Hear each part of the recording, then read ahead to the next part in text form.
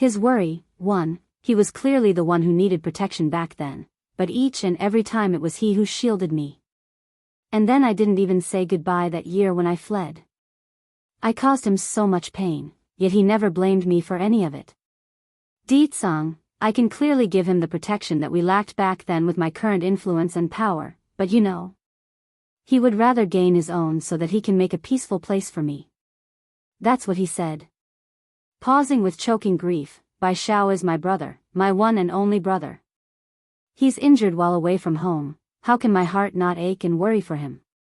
Aching at his wife's distress, Ditsang hurries to give that trembling body a hug. Yen, believe in me, I will see to it he returns to us safely. After a long while of this sobbing picture, Bai Yen finally regains her composure with eyes of steel plastered across that face. Ditsang, I'm going to the celestial realm. Making a frown, now? Yes, I'm going now. My mother and brother might be there right this instant. They are both my family, so I'm going to bring them back home.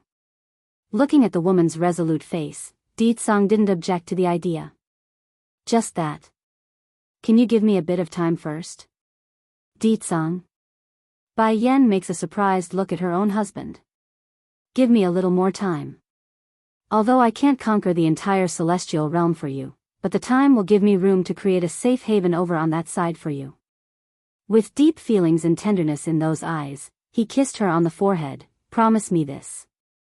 Give me a little more time and I will accompany you to find my mother-in-law and brother-in-law. Okay. Bai Yen knew her insistence on the matter would only worry this man, therefore she didn't resist.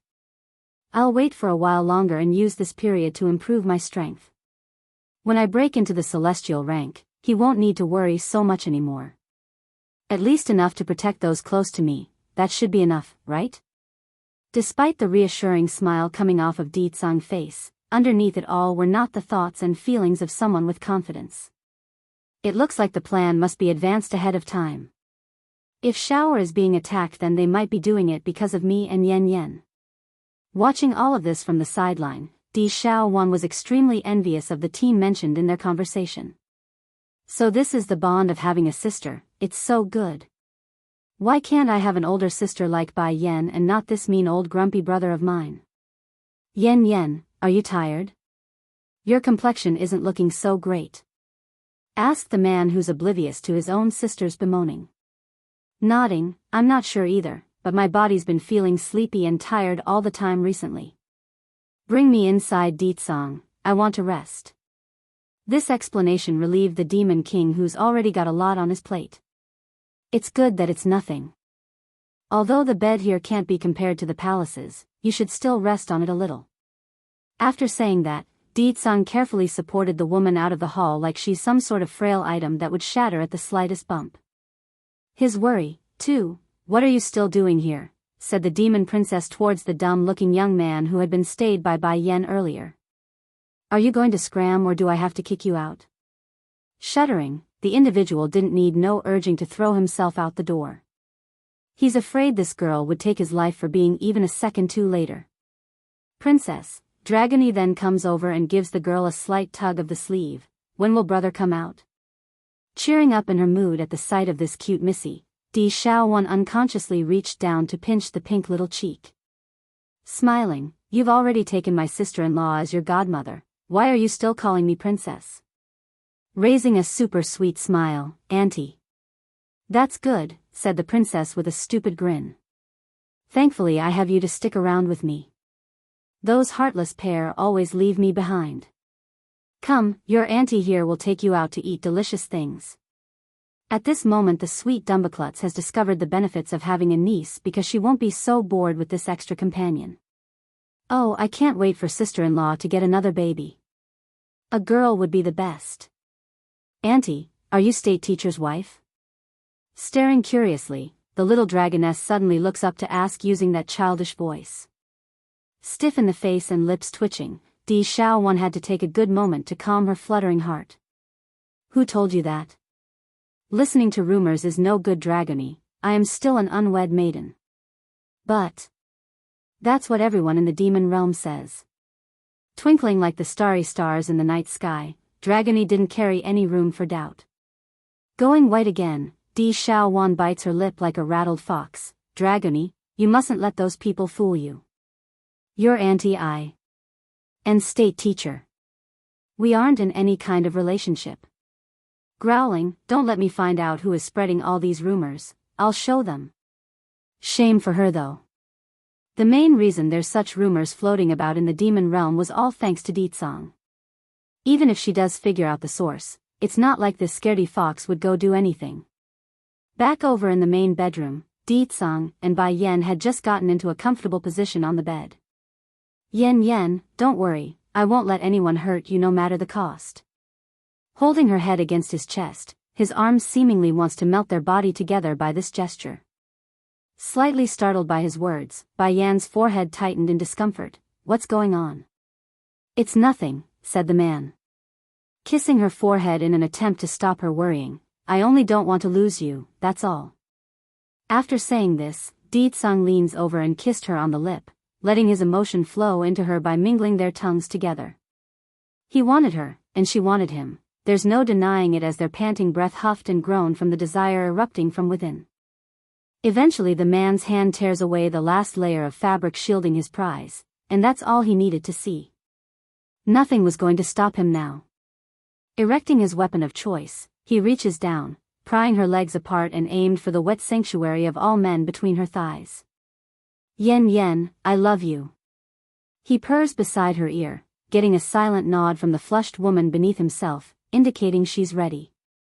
He thrusts it in the next, powerful and deep in his ramming, getting a cry of pain and ecstasy from her mouth as that back arched upward to form to the shape of his rod. Bai Yan moaned as the man dug deeper and deeper into her with every thrust, curling those toes after coming close to the first orgasm. Truthfully, she almost wanted to push him away initially from the lack of foreplay as a form of punishment, but it was too late. The reflexive clench from her abdomen had hooked his manhood due to all that throbbing in the final push. Then again, this devilish of a man wasn't going to let her go anyways at this point, and they were just beginning for the night. A good sleep later with much sex in between. Bai Yan was feeling rather drowsy on this morning as the faint light shot through the window screen to land on her closed eyes. Gradually opening them, the view was groggy at first until it eventually orientated to that striking and familiar face she spent all night connecting with. It's a happy one, but also a yearning one for more. His worry. 3. Yen, why don't you go back to the mainland during this period? Since your strength is now higher, you should be able to enter the 3 miracle hidden underneath the 3 powers there. It must be something incredibly useful if the people from the spirit realm wanted it so much. Musing over the suggestion, Bai Yan eventually nods in agreement. Okay. That's great.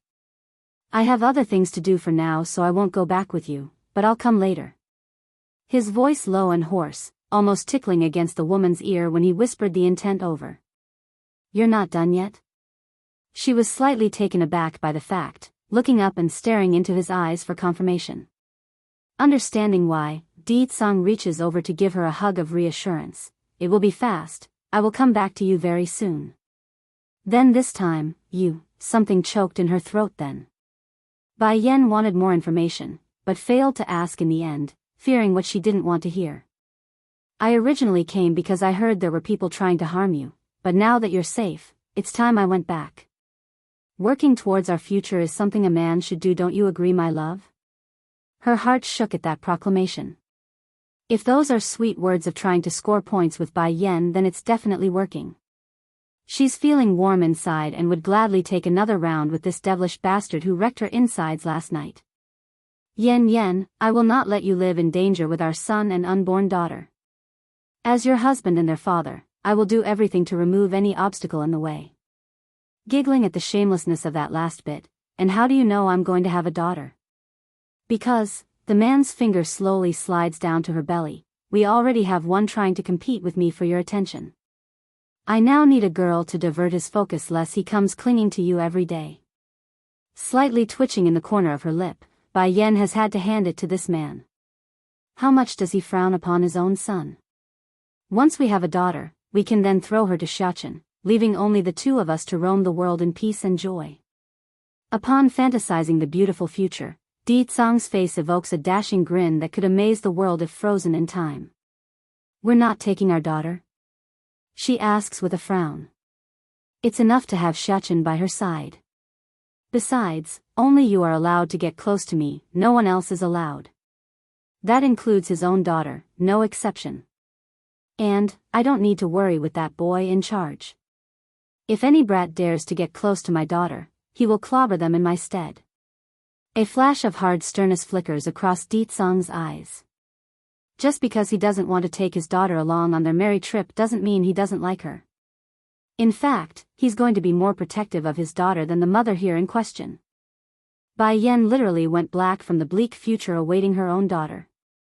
She could already imagine the sort of picture where the girl gets overly protected by her boy and husband like two guardian gods that would repel any pompous lad who dares to draw too close. It's getting late now. I need to go back. Showing a smile, she hooks those arms around the man's neck and imprints her own version of a French kiss onto those lips. I'm going to get much stronger, just you wait, Ditsong. You won't be the only one conquering those from the celestial realm, I too will make them pay the price with their own blood. That remark was damning for Ditsong. He knew this wife of his has always been the strong-headed type, but her will was simply too perfect for his own. Unable to resist the urge, he throws himself at her and raises another storm on the bed this morning. Oh Yen, I can't get enough of you at all. He reaches down and presses in, forcing his way in just like last night. His worry, for it wasn't until near noon before the man stopped his rabid act of procreation that Bai Yan could finally get herself dressed for the day's work. Nevertheless, she gave him one final kiss before striding out for the door. Ditsong, I'm going to leave with Emily Shang and Dragony in bit. She swings her head with her back still turned at the doorframe, but I expect you to have someone inform me if you find any clue regarding my brother's whereabout. For this man though, his focus didn't lie with that brother-in-law though, nay, he's more focused on the strange young man who's been tailing his wife lately. You and that Emily Shang, what sort of relationship do you have with him exactly? I know he's not related to you, that much I'm certain. Standing there with his body still naked and hefty arsenal dangling between his crotch, he stares at her with curiosity and worry. Him? He lost his memory when I picked him up from the road. As it so happens, I ended up bumping into him again at this border town, that's why I kept him around. But why do I keep getting the sensation that he's looking at you wrong? Making a grumbling sound, he starts getting all sour in his voice. That's the same look a man gives to their favorite woman, I don't like it. Amused by this, Bai Yan couldn't take it anymore and turned completely to meet his gaze. You know, you are such a petty fox. He's no more than a child to me, not to mention he's lost his memories. At most he's only a brother to me. Flash stepping over to the doorway to embrace his wife's waist, Ditsong uses his other hand to pinch up at her cheek. I don't care. If he has any unfavorable motive about you then I'll turn him to ash for having thoughts about my woman. She can only be my wife, no one else can touch. That includes ogling her or having bad thoughts. That so? She starts giggling with an amused flavor. Then what about Chewy Fong? Why aren't you going to make trouble for him? Speaking of his wife's godbrother, the sourness and petty nature immediately poured out of this great demon king.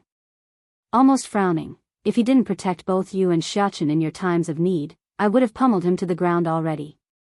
Downright bursting out laughing now, Bai Yan went ahead to wrap her own hands around this naked man's waist before leaning her head onto that defined chest. There's a loving air hovering around her eyes, clearly taken by his possessiveness for once. You should stop being so petty, Ditsong. I only have you in my heart and everyone else is only a friend to me. What she said there was a fact.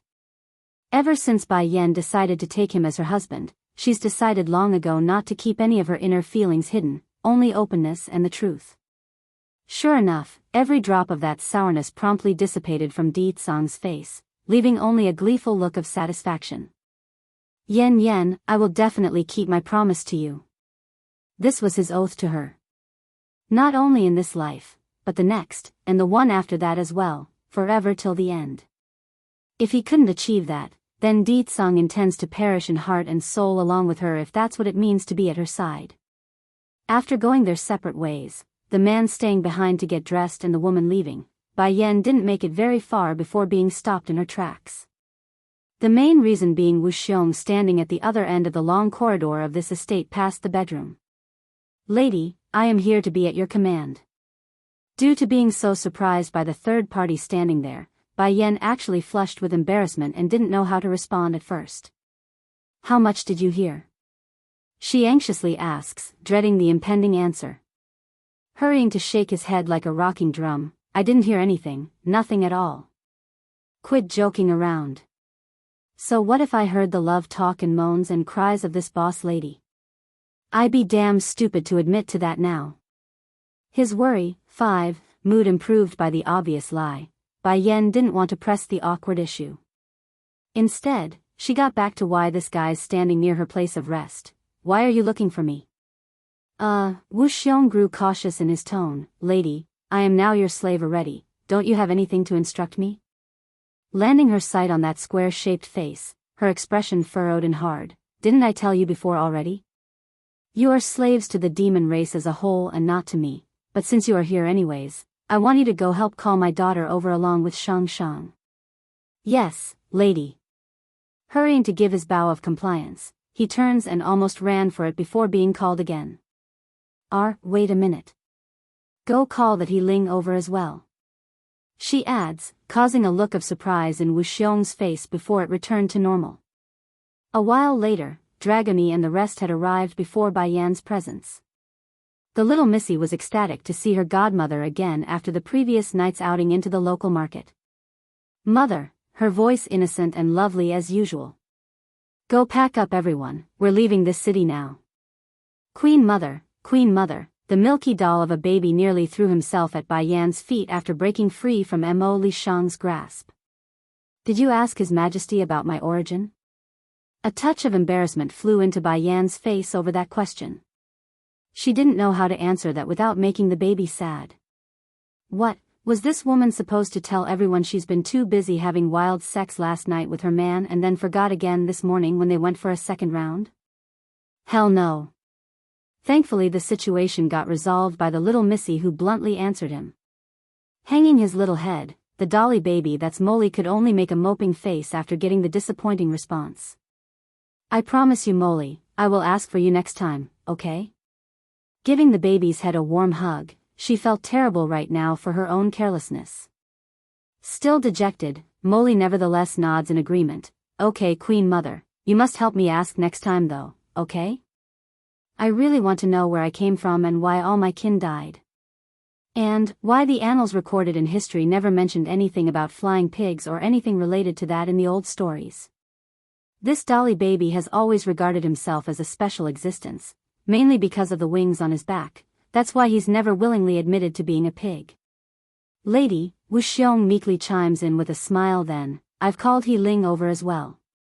Do you need anything else of me?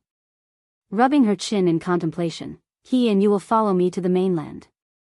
The mainland? He Ling's mouth twitched profusely at the notion. Does she mean that human realm where it's pitifully short on resources, even worse than this border city? As unwilling as he was about going, He Ling didn't have the nerve to object. He could only bow his head and press down his inner grudge for further instruction. Wuxiong, don't forget your promise. Bai Yan shoots a warning stare over to the big guy before leaving. If you can't get any news regarding Bai Ning then I'm afraid your only future is to become the playmates of those demons with a peculiar taste in their sex. Shivering right down to his spine, Lady, I will do everything in my power to complete that mission, you can count on it. Miracle 1, Holy Land.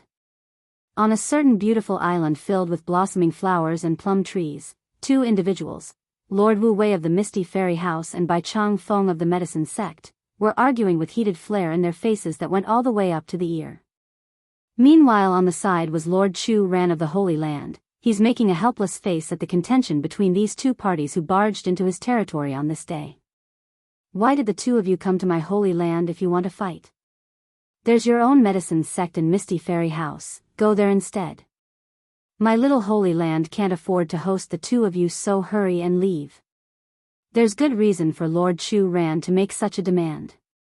The two over there were some of the strongest cultivators on these lands. If they start a brawl on his home then it might as well become a wasteland afterwards. So, for the sake of keeping peace on the Holy Land, and for his own home, he must hurry and send these two troublemakers away. Unexpectedly, instead of leaving as told, the look these two gave to this host was that of discontent and anger. This holy island is my granddaughter's place, why can't I come and see? Rather it's this old thing here. Bai Chang Feng points accusingly at his in-law. Why is this bastard from the misty fairy house here? I want an answer. The matter regarding Bai Ning has always been a thorn in this old grandpa's heart, therefore it didn't take much to provoke it when finding someone he didn't want to see here of all places. Talk about a volcanic eruption.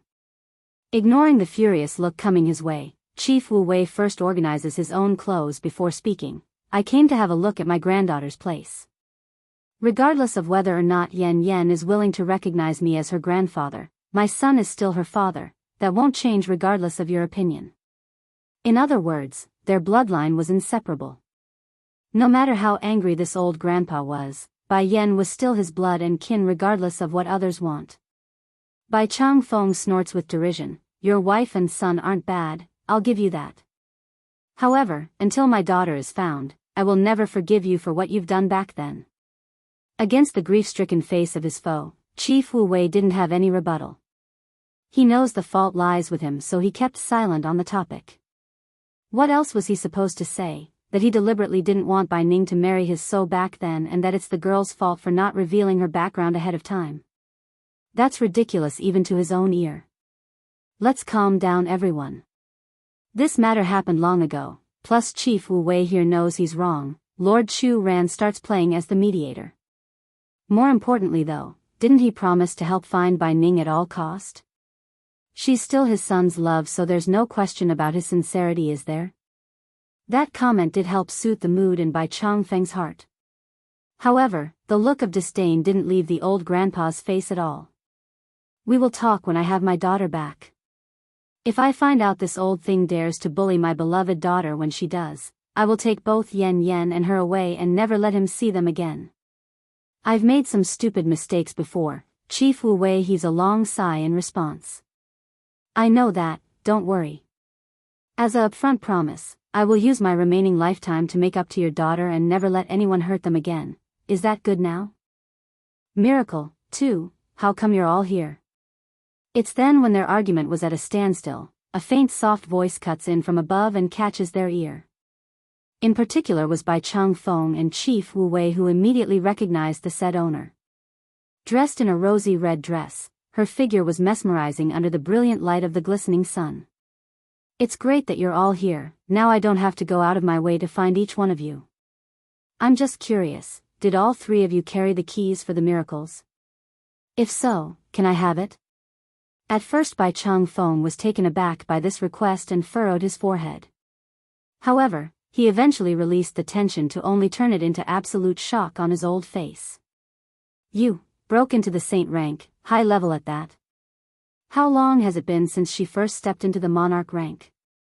How can she make so many breakthroughs? This is ridiculous. Chief Wu Wei didn't fare much better either. He's bleeding inside, one for being the one who pushed this amazing granddaughter away before she was even born, and then destroying the bond that he was supposed to hold as her grandfather. If only I didn't break up my son's relationship with her mother, then Yenner would have grown up happily in my misty fairy house.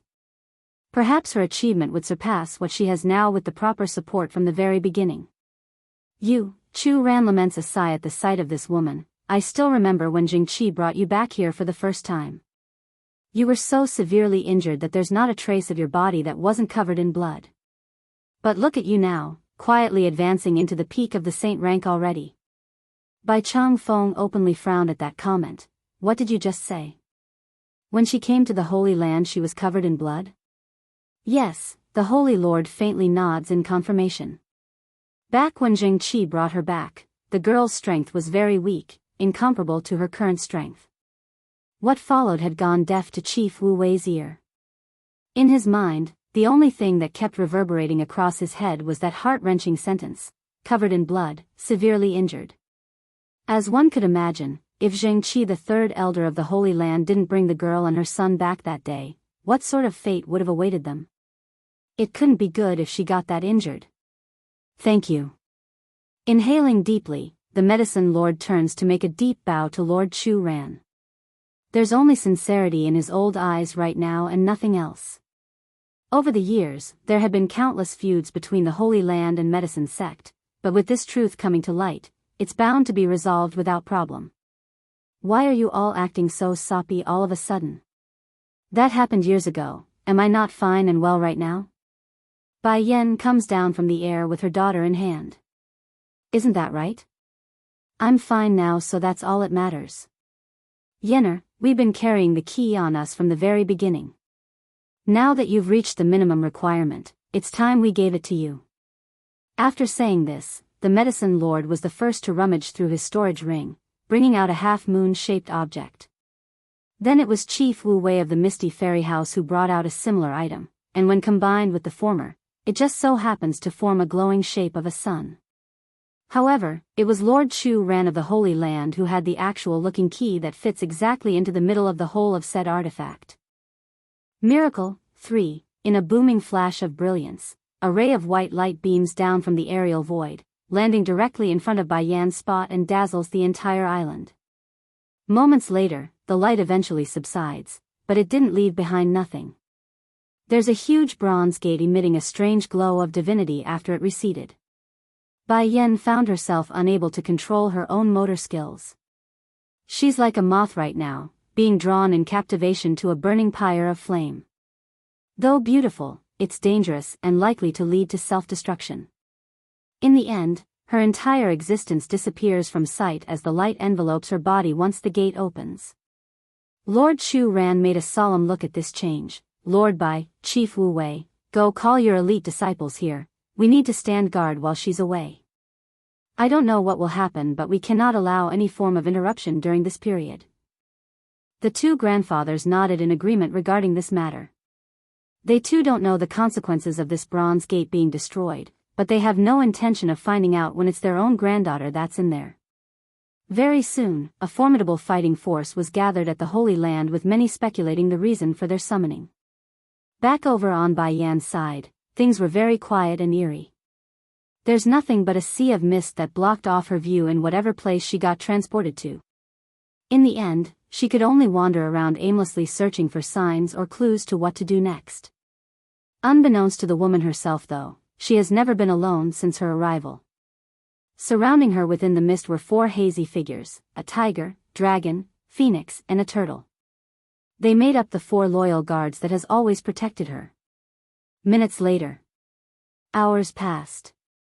It soon became clear that this wasn't going to get her anywhere, but then it happened. In the middle of aimless wandering, Bai Yan suddenly bumped into some invisible force with her forehead and nearly fell backwards from the impact. You're here? A powerful force booms seemingly from the far-off distance like it's some sort of gigantic flood, causing the female in question to go blank from the wave. Despite the sound signature being clearly that of a woman's, it's hardly feministic or gentle. In fact, it's majestic and strong like a hero of a battlefield. Furthermore, a powerful gush of sadness suddenly overcomes Bai Yan's heart, causing an unusual sense of familiarity for the woman herself. Now that you have come, it proves you are qualified in this life to challenge those from the celestial realm. Regaining her composure after being released from her turbid state, Bai Yan carefully spoke. Who are you? You are me, and I am you, the woman's voice explains. Right now the task at hand is to increase your strength. Only by doing so can you deal with those shameless individuals from the celestial realm. Celestial realm? A frown appears on Bai Yan's perplexed face. What happened between you and them? Can I know the reasoning behind the strong grudge? A snarling laugh rocks the world. It's filled with disdain and disgust like that of someone speaking about their sworn enemy. Those hypocrites wanted to use me because I'm considered special in their eyes. When I didn't play along with their plan, they announced to the world that I would destroy everything that is known to mankind. They hunted me, for their greed and their deception. And then there's that so-called childhood friend of mine. I trusted him, believed in him when he said he would protect me as long as he lives, but for the sake of the celestial realm, he abandoned me and joined forces with those who wished me harm. Bai Yan's heart quivered at the notion.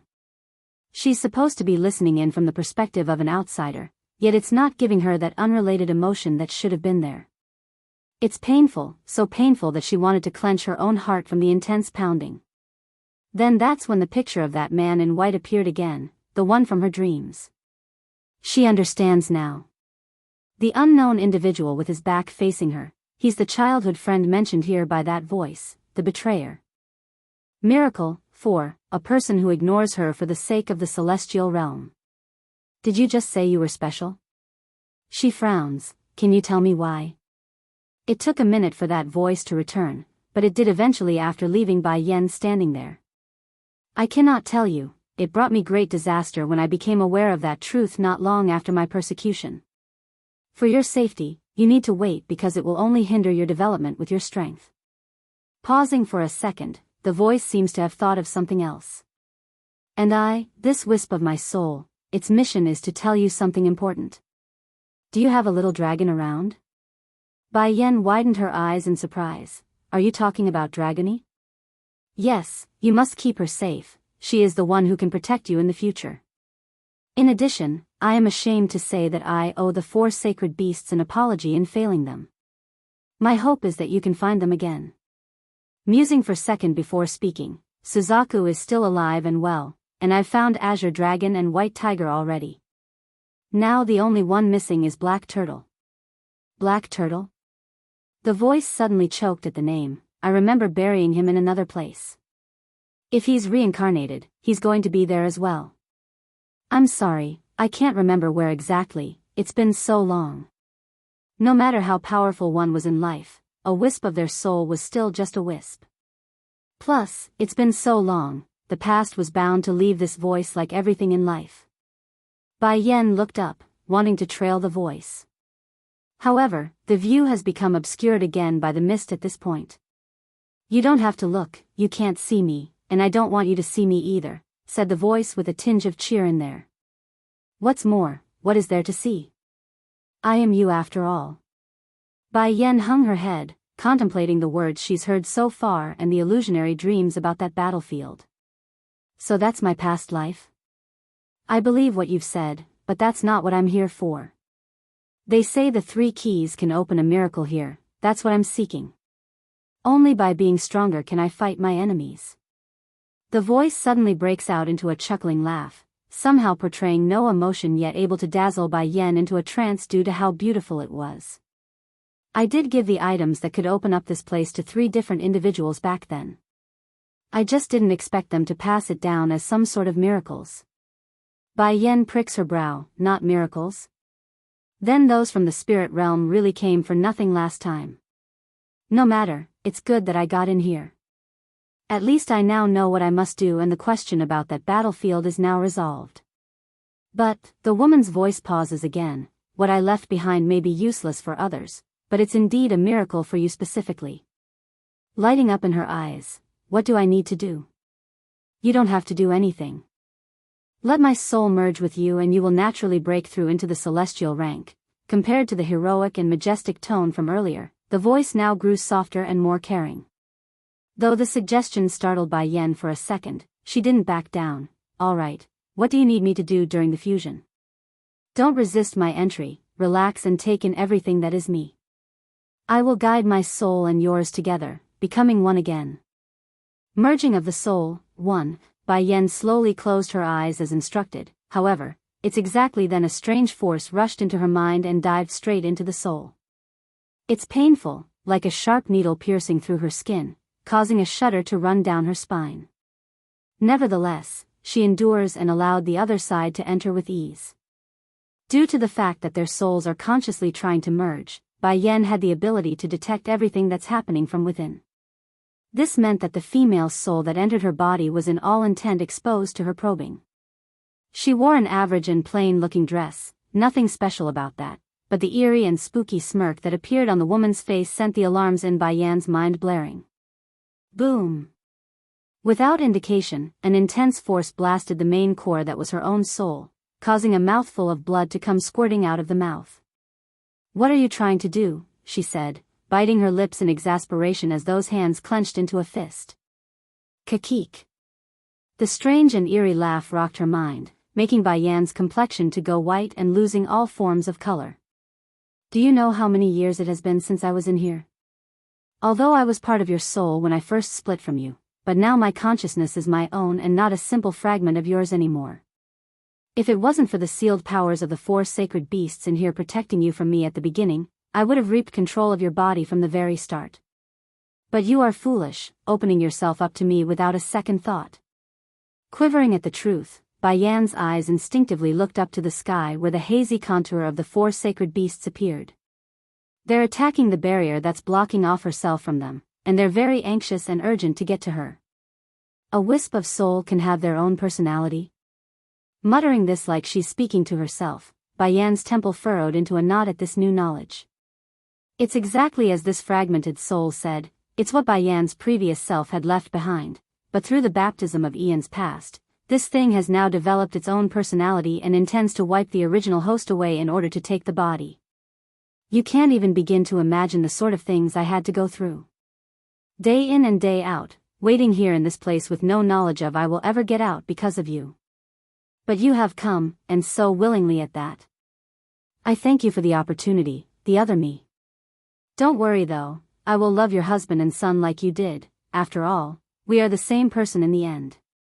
Originally Baiyan was flustered and even panicked at the predicament she threw herself into, but once Di Tsang's name was brought up and the image of that dashing masculine face popping up in her mind, any hesitation and uncertainty was resolved.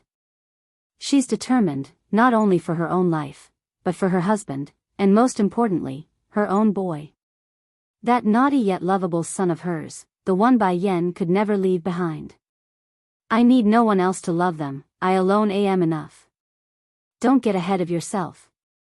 Bursting open her eyes with fire in them, I am the original. I refuse to believe a mere fragment of my own soul can outdo the original. You will be defeated by me and will submit to my will. Humph, I have never yielded in my life, not this one or the past. Even against the heavens, I have never feared, let alone a mere shard of my former self. Thinking up to here, Baiyan didn't wait and sat herself into a meditative pose, gathering all her focus on battling this invasive force. Merging of the soul, two, boom. A powerful and raging force explodes out of Baiyan's core, forcing the invasive soul to backpedal several steps. You're just a high-level saint rank, how is that possible? There's horror and disbelief in the female soul's eye. Sneering, it was her turn to go on the offensive. It may not be possible for others, but it's me. And you're just a part of me in essence. Damn it. A flash of viciousness flared in the soul's eye. Originally she only said all that in order to make Baiyan loosen her guard. She didn't expect the effects to be counter-effective and make her blow up. No. I've waited for over 1,000 years, I cannot give up on this chance. I don't want to be just a soul. I want to be a real person. Determined as well, the soul fragment rushed towards Baiyan's core again, her figure becoming sharp like a blade ready to tear into it. However, forget about drawing close, she didn't even manage that before being blown away by the invisible force. Didn't I say it already? You're just a part of me, and now I'm going to take you back. Baiyan coldly states this with full-on malice in her words. Then without further urging, her own soul began to spread like a plague, which directly eases the anxious-looking ethereal beasts hovering outside the barrier. No. The soul fragment shrieks, please let me go, I was wrong. I won't dare to go against you anymore, please don't melt me. Unfortunately for this overly confident existence, Baiyan felt nothing at the plea. After all, it's like she said before, they are one and the same in the end. So, without another word, her own soul completely tosses itself in with the attacker and becomes an entangled hot mess. And since the fusion of a soul doesn't happen in merely just a day or two, it would be a while before her consciousness fully returned to normal. Spirit Realm. Inside a large palace, Lu Qingyu, spy, was sitting quietly inside the garden pavilion when a girl hurried over to make a report. Miss, your father wants to see you. He's looking for me, she cocks a brow in surprise. Do you know why? I do not know, milady. Then you go first. The lady waves her hand, dismissing the maid with that gesture and began musing over the sudden summoning. Ever since that day she submitted to Bai Yan at the Misty Fairy House, Lu Qingyu's life hasn't been her own to decide. Therefore, as unwilling as she was to return to the spirit realm, this woman could only do as told. Fortunately the lies she spouted worked in front of her father's eye and didn't raise any form of doubt, otherwise she wouldn't know what to do then. But this summoning after 2 months of nothing, it worries her. Uncle June, caressing her chin, a flash of coldness flickered in the lady's eye. Are you able to guess why that old thing is looking for me? Lu Qingyu was undoubtedly a noble lady of the spirit realm, but due to her father's lack of care and even disdain for her existence, she's never been able to experience the kind treatment that came with her status. Heck, even her surname was that of her own mother and not her father's. Merging of the soul, 3. Junho's response came right away. I suspect the Spirit Lord is planning to make a big move. Shuddering inside, Lu Qingyu's posture grew tense. Let's go, we need to go investigate the matter.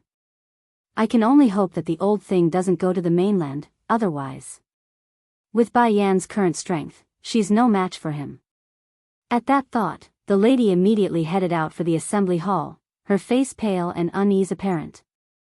Already inside the main hall, a fierce-looking white-haired elder was already sitting atop of the throne chair, his gaze scanning inspectively at the gathered crowd beneath himself. Sit down if you're here. Stone-hard and unreadable as usual in these types of meetings, Lu Qingyu takes the seat furthest in the back with Uncle June standing right beside her like a protective umbrella. I'll begin now that you're all here, said he Fei Xiang, Spirit Lord, with his powerful and overbearing voice. The seal has been lifted not long ago, that means we are no longer limited to this tiny place anymore. Prepare, all of you, we're going to be attacking the mainland. That sent Lu Qingyu into a numbing chill. It's exactly as she suspected, they're attacking. Now the only question remains, were the wording right there? They're clearing aiming for the 3 miracles, why say they're attacking the mainland as an excuse? Father, please allow your son I to handle this matter. In the seat furthest to the front, a man stands up and makes this proposal. Despite the individual being young in appearance, quite handsome and dashing even with a face no more than 30 or 40 years old, he's in fact over a century in age. Nodding in agreement regarding his favorite son's suggestion, he Fei Xiang didn't have any objection. Very well, you will be the leading figure in our attack at the main human world. Remember, no one is allowed to live once you are over there, slaughter them all. This order shocked the lady for the second time today. She's staring wide-eyed in horror. Sure, Lu Qingyu too had attacked the mainland before, but she never told her men to slaughter the weak and innocent. This old thing is going to kill everyone on the mainland? That's genocide. Father, isn't that too much? Gritting her teeth, the lady forces herself to make a protest despite knowing the sort of discrimination against herself. Isn't it enough to simply expel those living there when occupying the mainland? Why must we let a river of blood flow? Shut your mouth. Father does not need someone like you dictating what he does or doesn't. He Lu, the oldest son, snaps, his voice sarcastic and mocking. Besides, the inhabitants of those lands are nothing but insects in comparison to us, the denizens of the spirit realm. What right does mere pests have to share in the resources that should have rightfully belonged to us?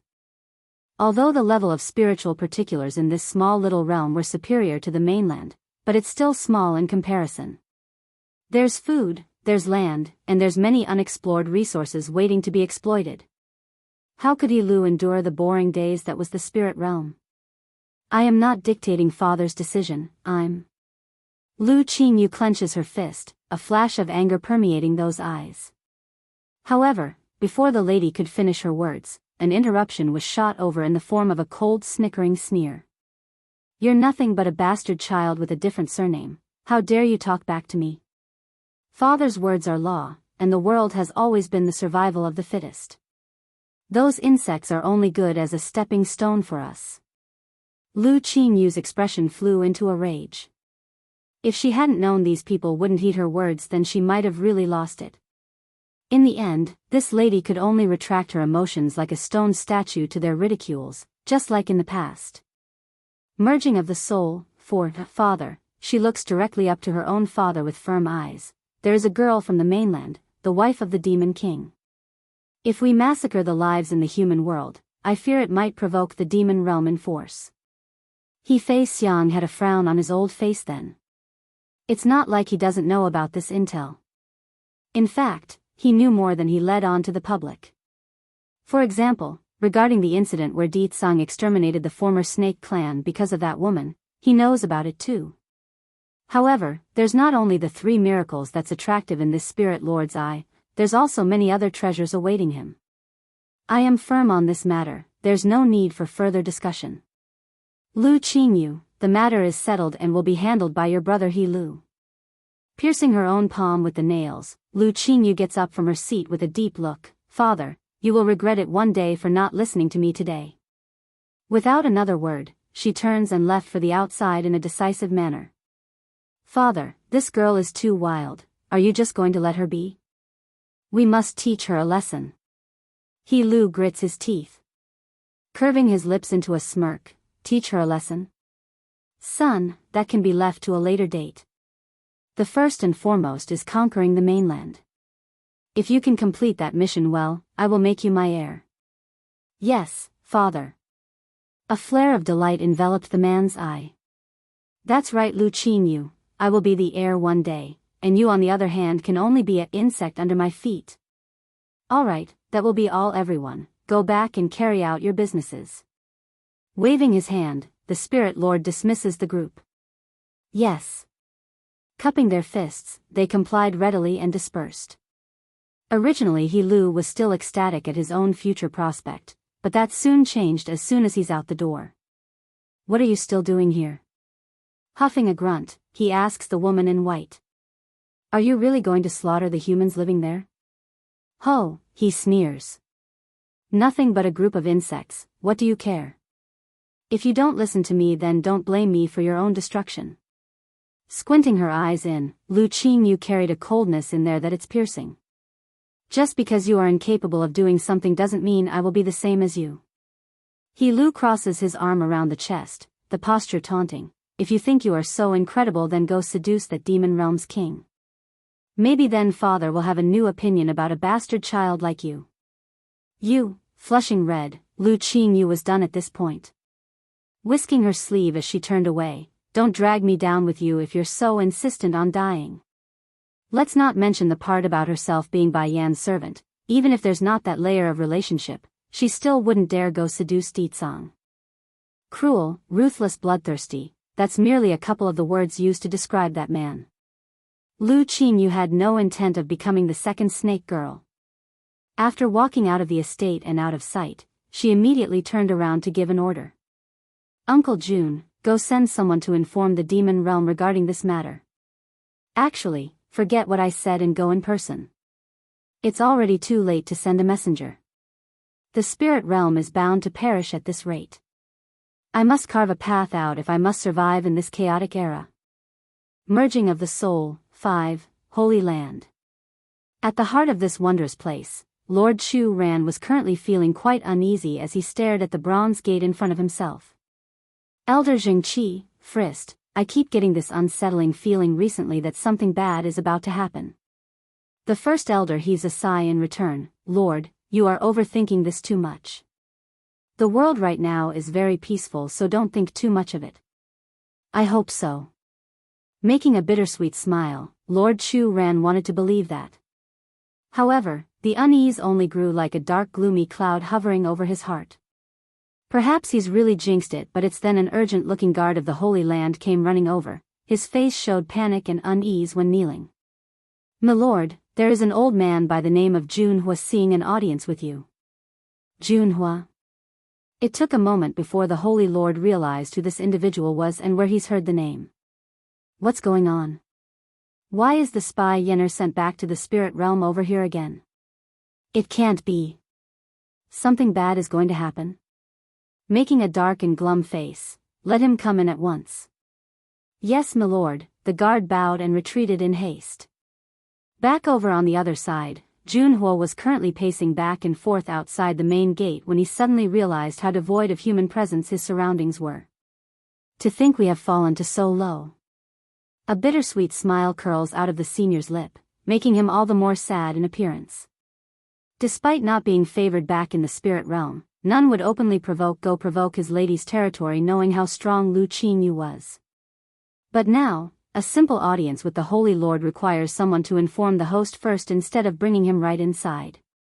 That's a very different sort of greeting if it was in the past. Of course, the discontent was still only discontent. This old senior would never dare show it on the surface. After all, this place was Bai Yan's territory. He'd be courting death to start anything here. Minutes later, the gatekeeper returns with a tone that's more respectful than their initial meeting. Senior Jun, please head on inside, the Lord is already waiting inside. Along the way, there were countless disciples constantly peering over, their eyes extremely curious as to who this old grandpa was. Nevertheless, Junhua never met their gazes, only following closely behind the gatekeeper so that he would hurry up in the feet. Minutes later, after many twists and turns through the forest and gravel pathways, they have arrived at the central island housing Bai Yan's bamboo cottage. I remember Bai Yan had you go back to the spirit realm to act as a spy for her. Why did you return so soon? Is there something you need to say by seeking me out?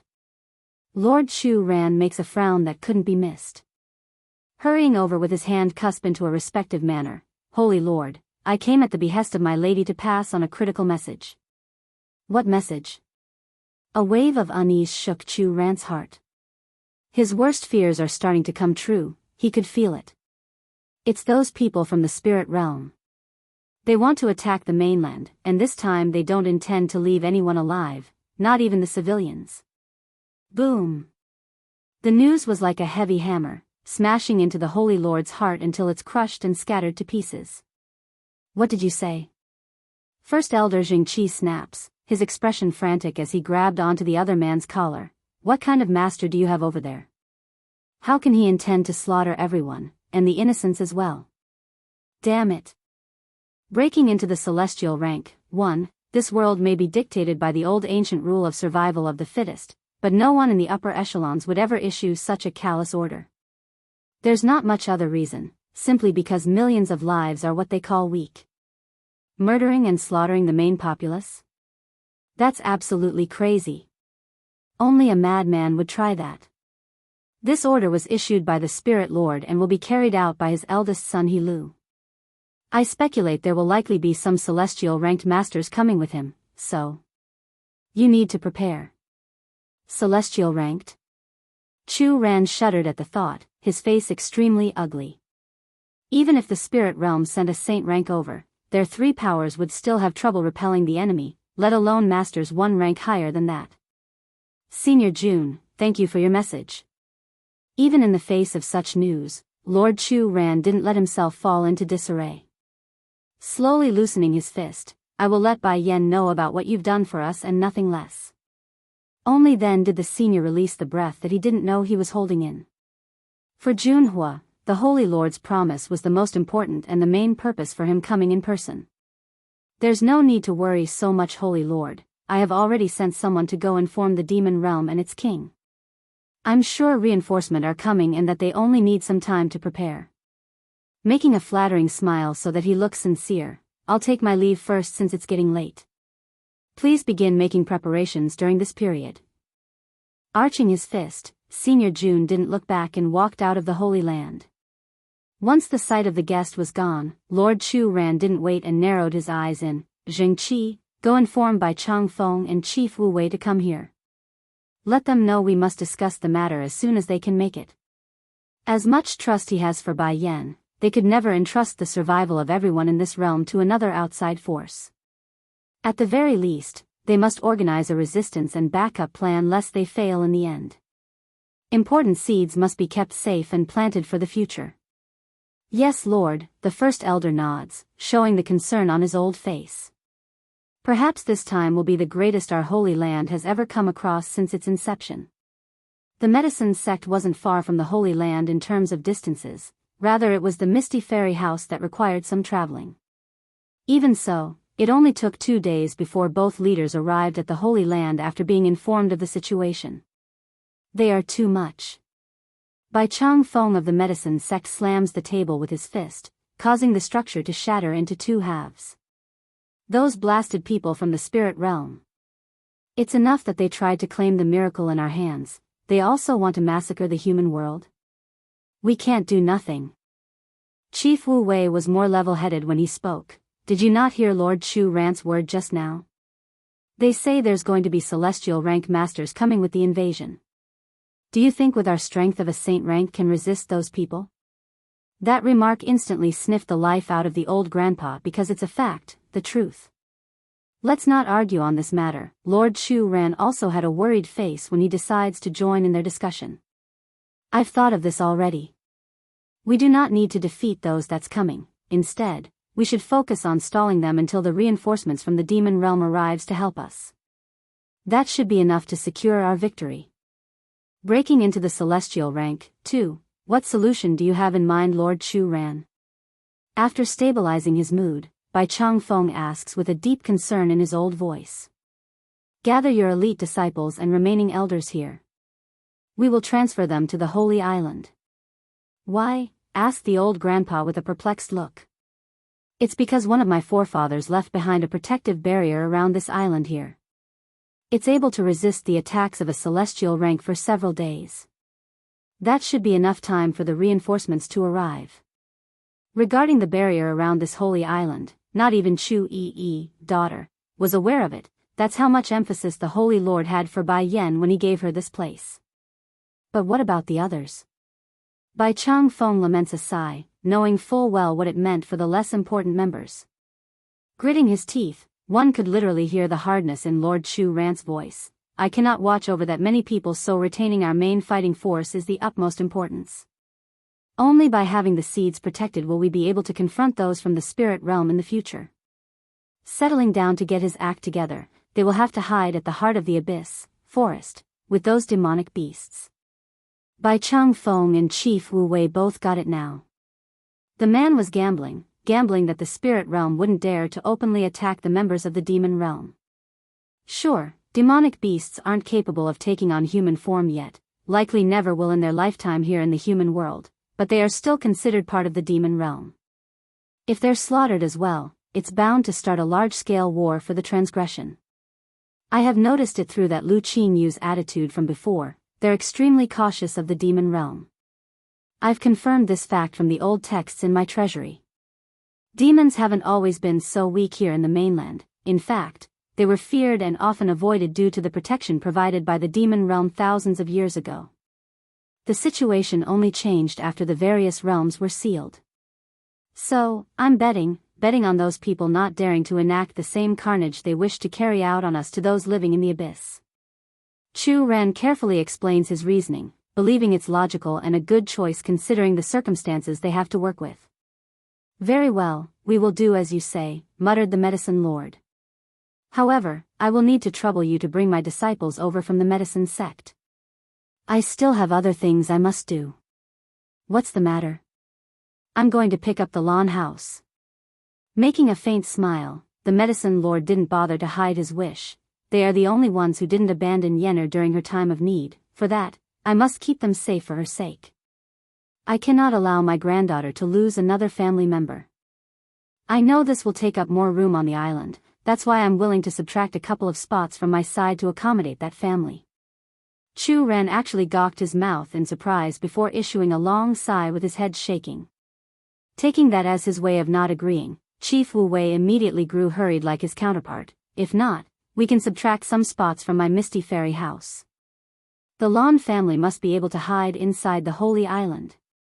Making a bittersweet smile of his own, Lord Chu Ran decides to stop teasing the two. Let's stop arguing. I never said I won't agree.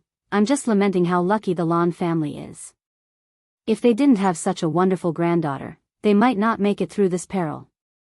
Though the face showed a willingness to help, but the eyes were that of worry. If we work fast starting from today, I'm sure we will be able to accommodate over 3,000 people on this island. As for the Lan family, there are only a few of them, they can't take up much room.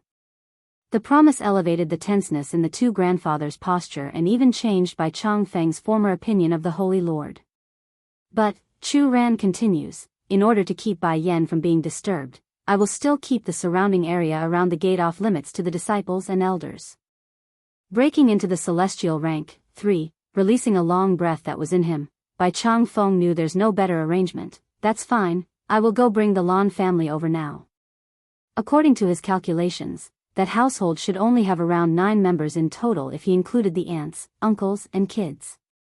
However, there's also that old dowager of the Luhua kingdom. She's also highly favored by his granddaughter. That's why he's also going to bring that woman here as well. In total, that makes 10 spots. Right now, the calamity that's about to befall the mainland was still unknown to most of the populace. In fact, it's calm like a serene puddle where there's no ripples on the surface. Is what you say true? Old Lord Lan spurts this after hearing it face first from the medicine lord. Bai Chang Feng didn't want to beat around the bush, so he firmly nodded in confirmation. I would never use the vast number of lives in this land as a joke. Chief Lan, do come with me to the Holy Land where it's safe. I'm sure Yenner would be very sad if anything happens to you. A response didn't come right away from the old grandpa, who's known to have a bad temper. Instead, he gazed down at the floor as if contemplating something before looking back up with a helpless smile. I've seen many things over the years, whatever turbulent wave and wind, I've experienced it all. Take my wife and children away, I'm staying behind. Chief Lan. Bai Chang Feng frowns, not approving the decision in the least. What do you mean? Showing a bittersweet smile, look around my home, it's not just my family who lives here, there are those who followed me through thick and thin. When my household was at its lowest, they never once thought of abandoning us. Now in front of such great danger, I cannot leave and ignore their lives. I owe it to them for that loyalty. At this moment the medicine lord felt like a rock just got chugged down into his throat, suffocating him from shame. How could he not turn red after hearing such proud words? He's the leader of one of the great powers, and what does he do? Leave behind most of the disciples while keeping only the main ones at a safe place. Regardless of the reasoning, it doesn't change the fact that he's abandoning them. Suddenly, the door got pushed open and in came an old lady using a crutch. Behind her were Lan Yu, son, and the rest of the family members. They're afraid the grandmother would suffer some sort of accident from exploding in rage. Old man, what are you planning by driving us away? Don't think you can stay behind on your own. The old madam of this household has always been elegant and gentle by nature, for her show such anger was beyond fathom in the eyes of these children. It didn't help either when she kept smacking the floorboard with that clutch and looked like she might tip over from the loss of balance. Wife. Old Lord Lan sounded hoarse and troubled in his voice. You and the children need to leave with Lord Bai, don't worry about me. Did you not hear what he said? Me and the rest of the household will head into the abyss for refuge. The old madam huffs a grunt. Of course I heard what he said, but what makes you so certain those enemies wouldn't attack the abyss? I don't care, wherever you go, I go. That statement has left the old stubborn grandfather in a bind. He wants his wife and children to be safe, but he also couldn't abandon the rest of the household to their own fate. Loyalty versus love for his family, the struggle here felt like it's tearing the poor man apart. Please listen to me first, Chief Lan, said the increasingly concerned medicine lord. Making a cough, I and the demon beasts living inside the abyss forest are on somewhat familiar terms. Since you are so adamant about keeping your followers' safety, I will personally make a request to them, asking the locals to offer shelter to your men and women. They will be safe, that you don't need to fret. There's no lie. Old Lord Lan still sounded skeptical. Flashing with light in his eyes at the flicker of hope to change this stubborn old guy's mind, Bai Chang Feng doubles down on the offer. If you are willing to come with me to the Holy Island, then I will keep that promise, of course. If you are not willing, well, I'm sorry, but I will have to take some drastic measures, don't blame me afterwards. His argument sounded great and all, heck, it's very tempting even for the average gentleman. Sadly, there are risks involved regardless of how much sugar he added to those words. What if the spirit realm invaders decide to ignore the Holy Land and go slaughter the demon beasts in the abyss for some unknown reason? So, even if he has to drag this stubborn old man along, Bai Chang Feng would do it regardless of the individual's wish or will. Breaking into the celestial rank, for Chief Lan, I know Yenner doesn't want to see you in danger. If the threat can't convince you, then I might as well directly knock you out to leave. Slowly rising from his seat, Bai Chang Feng's voice carried a faint hint of threat. showing how serious he was about the matter. Old Lord Lon was completely taken aback by this picture. Twitching in the corner of his mouth, the stubborn old grandfather didn't expect this famed medicine lord to be so despicably shameless. I have also heard that your eldest grandson is currently trying to woo the current queen of the Feng Chi kingdom, is he not? Although that lassie isn't one of the core disciples of the Holy Land, but with my influence, I can also get a spot on the Holy Island for her. What do you say, Chief Lon? That's a good offer on my part, isn't it? All smiles there. Bai Chang Feng whipped out the carrot and the stick, leaving nothing untouched in this discussion. Almost crying in his old face, old Lord Lon felt like a helpless kid right now in front of his own family and relatives. Making a bittersweet smile in the end with obvious worry for the rest of his followers still. You're already going that far, what else can I say when it's either me being knocked unconscious or come willingly? Chief Lon, let's do this. Go speak with your people and have them all wear the exact same uniform.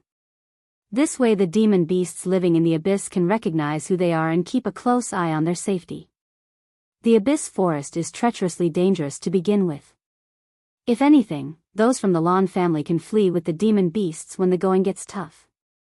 They should have enough room to hide in that vast stretch of land. Then I will have to bother Lord Bai to arrange this, said the stubborn old grandfather. Old Madame Lon and the rest of the family were very much relieved by the stubborn man's compliance. They honestly thought he would get stupid again and refuse to leave with them. With the main goal completed, Bai Chang Feng figured it's time he told the rest of the world about the impending danger and how they should head to the abyss as well for safety. The ones whom believed the news didn't hesitate and promptly packed up their luggage at the first sunrise. The quickest to move would of course be the flower brothel and the alchemists that Bai Yan helped produce. Hualuo has always been faithful to her mistress. By leading over 1,000 members under her, she led the first batch into the vast forest that made up the abyss. As for the second wave of refugees, it had to be the demon beast sect that submitted to the little steam bun a while back. They are firmly in belief that the boy was their savior, and what other convincing did they need when their prize dragon was now acting all tamed thanks to the boy's arrival? Unfortunately, more were of the opinion that Bai Chang Feng has lost his mind due to being old and senile. It couldn't be helped. The homes, the territories, the wealth, these were all precious to the commoners and lower factions out there. Telling them to abandon everything that was their foundation merely based on a single man's words were ludicrous. Inside the bronze gate, sitting crossed-legged on the ground, Bai Yan had an air of white constantly surrounding her body that's exuding a faint blue glow. Boom! Suddenly, a streak of heavy thunder rocked the whiteness in the sky before landing directly onto the woman's body. Breaking into the celestial rank, 5, like a stone sculpture sitting on the ground, she doesn't move. Boom! A flurry of lightning strikes came smashing down in concession, one stronger than the last. It wasn't until half an hour later did the trial come to a halt and allowed the glow from her body to evaporate into the air. Because of the fact that she made the advancement inside a separate space, those outside remains unaware of her breakthrough still. Half a ring later, Bai Yan finally opens her eye and looked around at the 4 false shadows surrounding herself. Seemingly aware of their mission being completed, the love and yearning they gave were undeniable. Even so, the shadows eventually returned to the darkness despite their unwillingness. Bai Yan's heart clenched at their departure. Though she knows they do not exist in this place, but the instinct to reach out doesn't change. One day I'll reunite the 4 of you, then we can fight our way back to the celestial realm. They will pay for what they've done to you all. Inhaling deeply, Bai Yan eventually rose from the floor and continued to walk further inside. It's just that her journey didn't make it more than few steps before stopping again. Not far away, a black pool of thick nauseous liquid was giving off a nasty smell into the air. It's making her uncomfortable and she didn't like it. This pool of energy. Why is there something like this here? It can't be. My soul fragment mutated because of this thing? That's why it produced its own personality and wanted to devour me? Her expression gradually grew heavy, getting a strong suspicion that this dark gooey mass wasn't right. Huh? Noticing an object next to the pool, Bai Yan immediately flashed step to the side and got hold of the item. It's a bamboo scroll upon first glance. Alchemic recipe? When reading its content, her eyes nearly popped out from the name. Heck, even her hands were trembling with joy. 10th grade alchemic recipe, Godhood Dan pill. It's true that when Bai Yen first attempted the 8th grade pill in the Misty Fairy House it was very difficult, mainly due to her body being unable to resist the thunder strikes from above. However, she's already at the saint rank now, her flesh has been transformed and reborn, meaning it's very possible for her to try this recipe. 1 Godhood Dan pill, 1 celestial rank. Due to the effectiveness of the medicine, the process is extremely demanding with very difficult to procure ingredients. In addition, the alchemist's soul must also be strong, otherwise the pressure will cause permanent damage to the lower half of the body, effectively crippling the individual. Bai Yen went silent upon reading this part. I just merged with a fragment of my soul, that should be enough, right? Pausing then, she got hesitant and became unsure if this was the right move. The reason why this alchemic recipe was sealed and graded as a 10th grade formula is because it requires the strength of a celestial rank to refine. I hope that whoever can get their hands on this would use it to the benefit of the future generations. This way my efforts wouldn't be for naught and forgotten. Godhood Dan pill, 1, retracting the bamboo scroll into her storage ring, Bai Yan's sight now focuses back onto the pool in front of herself. For some reason, the image of a huge black dragon kept creeping up into her mind the more she looked at it. Not wanting to twiddle with something even she felt uncomfortable toying with, Bai Yen quickly left the premise and continued forward. It's a good thing too because the deeper she went, the better her senses became due to the increased amount of spirit particles around the air. That swept away the earlier discomfort created by that puddle of black liquid. She suddenly stops, showing shock in her eyes over the garden of herbs and rare ingredients. Incredible. There are so many rare herbs that I never thought I would ever come across, and the ingredients listed from the recipe is also here. The more Bai Yen stared at what lies in front of herself, the more excited she became. With all this I can try making that Godhood Dan pill today. Huh. Standing not far from where she stood was a withered old tree. It's completely black in color to the point where it looked like it's been burned to a crisp, yet the surface gave off a shiny sheen like some sort of marble material. But that's not what alarmed Bai Yen the most, it's one of the dried husky leaves that dropped to the floor. On the very moment when the flimsy-looking sheet of organic material hit the ground, it instantly vaporized into a wisp of black smoke and flew towards the general direction of where the black pond was located. Understanding now, so that's why. This is the reason why that water is contaminated, it's from this tree. But why is this tree doing that? I have never seen anything like this before. A lot of questions remain unanswered, but since the tree was planted by the original owner of this space, Bai Yen figured there must be a reason. Perhaps there's a use for that black pool of water even, pity though, she's in no condition to start pursuing the matter. Gathering the herbs and ignoring her own curiosity, it didn't take long for Bai Yen to gather everything and to get the needed ingredients ready for her impending refinement session. I should do it here. If outside, the thundering strikes might just wreck my entire island. The image of her neat little cottage and lovely garden being torn to shreds didn't sit well with this control freak at all. That decided, she immediately brought out the cauldron to begin working.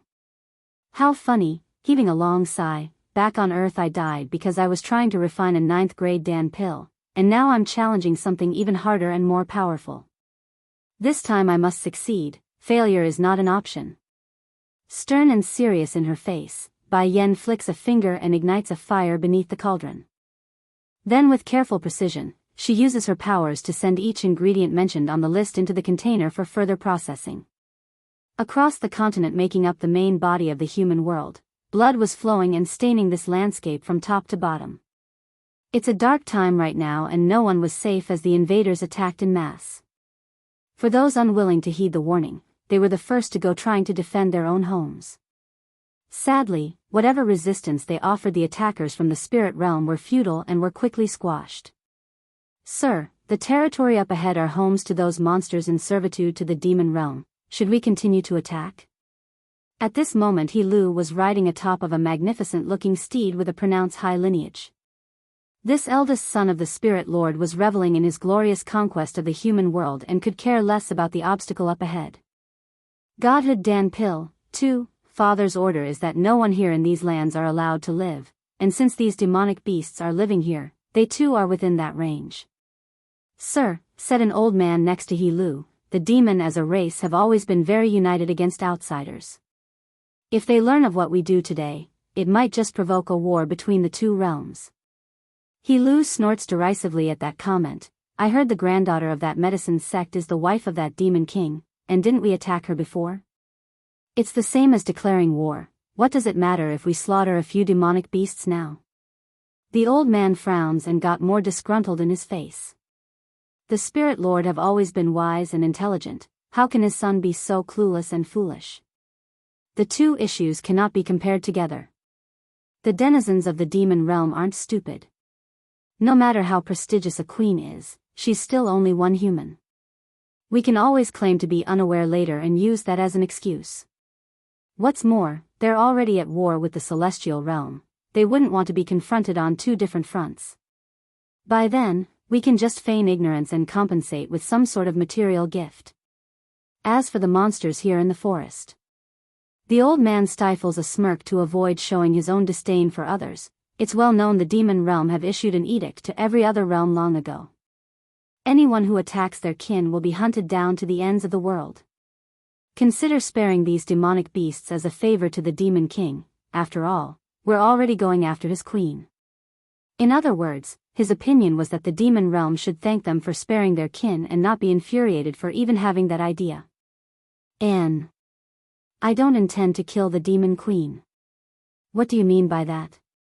Narrowing his eyes in, He Lu turns to stare at the senior wearing the pine flower patterned robe.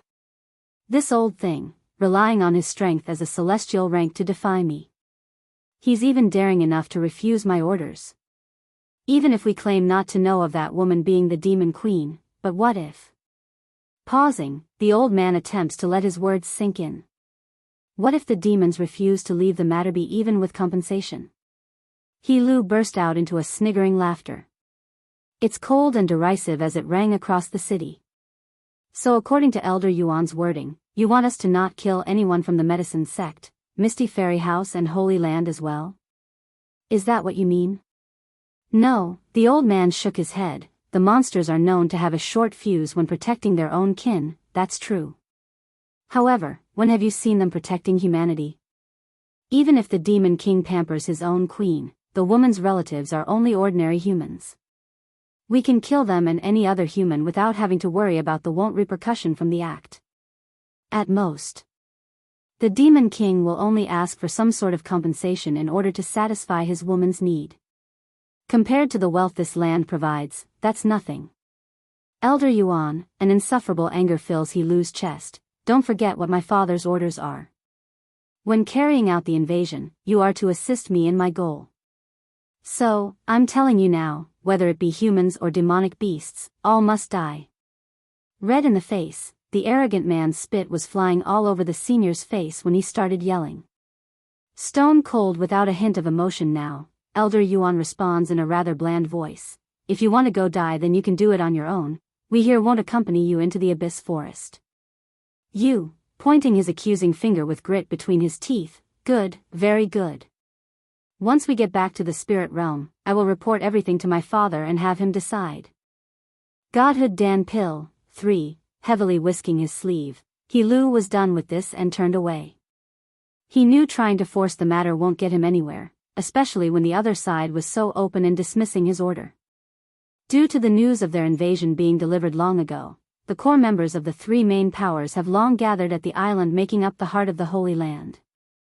It's crowded, very crowded to the point where the occupants could hardly find room to stand around, let alone lie down to rest.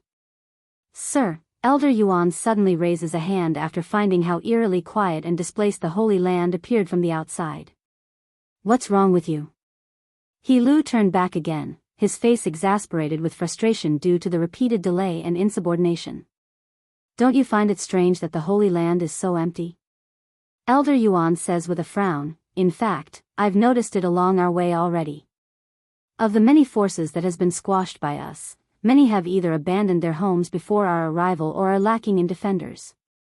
I suspect our whereabouts have been exposed. Unlike other times when they attacked a place, they did not linger in a single area for long, only sending a couple of their subordinates to perform a massacre at the local ruler's home. Sure, in comparison to Bai Yan's strength, these grunts wouldn't pose much of a threat, but to the average cultivator and lord, they're hugely superior and were easily overwhelmed. Just as Yuan Xiu was undecided and meditating on whether to continue, a fluctuation in the air instantly caught his senses. Those old eyes lit up as a result of this fact. There are people there. Leaning forward in an attack stance, the senior's figure instantly disappeared from sight for whatever's ahead. He Lu was very ugly in the face right now after being tossed behind. Sadly, the old bones that's constantly dismissing his authority was the strongest subordinate among his group, so he could only stuff the complaint and follow. Under the effects of a hollering voice, the noisy clamoring on the island was instantly sniffed out. Yuan Xiu of the spirit realm is here for a visit. Might the hosts of the Holy Land come out to meet me? The words may be polite, but the tone was sharp and tough. So they're here. Getting up right away, Lord Chu Ran clenched his fist with a solemn expression. He could see the old figure standing up in the air staring down at him. Bai Chang Feng and Chief Wu Wei weren't looking great either on their faces because they didn't expect the spirit realm's people to come so quickly. Thankfully the preparations are complete, otherwise disaster would be today's ending. He Lu and the rest arrived soon after, and when he saw Chu Ran and the others all gathered inside the island, his mouth involuntarily laughed aloud with boisterous glee. So you're all hiding in this place, ha ha ha. What, think just because of that we can't do anything to you bunch? Someone come, slay them all. Yes, sir. At the word, a shadow from the back instantly shot out like a lightning bolt and aimed straight for the heart of the island. Due to the immense speed he used, it's almost impossible for the individual to stop at this point even if he wanted to. Boom. That's the sound of the individual slamming into the invisible wall. The invader never expected a barrier. So, not only did he suffer an incredible injury from the impact, he also ends up flying backwards from the recoiling force of his own making. Godhood Dan Pill, 4, the excitement gradually seeped out of He Lu's face, his eyes squinting with icy intent. What's going on here? Yuan Xiu's reply came moments later in response to that. There's a barrier seal around this island. It's blocking our access to it. Barrier? He Lu snarls derisively, that subordinate of mine is already at the middle level of the saint rank, what barrier can stop him? A saint rank may not be the strongest within the spirit realm, but in this land where the strongest was only at that level, it's already an unshakable existence. Sir, there are always stronger people out there, and it's not surprising for this holy land to have some sort of barrier in place either. Focusing his attention back onto the island after that explanation, the senior takes a step forward. I will go test the barrier for myself. Boom. Throwing a punch that's been infused with a sizable chunk of his own powers, Yuan Xiu only wanted to assess the level of resistance from the attack. However, the repelling force completely took him by surprise, knocking the poor elder back several steps and leaving a trickle of blood coming out of his mouth. He Lu should have been worried at the sight, but of course, he's a small man with a very small heart. Without so much as a word of comfort or inquiry, he started to sneer and clicked his tongue in contempt. Elder Yuan, can you do it or what? I thought you were strong, that's why I brought you along. Who could have thought that you would be so incompetent that a simple barrier can stop you?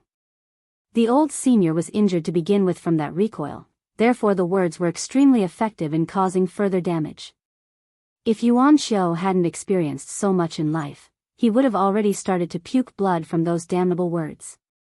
Inhaling deeply and ignoring the ignorant fool, everyone of the celestial rank and higher, come to my side and assist me in breaking this barrier. At the drop of that order, several powerful individuals immediately stepped forward from the group, their eyes cold and stern when standing next to their leader. The following attacks were fierce. Though the barrier continued to hold under this bombardment, the people inside were definitely feeling the tremors as a result. Lord Chu Ran, nothing will happen, right? Asked the medicine lord with a concerned voice. Twitching in the corner of his mouth, the Holy Lord attempts to reassure his peers while also reassuring himself. What else can happen? This barrier seal is something my forefathers left behind, so it shouldn't fail. Of course, there's no way to confirm that belief right now since it's been ages since the seal has been activated. Maybe it's been damaged in some way due to wear and tear. Father, Chu Yi shrinks her neck in while clinging to her old man's back. It's obvious the princess of this holy land had some doubt based on her demeanor.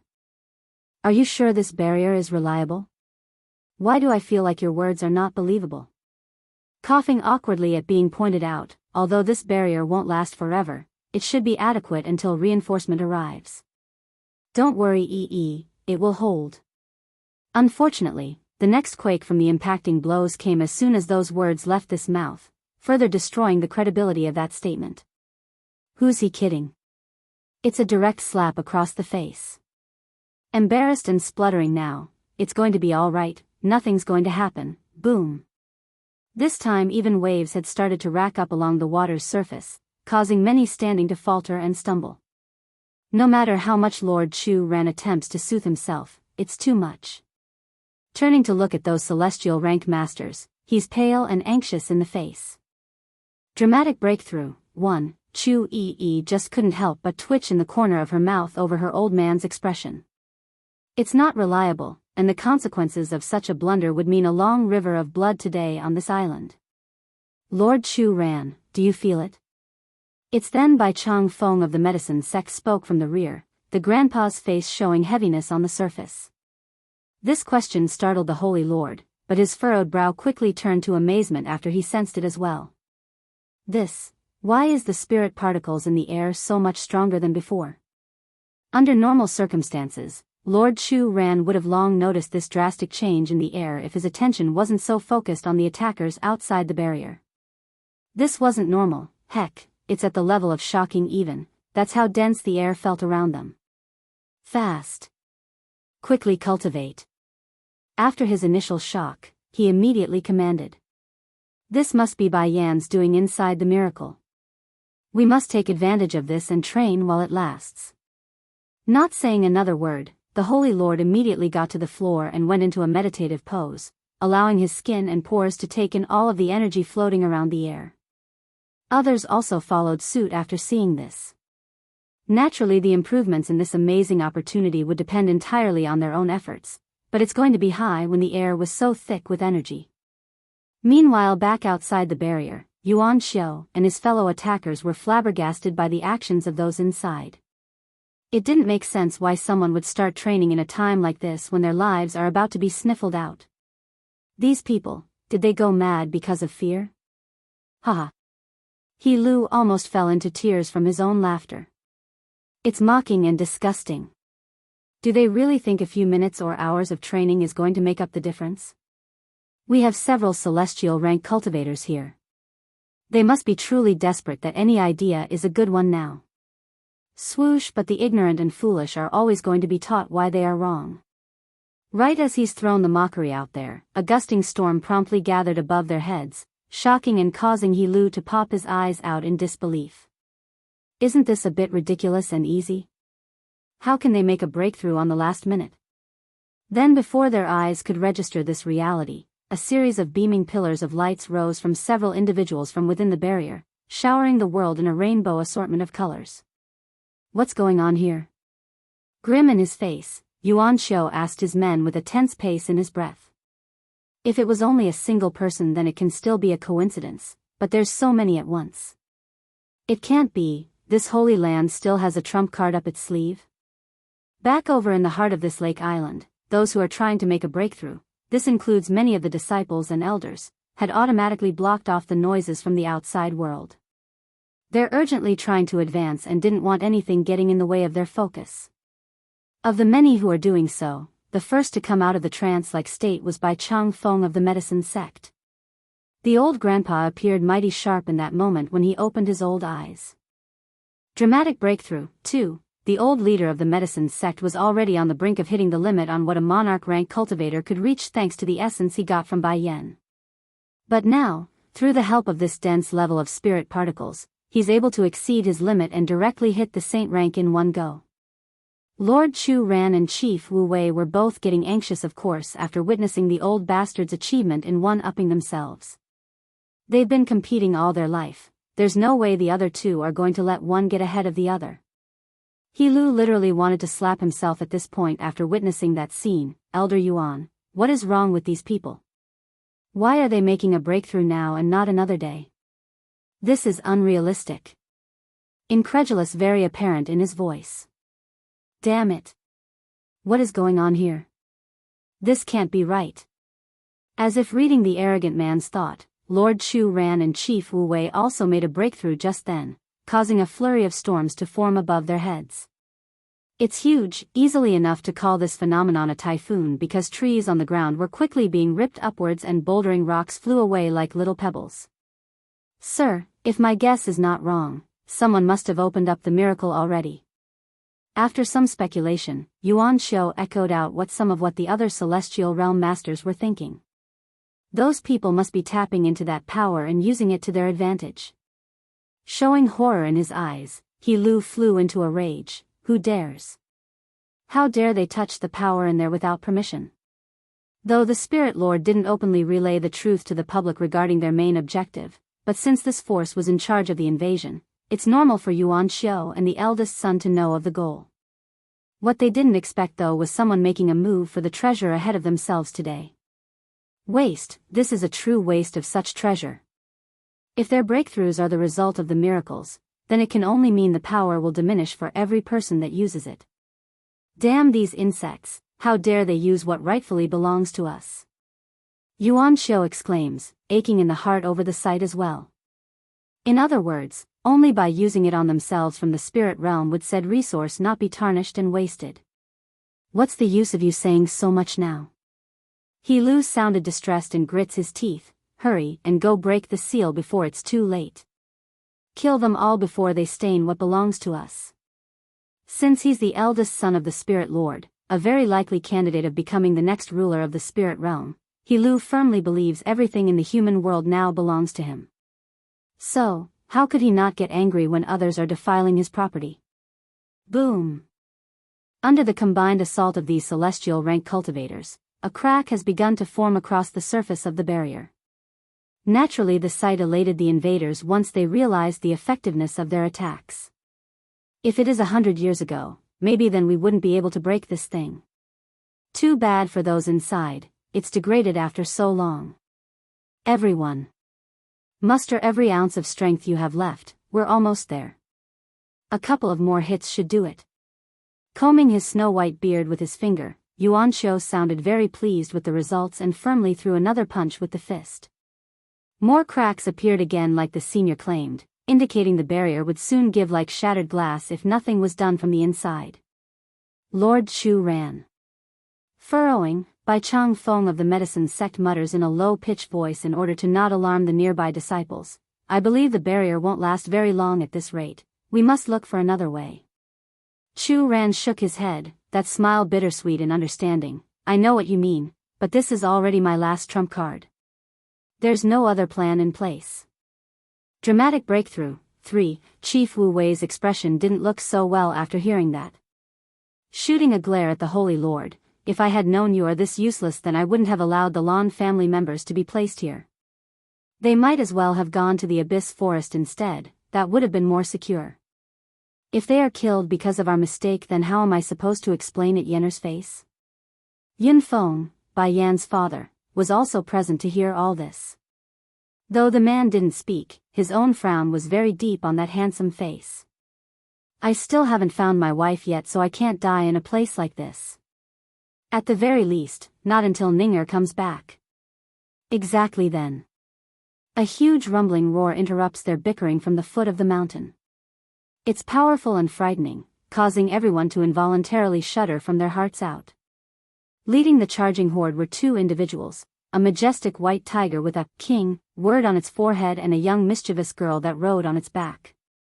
The tiger was none other than Little Rice, the rascal of a glutton that has always been by the little steambun's side, while the girl was none other than Di Shao Wan, the demon princess. He Lu instinctively took a step back while that face showed dismay. Elder Yuan, what is going on here? Although this arrogant lord of the spirit realm said he's not afraid of the demon realm's power, but when confronted with the ferocious-looking white tiger and the thousands of monsters at its back, his true feelings immediately leaked. He's gulping and he's terribly pale in the face. And as if that presentation wasn't enough to scare the daylights out of the invaders, a booming thunder suddenly rocked the sky and in descended a beautiful blue dragon of immense size. Its body was very thin like a fair maiden's, yet the aura this creature gave off demanded respect and awe when met. Of course, a single dragon couldn't be called a grand entrance now, would it? After the first descended, hundreds more quickly followed, making it into a small horde of pure dragons instead of a mishmash of various demonic beasts. Di Xiaowan. Chu Yi needed no effort to recognize her friend's presence that's riding the white tiger's back. Ripping into her old man's sleeve with excitement in that voice, "Father, quick, withdraw the barrier." Tied between listening and following his instinct, Lord Chu Ran had to spell out the doubt outwardly. "You really want to withdraw the barrier, Yi? Di Xiaowan is Di Tsang's sister." The girl's words instantly silenced her old man this time. "Who's Di Tsang?" "He's the king of the entire demon realm, the lord and master of all demonic beasts under his rule." Mustering a force in the range of millions was no exaggeration, and he's seen firsthand how quickly that man could call upon that power in the Misty Fairy House. Chief Wu Wei of the Misty Fairy House didn't need no urging either. Exclaiming in excitement at the news of reinforcement, "Fast, quickly withdraw the barrier. Rescue is here." Unexpectedly though, once the barrier around the island was withdrawn, the dense rich spirit particles around the area didn't disperse around the surrounding environment and kept hovering above their heads. Grayer. Little Rice released a shockwave of a roar as he rushed for Chu Yi's location. Perhaps it's the new and enlarged look of the little glutton's appearance, but the girl in question apparently didn't recognize who the tiger was and just stood there frightened and cluelessly. Then again, Little Rice's ferocious appearance did strike fear into the masses. Careful!" Chu Ren exclaims in great fright over his daughter's safety. Dramatic breakthrough, for, to no avail, the distance between the two were just too close for the girl's father to act. Before Lord Chu Ran could take action to protect his own daughter, the tiger's body was already in front of the girl's face. "Why is this tiger attacking me? I didn't do anything." All frantic and confused, the Holy Land's princess kept asking herself in that frozen state. That was until a warm and icky feeling overcame her woes and knocked her out of that sluggish state. "You," blinking in dismay as she rubbed her slobbered cheek free of that saliva, Chu Yi stared in wide eye at the white tiger wagging its tail. "You're Little Rice?" After a good while of examination and disbelief, the princess eventually came to terms inwardly that this giant of a ferocious feline was indeed the very same cute pet that has always been by Bayan's side. The main issue was that murderous aura and powerful muscle. It's nothing like the previous version. Continuing to wag his tail, "I've grown up now, so of course you don't recognize me. Anyways, where's my mistress? Why isn't she here? I've missed her to death." Little Rice? Eyes of all those present were now firmly locked onto the huge tiger's body, their faces showing incredulous and disbelief. This big guy is Little Rice? How come he's grown so much in only a few short months? Lord Chu Ren asks with surprise still apparent in his voice. Puckering his lips to one side, the glutton of a tiger explains like a little baby, "That's because my strength has increased, so of course my body will also grow bigger. This new me is my real form." Lamenting a sigh, Chu Yi finds this truth to be a real shame and pats the tiger's head. "I prefer your former smaller self, it's much lovelier. The way you are right now is too scary." "Scary is good, that way those dirty whores will stop coming to make trouble for my mistress." Huffing a snort, Little Rice was all grumpy at the very thought of those women who made trouble for them before. "Lan Xiaoyun is here as well?" Recognizing her other friend from among the crowd, the demon princess lights up in the face and ran over to pat the girl's shoulder. "It's been a while, Xiaoyun. How have you been?" It's true that they haven't seen each other for a while now. The last time would be at the medicine sect, and since then their squad of earth-shattering 333's been separated till this day. "Are you a demon?" asked Lan Xiaoyun with curious eyes at her friend. No wonder, this explains it all on why Xiaochen can command all those demon beasts. His old man's the boss of the demon realm. That means Bai Yan won't be harmed by anyone anymore. If I am not wrong, you are the princess of the demon realm? Yuan Shou of the spirit realm suddenly asks from the enemy's line. Huffing a grunt, Di Shaowan didn't give the old senior any face. You old thing got a lot of nerve, touching my sister-in-law's relatives. Just wait until my brother comes, he will definitely make you all suffer defeat. Changing in his face over that remark, Yuan Shou thought the princess was absolutely crazy. However, regardless of his own dissent and dissatisfaction, he's not blatant enough to openly display the feelings inside of himself. Princess, this is a misunderstanding. It's a misunderstanding. The senior wanted to make a few more excuses, but his efforts were in vain because the arrogant and pompous He Lu had become infuriated over that previous comment. Nothing but a princess of the demon realm, how dare you flaunt in front of the prestigious me? If you touch so much as a single one of us here, we of the spirit realm will immediately take allegiance to the celestial realm. By then it will be on two fronts that your forces have to contend with. It's over for you animals. Reddening from her own brewing anger, Di Shaowan grinds her teeth as she spoke indignantly, Little Rice, go bite him to death. Dramatic breakthrough. 5. Don't assume just because Little Rice's figure was relatively large that he couldn't move fast, he's not. Like a lightning bolt, he pounced for He Lu's annoying face in an attempt to bite at the man. Yuan Shou was in big shock at the sudden attack, of course. Even if he disliked this master of his, but the man was still the Spirit Lord's only son. As such, he could only hurry over in time to take the hit. Bang! Fangs piercing his shoulder, blood promptly dyed the old senior's cloth in red. This tiger is a celestial rank. He exclaims with a sharp breath over the stinging pain. Elder Yuan, no matter how strong this white tiger is, he's only one individual. Look at us, we have over 5 on our side, what are you being afraid of for? He Lu sneered at the sight, holding no care for the fact that the old senior suffered damage in his stead due to the words he spouted. In response, the blue dragon in the sky roared again after that comment, her figure gradually transforming into a slim, beautiful young lady. Now not even the arrogant man of the spirit realm could remain unfazed anymore. With every step taken by Tsing Yi from the air, his complexion would grow whiter like an oppressive beast staring down at its prey. You're wrong, it's not just White Tiger who is at the celestial rank, I too have broken through before coming. As for the part about having more forces. Cocking a smirk that could stir hearts, I think our forces of 100,000 is more than enough to contend with the likes of you here, don't you agree? Squinting his eyes in, He Lu didn't expect this dragon to be a celestial rank too. But. So what if this dragon is a celestial rank? I brought over 5 in total. Elder Yuan, we've already offended the demon realm anyways, there's no need to hold back here, kill them all. Once we've done that, we can immediately split into the celestial realm. Not like these animals can go up against that power.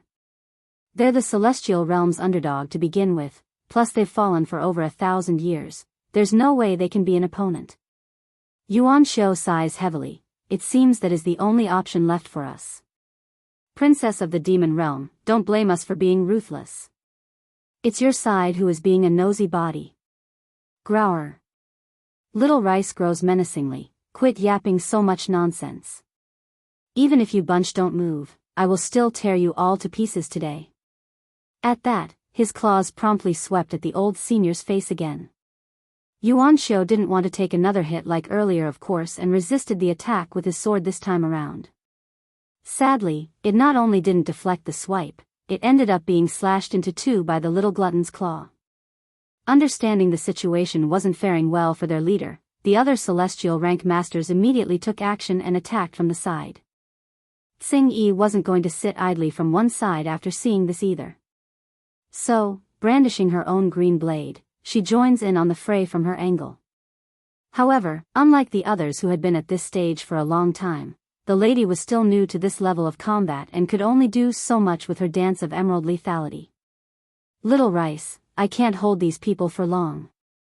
Hurry and finish that old thing and come help me. She yells after deflecting one of the slashes from her foe. The little glutton naturally wouldn't relax right now.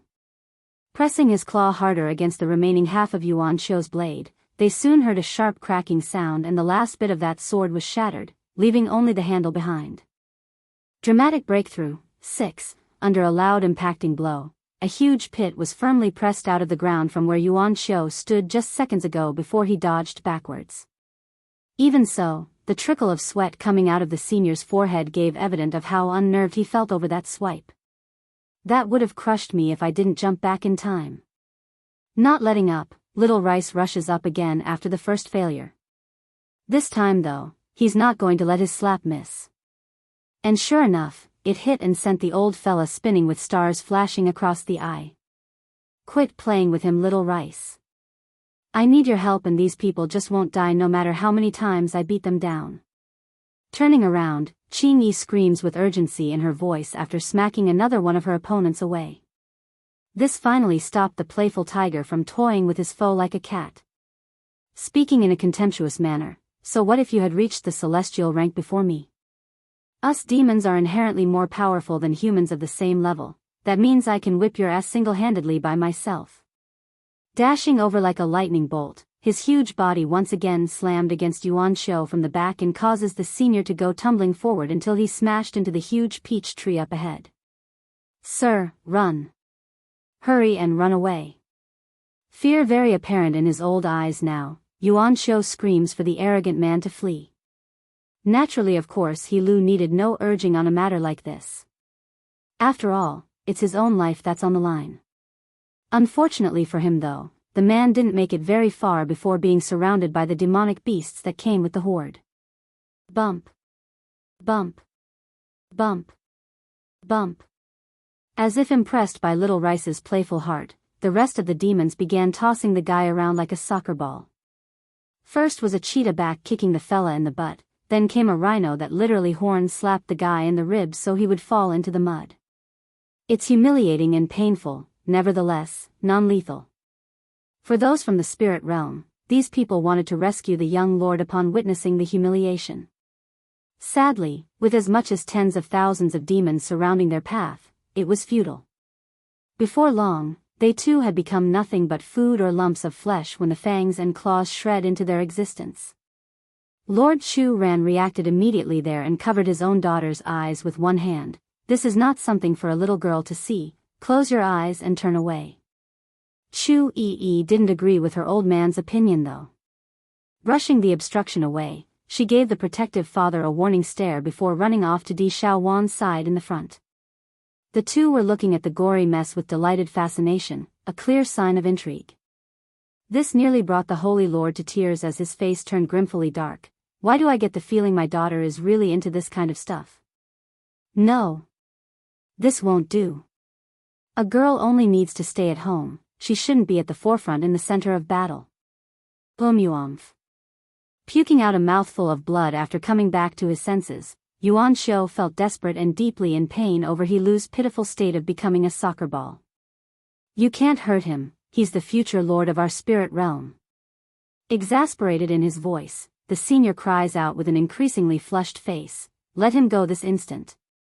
Tilting his head in confusion, Little Rice sounded perplexed by that statement and commented, what's so great about that deadbeat? If he was in the demon realm, he'd be the type that would be killed within 3 days. Demons believe in strength, and for those that lack it, they're no better than garbage that's tossed aside. Refinement success, 1, and, Little Rice cocks a hair-raising grin, your soul looks pretty yummy, can I eat your soul? His meaning was very simple, your soul looks like a delicious dish, so can I eat you? PFFFF. Spewing blood from the damnable question, Yuan Shou became blinded by anger and threw himself at the white tiger. The following punch contained everything he's had. In fact, the air whistled against the swing like it contained infinite power. You all deserve to die. With this roar, the old senior promptly came before Little Rice's face as he slammed that fist of a punch into that furry flesh. Boom! This had the direct effect of sending the little glutton back several feet. Sadly, it was for not once the tiger locked eyes on the senior, it's mocking and poking at the foe for fun. There's good reason for that sort of reaction in which he showed, of course.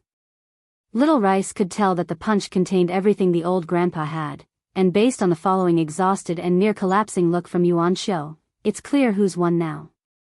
Licking his paw, the little glutton slowly came before the prey and swiped down again for the third time.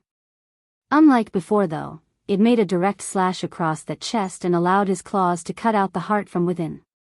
No word of resistance came from Yuan Xiao when he met his end. Simply said, the old man was at the last straw even before the final strike. With his heart gone, what remains were a lifeless corpse that has had its last strand of life ripped from within, leaving the blood to freely flow forward and staining the dirt. Then, as if pleased with his own deed, Little Rice went ahead to swipe again with his paw at the air above the corpse. This time around though, a transparent mass like that of souls seems to be ripped out from within. The remaining 4 celestial-ranked masters didn't miss this sight despite contending with Qing Yi at the time. Immediately, all of them felt a frightening chill running through their spines and made their faces shower with fear. He actually ripped a human soul out? This is too atrocious. Exchanging looks between themselves, all 4 promptly abandoned their fight with the dragoness and made a turn for the original direction in which they came from. As for the demon beasts that wanted to block them, they were instantly turned to mincemeat under their sword's might. This infuriated Little Rice the moment he turned around in response to the sound. He couldn't accept the fact that someone would dare make a killing of his kind before his face, hence the quick retaliation. And since it's him and the dragoness combining forces, the job of subduing the 4 were easily completed without fail. You humans have a lot of courage, daring to go against us demons. Your crime is unforgivable. Flicking his claw, the sharp nail of the tiger easily sliced through one of the man's throat and created an opening for that pure red fluid to seep into ground. Of course, Little Rice didn't let go of the man's soul either. No matter what the individual was of the celestial rank, it's a great compliment to his own growth. After that, Qing Yi also finished off her targets in succession and brought their souls before the gluttonous tiger. Here's your tonic. Not being polite, Little Rice picks them up and swallowed the souls whole in one huge gulp. Note, tonic in Chinese doesn't exactly mean the same as the English word. Think of it as a booster that doesn't matter if it's a liquid or solid, or soul in this case. In the beginning it was Di Tsang who forced the fella to ingest his first soul and felt very disgusted by the feeling. However, he soon discovered the benefits of ingesting others' soul and quickly adapted to the new form of intake. Refinement success, too. Now without Di Tsang's coercion, Little Rice would automatically look for souls to consume. How come I feel like this tiger has changed in some way? Lord Shu Ran of the Holy Land instinctively twitched in the corner of his mouth after seeing how much the fella was enjoying that soul. It's not like the Holy Lord was overthinking the matter. Prior to Little Rice's huge growth, the guy wouldn't even touch raw meat, let alone eat a human soul. Thankfully the glutton could distinguish between friend and foe, making the matter unimportant. Little Rice, you go drag that whatever master of the spirit realm over to me. Di Xiao Wan commands with her chin cocked in the air. Giving a proper howl, the tiger quickly rushed in front of Helu's unconscious self and bit down at the arm, dragging him over to the princess using this manner. As a result of that rough treatment, a trail of blood was left soaking in the dirt. Pay! Sounding disgusted by the taste, Little Rice tosses the sack of meat from his mouth. Di Xiao Wan very much agrees with her friend's assessment of this person. To add her own scent in there, she stomps down at the rib and causes immense pain from the injured until he woke up in a flail. Hurry and save me, Elder Yuan, he cries out with urgency after coming back to reality. Snorting at the outcry, Little Rice blows an unhappy grunt from his nose. Quit crying. That old thing is dead, and his soul has become my food, so no one is going to come save you. Elder Yuan is dead? Impossible, he is a celestial rank cultivator. Even if he isn't a genuine one that advanced through his own means and was done by father himself using the secret arts, but the old fart is still equal to that level. How can he die so easily? You're lying. Elder Yuan cannot have died, plus there are others from the spirit realm, they will save me. In a panic, Helu shouted the only thought that came to mind. Little did he know that the next remark from the other side would send him down into hell itself. If you don't believe us, then look over there, their remaining carcasses are stacked into a mound. It's just right behind yourself. Little Rice cruelly points to the scene in front with his body gesture. Almost like a robot, He-Lu mechanically swings his head around as instructed. In a flash, the picture of countless roughly consumed body parts was displayed before his very eyes. It's heart-wrenching and painful for the once arrogant man. Of course, it's not like He-Lu had any sort of compassion for his former subordinates. It's because he knew what this implied for his own fate. It's not looking good and he's a coward that doesn't want to die. No. Despair fills him as he cried the word out, tears slowly trickling down that fear-stricken face. Weren't you being very arrogant just now about slaughtering the demon realm? Di Shaowan casts a ridiculing smirk at the despairing man. I'll give you a chance now to kill me, that's if you dare. A shudder completely overtakes He-Lu. Turning his gaze upward at the smiling princess, an unnerving chill runs through his spine until it reaches into the heart. Kill her? Quit joking. If I so much as make a single move, then that tiger will rip into me and swallow me whole. Your Highness, I was blind and stupid, please spare me. Biting his lip, the once proud young master of the spirit realm began to bang his head against the dirty ground. Due to the injury he sustained, plus the amount of force he's using there, blood quickly began to come out of his forehead and making him look all the more miserable. Refinement success, 3. There's irony in the demon princess eye as she spoke. How stupid can you be? Attacking my sister-in-law while my brother is away, that's how you ask for mercy? If I let you go now, then the one to die next is me. If brother finds out I let the one behind the attack leave unscathed, then he will break my body. So, for my own life and to cover my own ass, I must make these people pay. At the thought of covering her own hide, Di Shaowan promptly swung her face around with the sweetest smile. Dear grandpas, everything is all right now, I've solved the main issue already. I bet you're all still very scared, so go ahead and rest. I will have the bunch here cleaned up with my men. Relaxing in his expression over that comment, Bai Chang Feng gives his own beard a comb before speaking in an appeased manner. How come your brother didn't come with you? That, he went into the secret domain in search of Shechen. Now I am in charge of watching over the demon realm and protecting sister-in-law. Scanning her surrounding after that reply, the princess was quickly deflated after not finding the familiar figure in which she sought. Where's my sister-in-law? Bai Chang Feng falters for a second. She's inside the miracle. That answer actually made the sack of meat on the floor look up right away. He-Lu had his suspicion that someone has taken the miracle prior to their arrival. Now it just confirms the idea and indicated their spirit realm no longer has a chance for the treasure. Understanding that much, the once arrogant man hangs his head low again, not wanting to attract further attention from Di Shaowan or anyone for that matter. Then I'll stay here and wait for her until she comes out again. I can't risk having other idiots coming to make trouble for sister-in-law while she's inside. Reminded by her own words, the demon princess promptly glared down at the sack of meat with menacing eyes. Little Rice, Tsing-Yi, shred this bastard into pieces for me, I don't want to see him ever again. He-Lu nearly peed himself as he shot his face upwards in horror. No, but before the man could cry out his objection, a paw had already come swinging over and sent him flying out. Then before that spinning figure could make an impact from being thrown so far, a white blurry flash had come before his face and pierced into the chest where the Dantian core was located. Clack with his core shattered, He-Lu was no different from an average person at this point. It's equivalent to a death sentence anyways if there are no others to protect him forward. Along the way I saw the aftermath of what these thugs from the spirit realm did. They slaughtered thousands, including children and women. Although we managed to solve the crisis and save many, but the dead and wounded won't change. I bet they would love to tear into these criminals who committed the heinous crime of taking their loved ones away, far more than whatever we can do to them. Little Rice suggests after his act of crippling the prey. It's not that the tiger had a heart of gold, rather he's just not interested in anyone not of the celestial rank. The soul wasn't going to help his growth and the flesh on this bastard wouldn't taste good either. Okay, Di Shaowan nods, then watch over him carefully.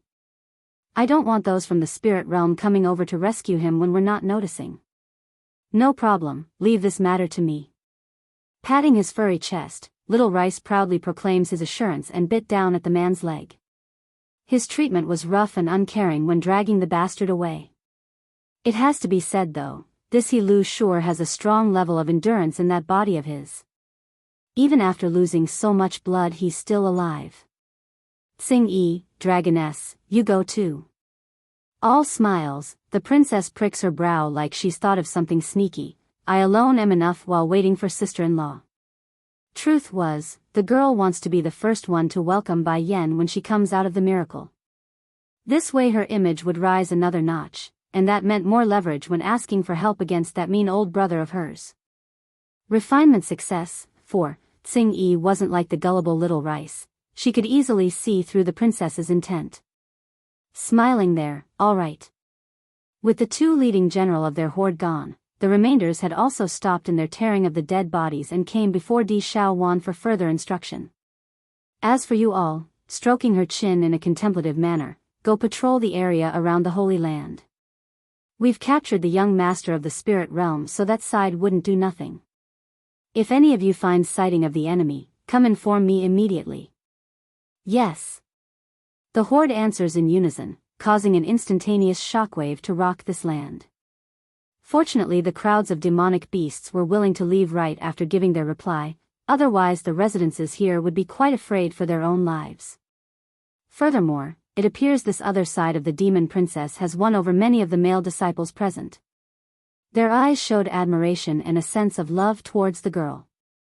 Princess. Finally, a handsome young man decides to muster up his courage to come forward.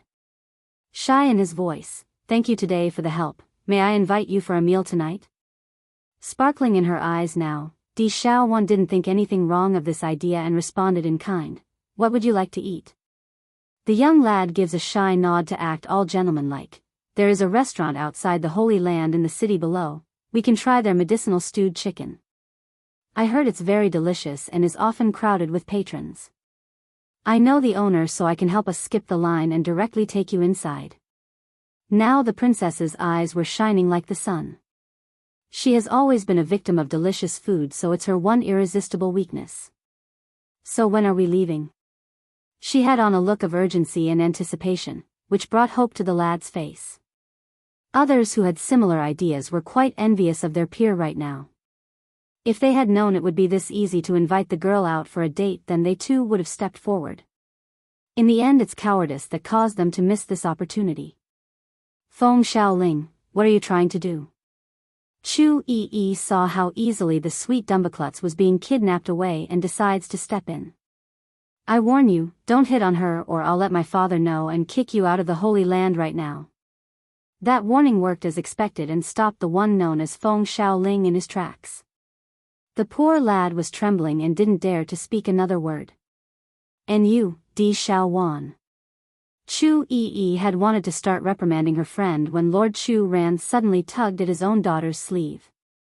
Making a dry cough, she is the princess of the demon realm, and Bai Yan's her sister-in-law, you. But before the Holy Lord could even finish his sentence, the heated girl had brushed the hand away and continued to stare angrily at her friend.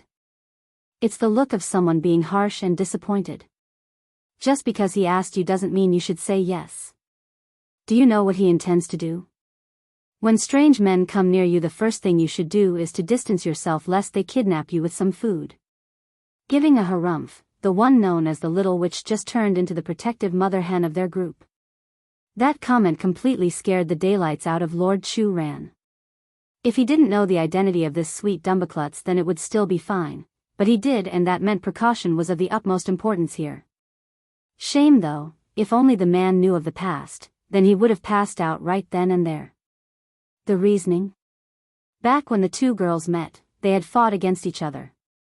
What are you being angry with? Staring blankly at her old man's steaming face, the girl apparently didn't understand what she did wrong and went back to her friend.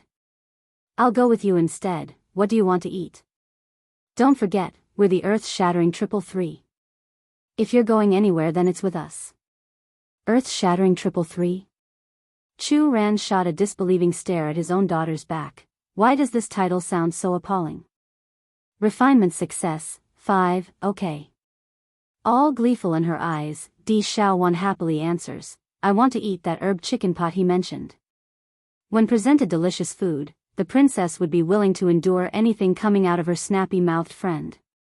Heck, the girl even forgot about her initial scheme of being the first to welcome Bai Yan once she's out again. That's how much she loves eating. But I still miss the pastry shop you took me back in the Lu Hua Kingdom the most. When are we going back there?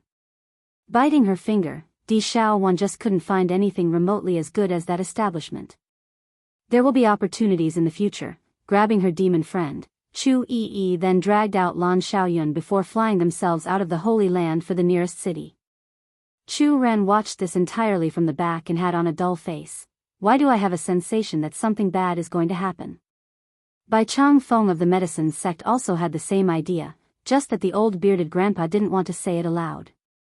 Chu Ren may not know it, but he clearly did regarding the level of damage Di Xiaowan could produce simply by herself. It's not lacking in comparison to the little witch of the Holy Land, and together they form a danger of unprecedented level. Di Xiaowan is the demon realm's princess, nothing will happen, so stop worrying. Despite his true feelings, the medicine lord decides to go against his own consciousness and not warn his counterpart.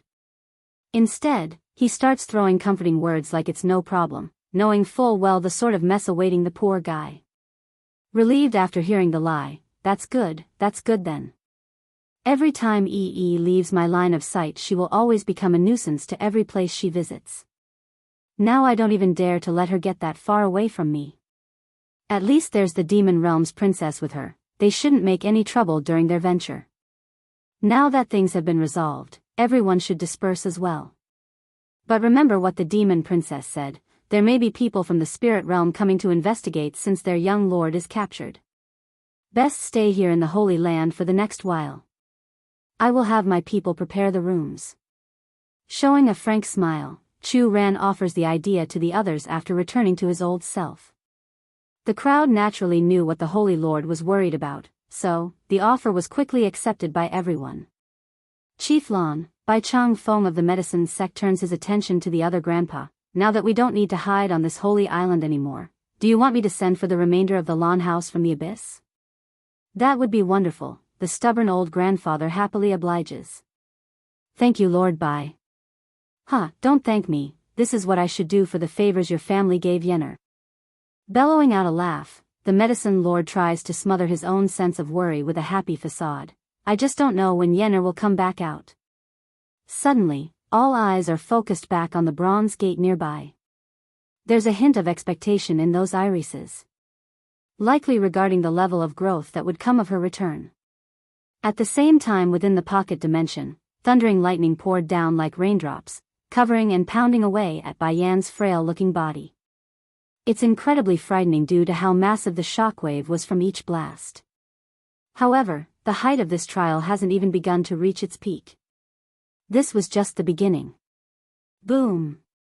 A gigantic bolt of thunder suddenly boomed down at the cauldron, its appearance like that of an ancient serpent trying to devour whatever it struck.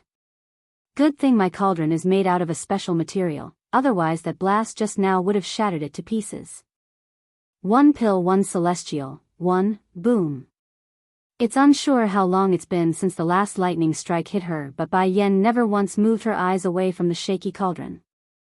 It's extremadal the refinement goes through smoothly during this period. If so much as a single mistake happens right now, the entire batch would be ruined and she would have to start over. Minutes later. Hours later. Soon a faint fragrance could be found exuding out from the crack between the lid and the main container. Bai Yan's eyes lit up upon getting a whiff of the scent.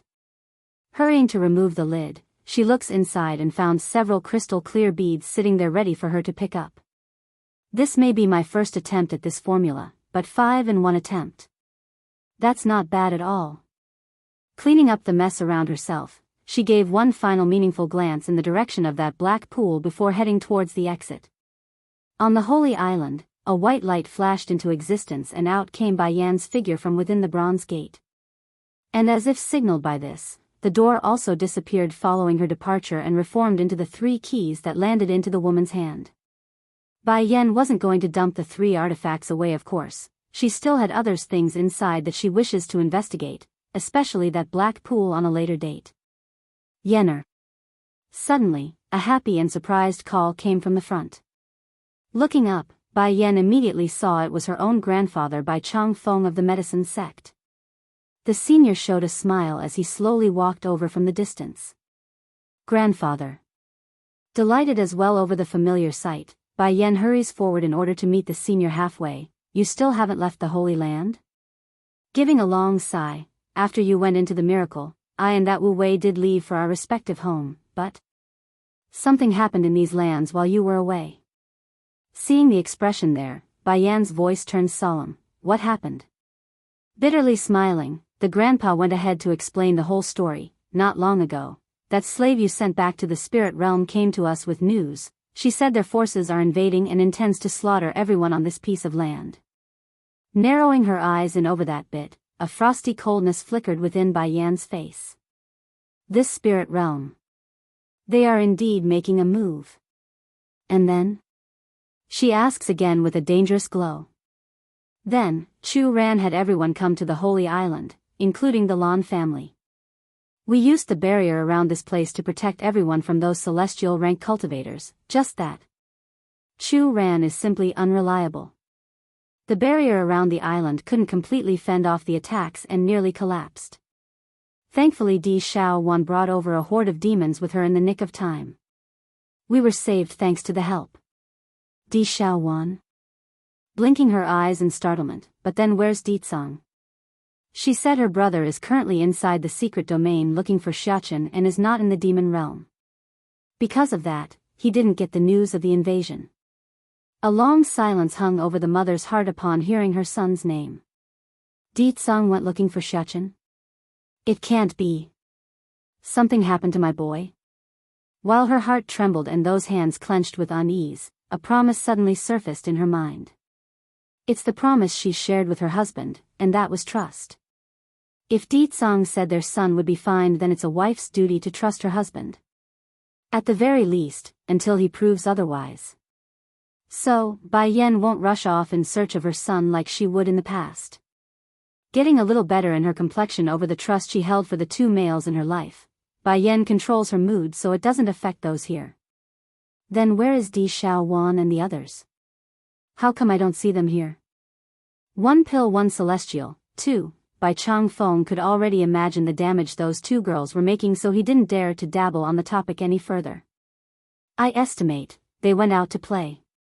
Then just leave them be. Grandfather, did you break into the saint rank? Squinting her eyes in an examining manner, Bai Yan was rather surprised by her grandpa's progress. Chuckling in response, it was about 2 hours ago. The atmosphere around the island suddenly changed and became thick with spirit particles.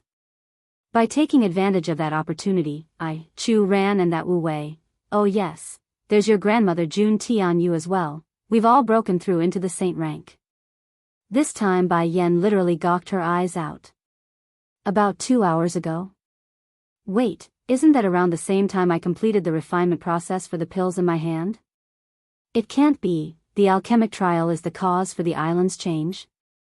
Grandfather, caressing her chin, she muses for a moment before speaking. Can you go call Lord Chu Ran and my grandmother over? Bai Yan originally wanted to include Chief Wu Wei in her sentence but halted at the last moment due to the trouble of deciding what to call that man. And call Grandpa Wu Wei over as well, I have something to give them. Bai Chang Feng definitely didn't like the way the girl addressed that person, of course, evident by the puckering lip on this old senior. However, he's had to admit that Chief Wu Wei did the right thing before by offering some spots for the Lan family during the critical period. That fact helped press down the discontent. My precious granddaughter, I won't object to you calling him your grandfather, but I won't forgive him from the bottom of my heart. At the very least not until his daughter Bai Ning was found. The missing woman was this old grandpa's ache and pain, a scar that he couldn't remove.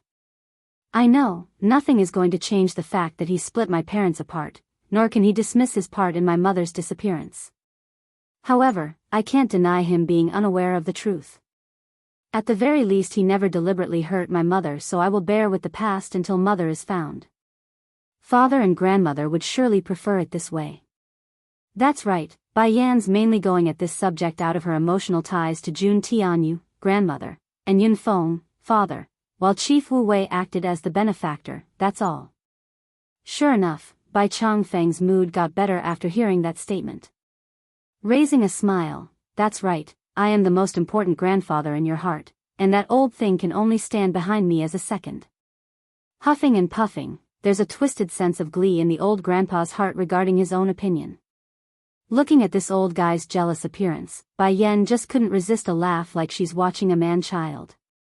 Patting his shoulder with a smile of her own, "Grandfather, don't worry, your place in my heart can never be replaced." Very pleased by what he's heard, Bai Changfeng breaks out into a roaring laugh of pride. "Huh, you said it right, Yenner. That Wu Wei can never replace me, otherwise. Ugh, just thinking of that possibility is making my mood go foul. Grandfather, let's continue our conversation after you call them over. It's getting late and I don't want to postpone the matter." All smiles as well, she was very happy to see the old fella in a good mood after the fright they must have felt during these couple of days. One pill one celestial, 3, looking at Bai Changfeng's gradually disappearing figure, Bai Yan's smile also faded away, revealing the cold killing intent in those eyes. Spirit realm, HA. If they got such nerve to come do evil here at my home, then it's not necessary to keep that place in existence anymore. Just when Bai Yan was pondering on her next course of action regarding retribution, her grandfather had already returned with the requested audience. "Bai Lassie, congratulations on your success in taming the miracle. I bet you've harvested a lot this time, right?" Lord Chu Ran of the Holy Land was the last to arrive but was also the happiest on the surface. "Indeed, Lord, I got a lot of useful things while inside." Faintly smiling because of what she has in mind, Bai Yan didn't hide anything and openly admits the fact. "I heard from grandfather just now you all broke through to the saint rank." "Haha. That's right, we've only just arrived at that level." "Then that's perfect. I have here a Dan pill, one for each. Godhood Dan pill, a miraculous alchemic product that could propel any saint rank into the celestial level without consequences, that's what she's holding." "What kind of Dan pill is this?" Holding the beady little thing up to his own face, Bai Changfeng asks with curiosity his voice. However, right as the old man's about to pop that thing into his mouth, a dainty hand had stopped him midway. "Grandfather, hold on for a little bit. This alchemic pill holds great power from within, so before you take it, please scatter everyone nearby and away from this location." Lord Chu Ran got all surprised by that comment. He trusts Bai Yan wholeheartedly. If the woman says it's powerful, then it must be incredibly powerful. Making a slight cough, "I'll do just that and scatter everyone nearby. We wouldn't want them to be injured by the spillover." After that said, the Holy Lord immediately left the Holy Island again to carry out the job. Bai Yan didn't mind waiting. Remaining quiet until the person returns, she kept silent despite the constant badgering from her grandparents for more details. The efficacy of this medicine is too amazing. Rather than telling them, it's better to let them experience it firsthand. "Lord, did those people disperse yet?" she asks after the man returns with a very pleased smile. "I've made them wait up in the mountain peak, now there shouldn't be anyone left on the main area. Can we start now like this?" "Yes, go ahead. I will go over there and rest while you all begin." Leaving the group to take a seat on the closest chair she could find, Bai Yan appears lazy and relaxed in her demeanor despite the eyes being that of careful scrutiny. Bai Changfeng was the first to begin. He's the most curious of the bunch and swallowed the pill in one full swing. Seeing this, the rest also followed suit and popped the medicine like him. In an instant, a dominant force gushes outward from their meridian and into the rest of their veins, causing the body to tremble and shake. "What are you all waiting for? Hurry and meditate." It's then that Bai Yan's voice drifted over from the front. "Meditate?" Shock filled the group's heart. Hurrying to sit down with their knees crossed, each of them wanted to hurry and absorb that river of energy into their dantian. One pill one celestial, 4, boom. The sky suddenly becomes riddled with flashes of zapping light before it completely merged into a series of lightning strikes at the group. It's too abrupt and left the receivers all confused and unsure of what's happening. Boom. Boom. Boom. Boom. The whole Holy Land has now become shrouded in a thunderstorm, leaving no space unturned. Atop of the main mountain peak here, the many disciples that came up here to avoid being caught in the spillover were fascinated and scared by the constant rumbling and hammering from the sky. They never seen anything like this, so it immediately caught their eye. What is going on here? I've never seen anything like a purple thunder cloud before. Showing a frown of awe, Jingqi, first elder, was eyeing the sparks of light from afar. This is not normal. Something of such large scale must be deliberately caused by an outside source. Just now the Lord ordered us to leave the main residence and hide up here in the mountain peak. Can it be because of this reason? If it was us there, then we would have turned to ash already under that barrage of light. Ren-yi, second elder, adds, surprised as well by the scene. But then boss, why is that storm cloud attacking the Lord? Nothing will happen to them on the island, right? Just like his second brother Chiu Shu Rong, third elder, was eyeing their biggest brother right now, but instead of surprise, his were that of worry. Of the three main elders of the Holy Land, Jingqi was the most knowledgeable. Therefore, if he doesn't know, then the other two wouldn't either. Do the two of you remember the thunderous storm created by Yenner's attempt at making the 8th grade Dan pill? I speculate this is also a trial from the heavens, just that. Giving a pause, the first elder takes a second to collect his breath. This time it's someone breaking into the celestial rank. Celestial rank. Like a thunderbolt, this news blew up among the disciples and elders. Celestial rank? Who is breaking through that stage? Is it Yenner? Just now the Lord mentioned the girl coming out, didn't he? Chiu Shu Rong sounded very excited. After all, it's his disciple they're talking about. A disciple of the celestial rank, how glorious. Jingqi didn't add anything to his third brother's comment, only staring at the thunderstorm that's still raining down from afar. Yes, it must be Yenner. Rennie now got all happy as well. She was already at the saint rank. Breaking into the celestial rank is within expectation.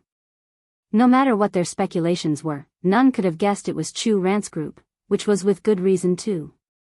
They've only just advanced into the saint rank, so it didn't make sense for them to have another breakthrough. The Holy Island has completely lost its former serenity at this point. The only safe location would be the one spot where Bai Yen sat. So, the woman had the perfect view when identifying which of her elders were about to falter. The first among the four were Jun Tianyu, the grandmother. She seemed to be shaking with a trace of blood seeping from the corner of her mouth. One pill, one celestial, 5, grandma. Crouching down to the shaky woman, Bai Yen brings forward and presents a different pill. Eat this medicine, it will help a bit, so you must hold on. Though Jun Tianyu was still stuck in a state where everything outside her body was void, the grandmother still opened her mouth out of instinct due to the familiar aura. The effects were fast after she ingested the pill, quickly healing and reinforcing her weakening body. Of course, Bai Yen wouldn't be stingy regarding towards her family and friends. Taking out another 3 pills, she fed each of her elders respectively based on the level of need. Because of this help, the 4 struggling seniors were once again able to deal with those pesky lightning strikes from above. Time continued to elapse like this, and eventually the storm cloud fades and revealed the bright blue sky with the burning sun hanging in the sky. Yenner, what sort of Dan pill did you just give us? Bai Chang Feng of the medicine sect asks with a shaky tone to his voice after completing his growth. Godhood Dan pill. Those simple words exploded in their heads, ringing like a grenade just blew up in their minds and causing their wires to completely go fry. Clenching in her heart, Jun Tianyu's surprised face quickly changed to a sense of happy glee that's mixed with disbelief, so I wasn't sensing it wrong. We really broke through into the celestial rank? Achieving a level beyond saint rank was everyone's dream in this land, something that hasn't been achieved as far back as centuries or more.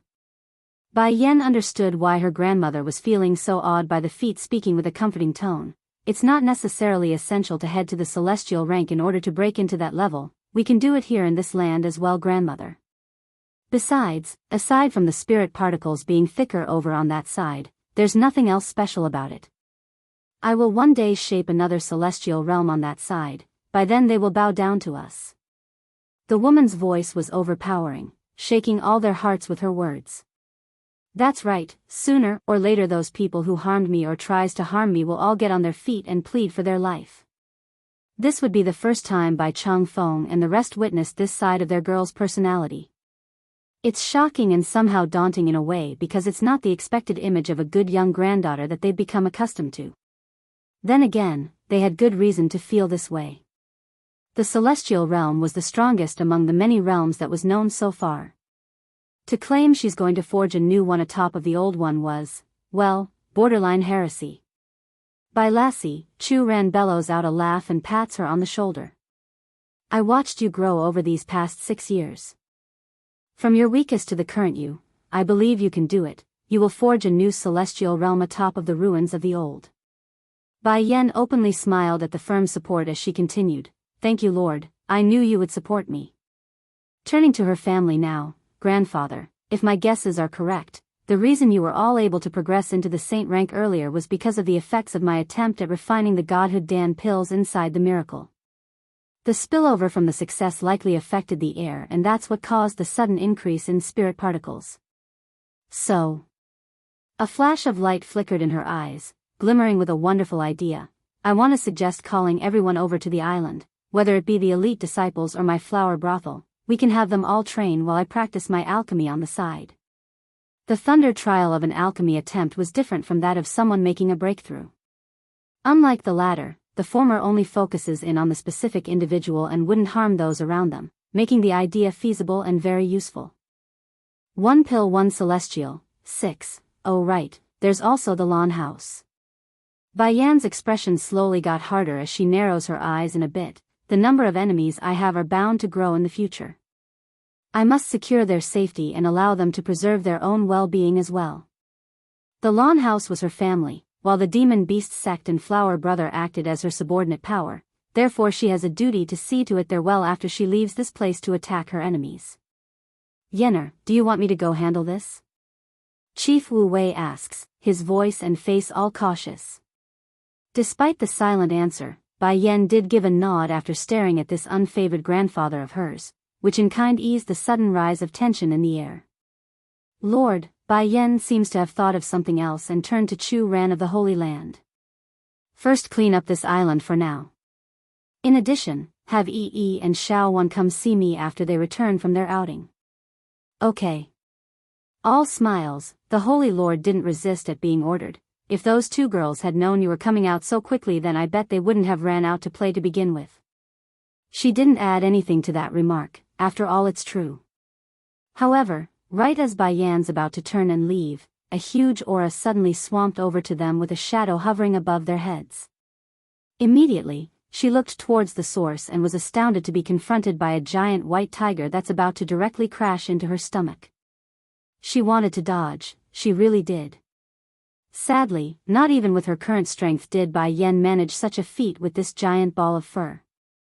Before the woman knew, the tiger had already pushed her to the ground with those paws against her chest, the tongue constantly licking her face and that tail wagging in the air like a whirlwind.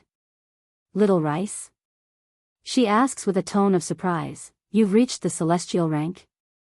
Nodding quickly, Tsing Yi, Azure Dragon, also went to the demon realm some time ago, then Suzaku, Vermilion Bird, fed us something and that's when we broke into the celestial rank. So you're saying Tsing Yi and Suzaku have met already? Bai Yen follows up with this question like she both worried and humored at the same time. Blinking his big blue eyes, I do not know what happened but Suzaku wasn't happy when she met Tsing Yi. She gave her a very sorrowful and sad face, then refused to see us afterwards. A corner of Bai Yan's mouth began to twitch. Tsing Yi was a genuine male before, it's no wonder she's having a difficult time accepting her as is now. It's all right, Suzaku will get used to it in time. Patting the tiger's head, she gives a reassuring nod as a way to comfort her friend. By the way, where's Tsing Yi? She's off protecting the princess after we solved the issue with the spirit realm's attack force. Mistress, did you miss me? I really want to eat your dong pamit dish. Little Rice desperately wagged his tail when speaking. His appearance was honestly no different from a pet pleading to its owner for food. Okay, when I finish everything and with Xiachen back with us, I will make a grand feast for the both of you, is that fine? That delighted the tiger and made him lick her face repeatedly. But, Little Rice, your current appearance isn't convenient, so it's best you take on a human form. If demons want to transform into their human form, then they would need to consume the transformation fruit, unique to the demon realm. For that, Di Tsang has prepared one long ago, just that the little guy refuses to eat it.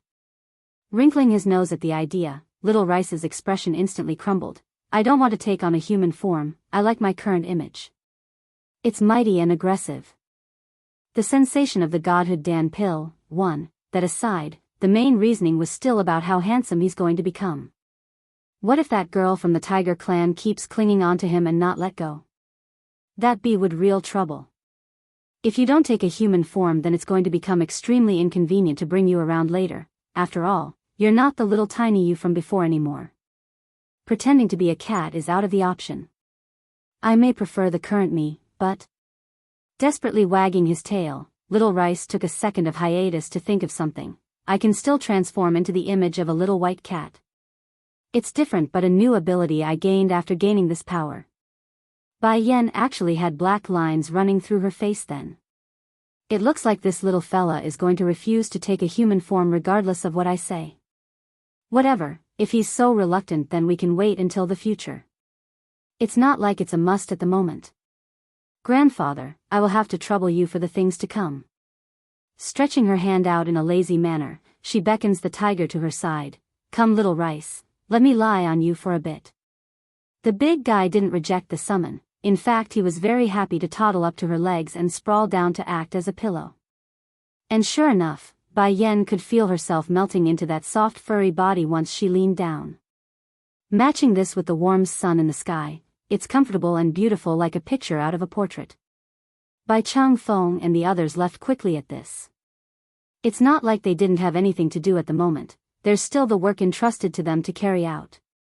While the human world was coming to terms with what they experienced and the astounding news of the amazing breakthroughs happening at the Holy Land, the situation back over in the spirit realm weren't looking so positive. Spirit Lord He Fei Xiang had smashed everything within his vicinity over the terrible news that went into his ear, indicating how infuriated the man was feeling. Swish. It's then Lu Qinyu stepped through the doorway. When seeing the mess that was this room, the woman inexplicably furrowed that brow. Without indication, the Spirit Lord rushes over to his own daughter and grabs onto the girl's collar. Say it.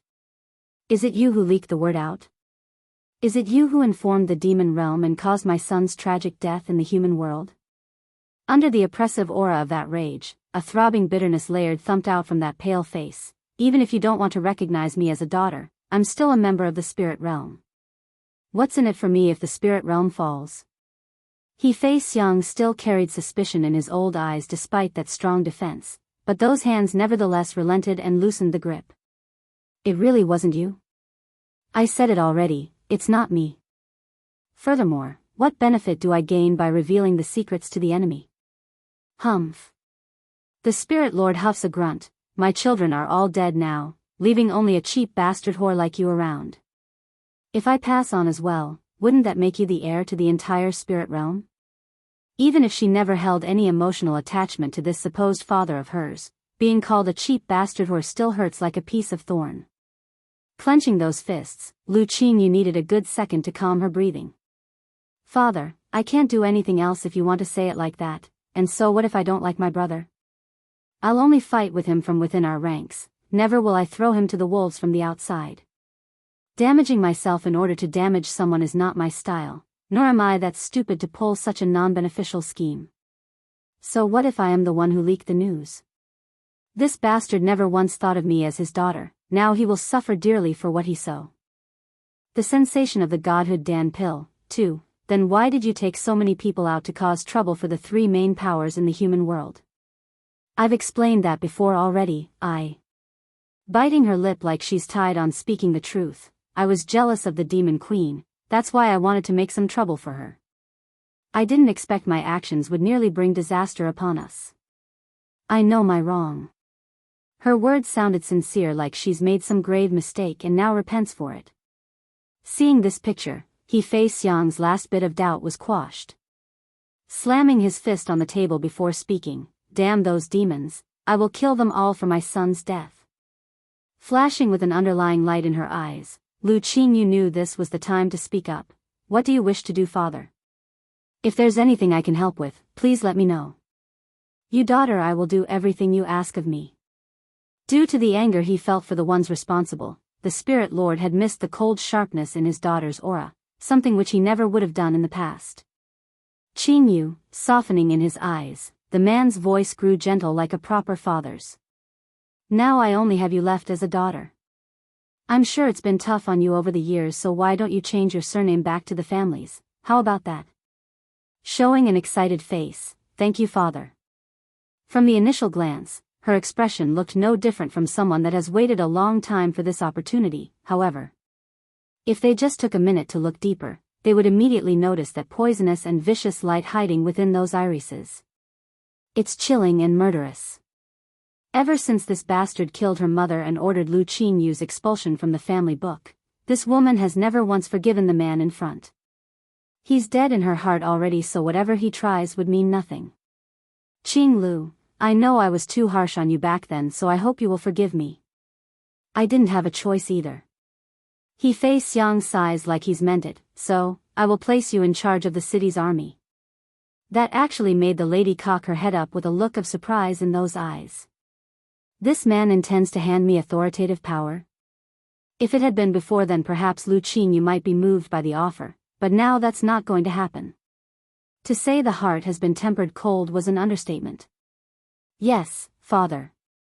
Afraid of being caught, she hurries to force an excited smile again on that face despite what she felt.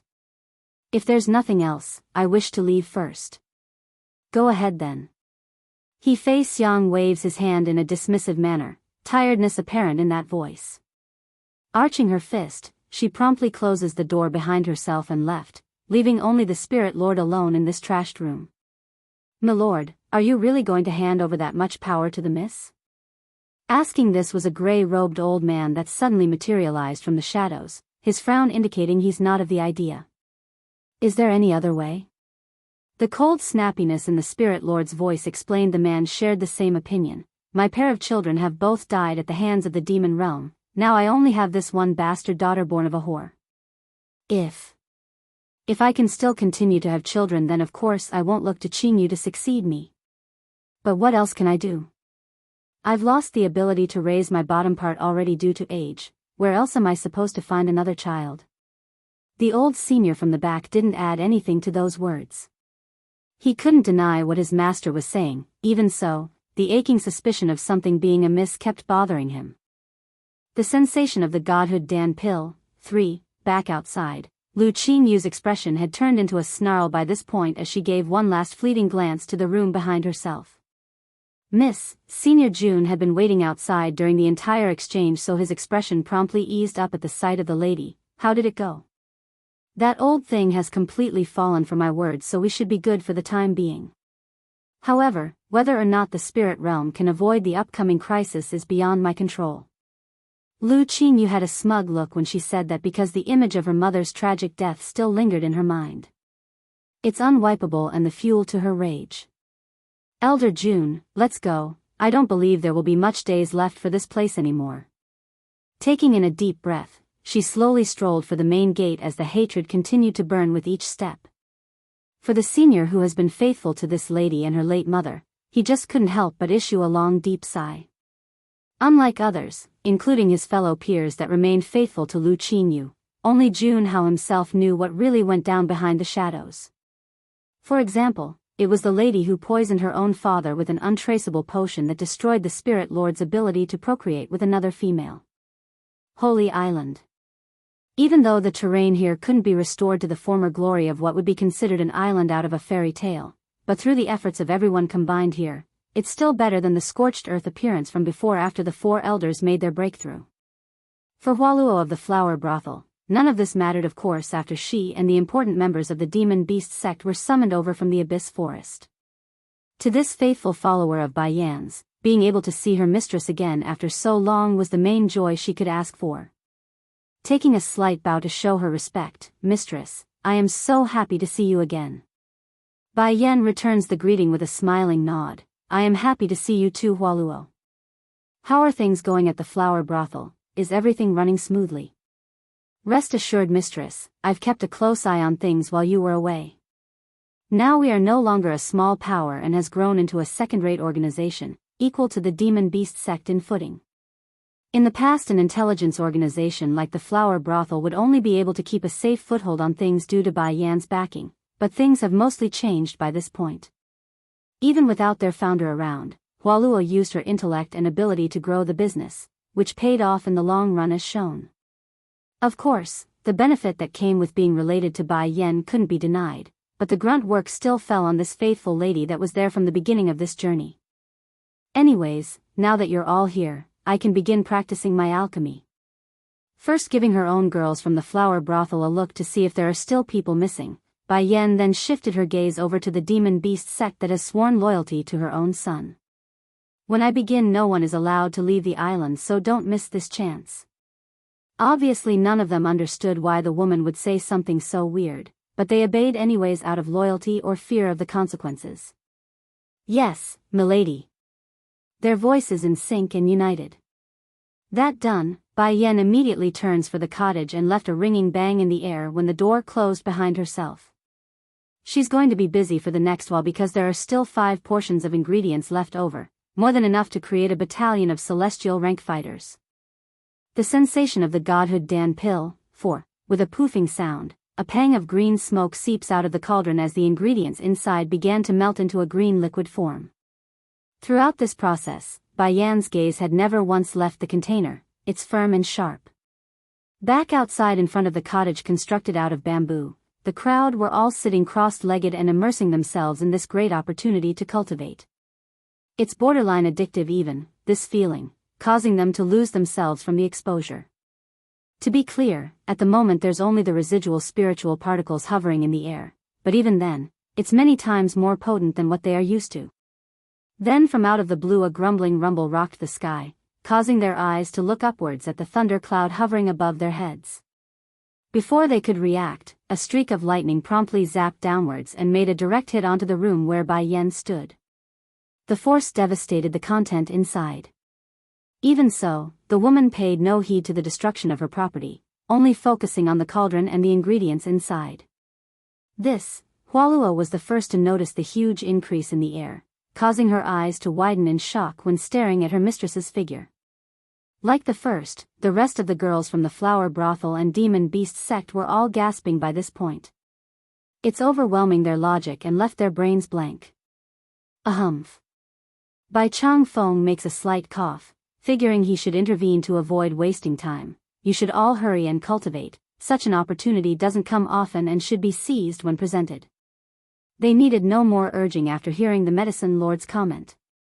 Getting back to their meditative state, none of the Crow D said another word. This included the 4 seniors who first benefited from the experience. They may have already broken through to the celestial rank, but reinforcing their strength and level was still imperative. Time raced away under this wonderful scene, it's beautiful and surreal at the same. At one point lightning rained down like arrows, the next its beams of light shooting up from below like pillars of rainbow. By the time Bai Yan finished her refinement of the godhood Dan pill, none of the people here had moved still.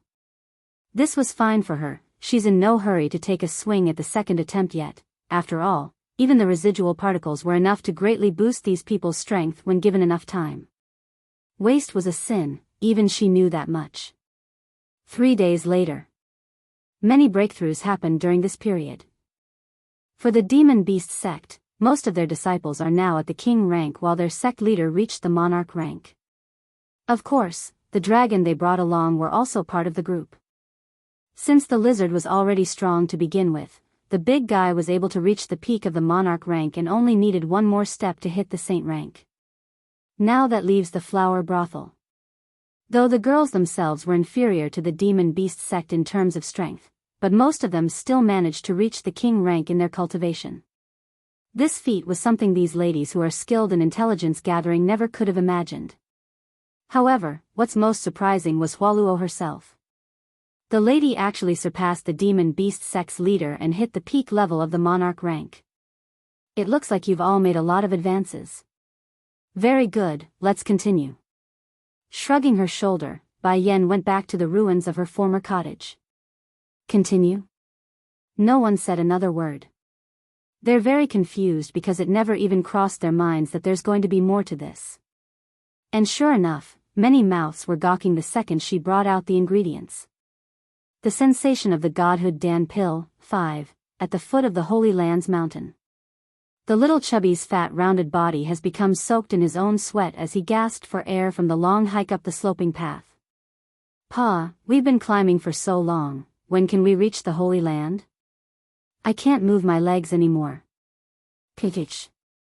A slap instantly came flying over from the side, landing directly onto the back side of the chubby's head.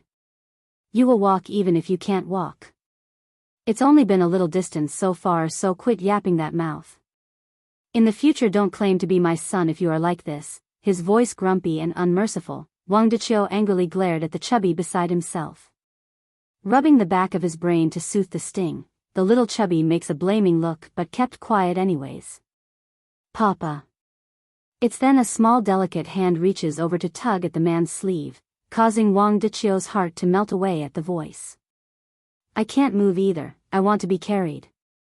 In front of his own daughter's plea, Wang Deqiu's serious and stern expression promptly crumbled. Instead, a warm smile bloomed followed by an involuntary softening of his voice. All right, your papa here will carry you. We mustn't let our Xiaotong get tired now, can we? When picking up his daughter, the way he acts was completely different when facing his son. It's downright bias. Making a wronged face, Wang Xiaopeng purses his lips in discontent. Pa, you are being biased. Shooting a stare in return, say another word and I will ditch you here. That sentence instantly shuts the chubby up, but not before he murmurs one final comment. If only I can be Sister Bai Yan's son, how wonderful would that be? Not only is she good-looking, she is gentle to Xiaochen, unlike my old man here.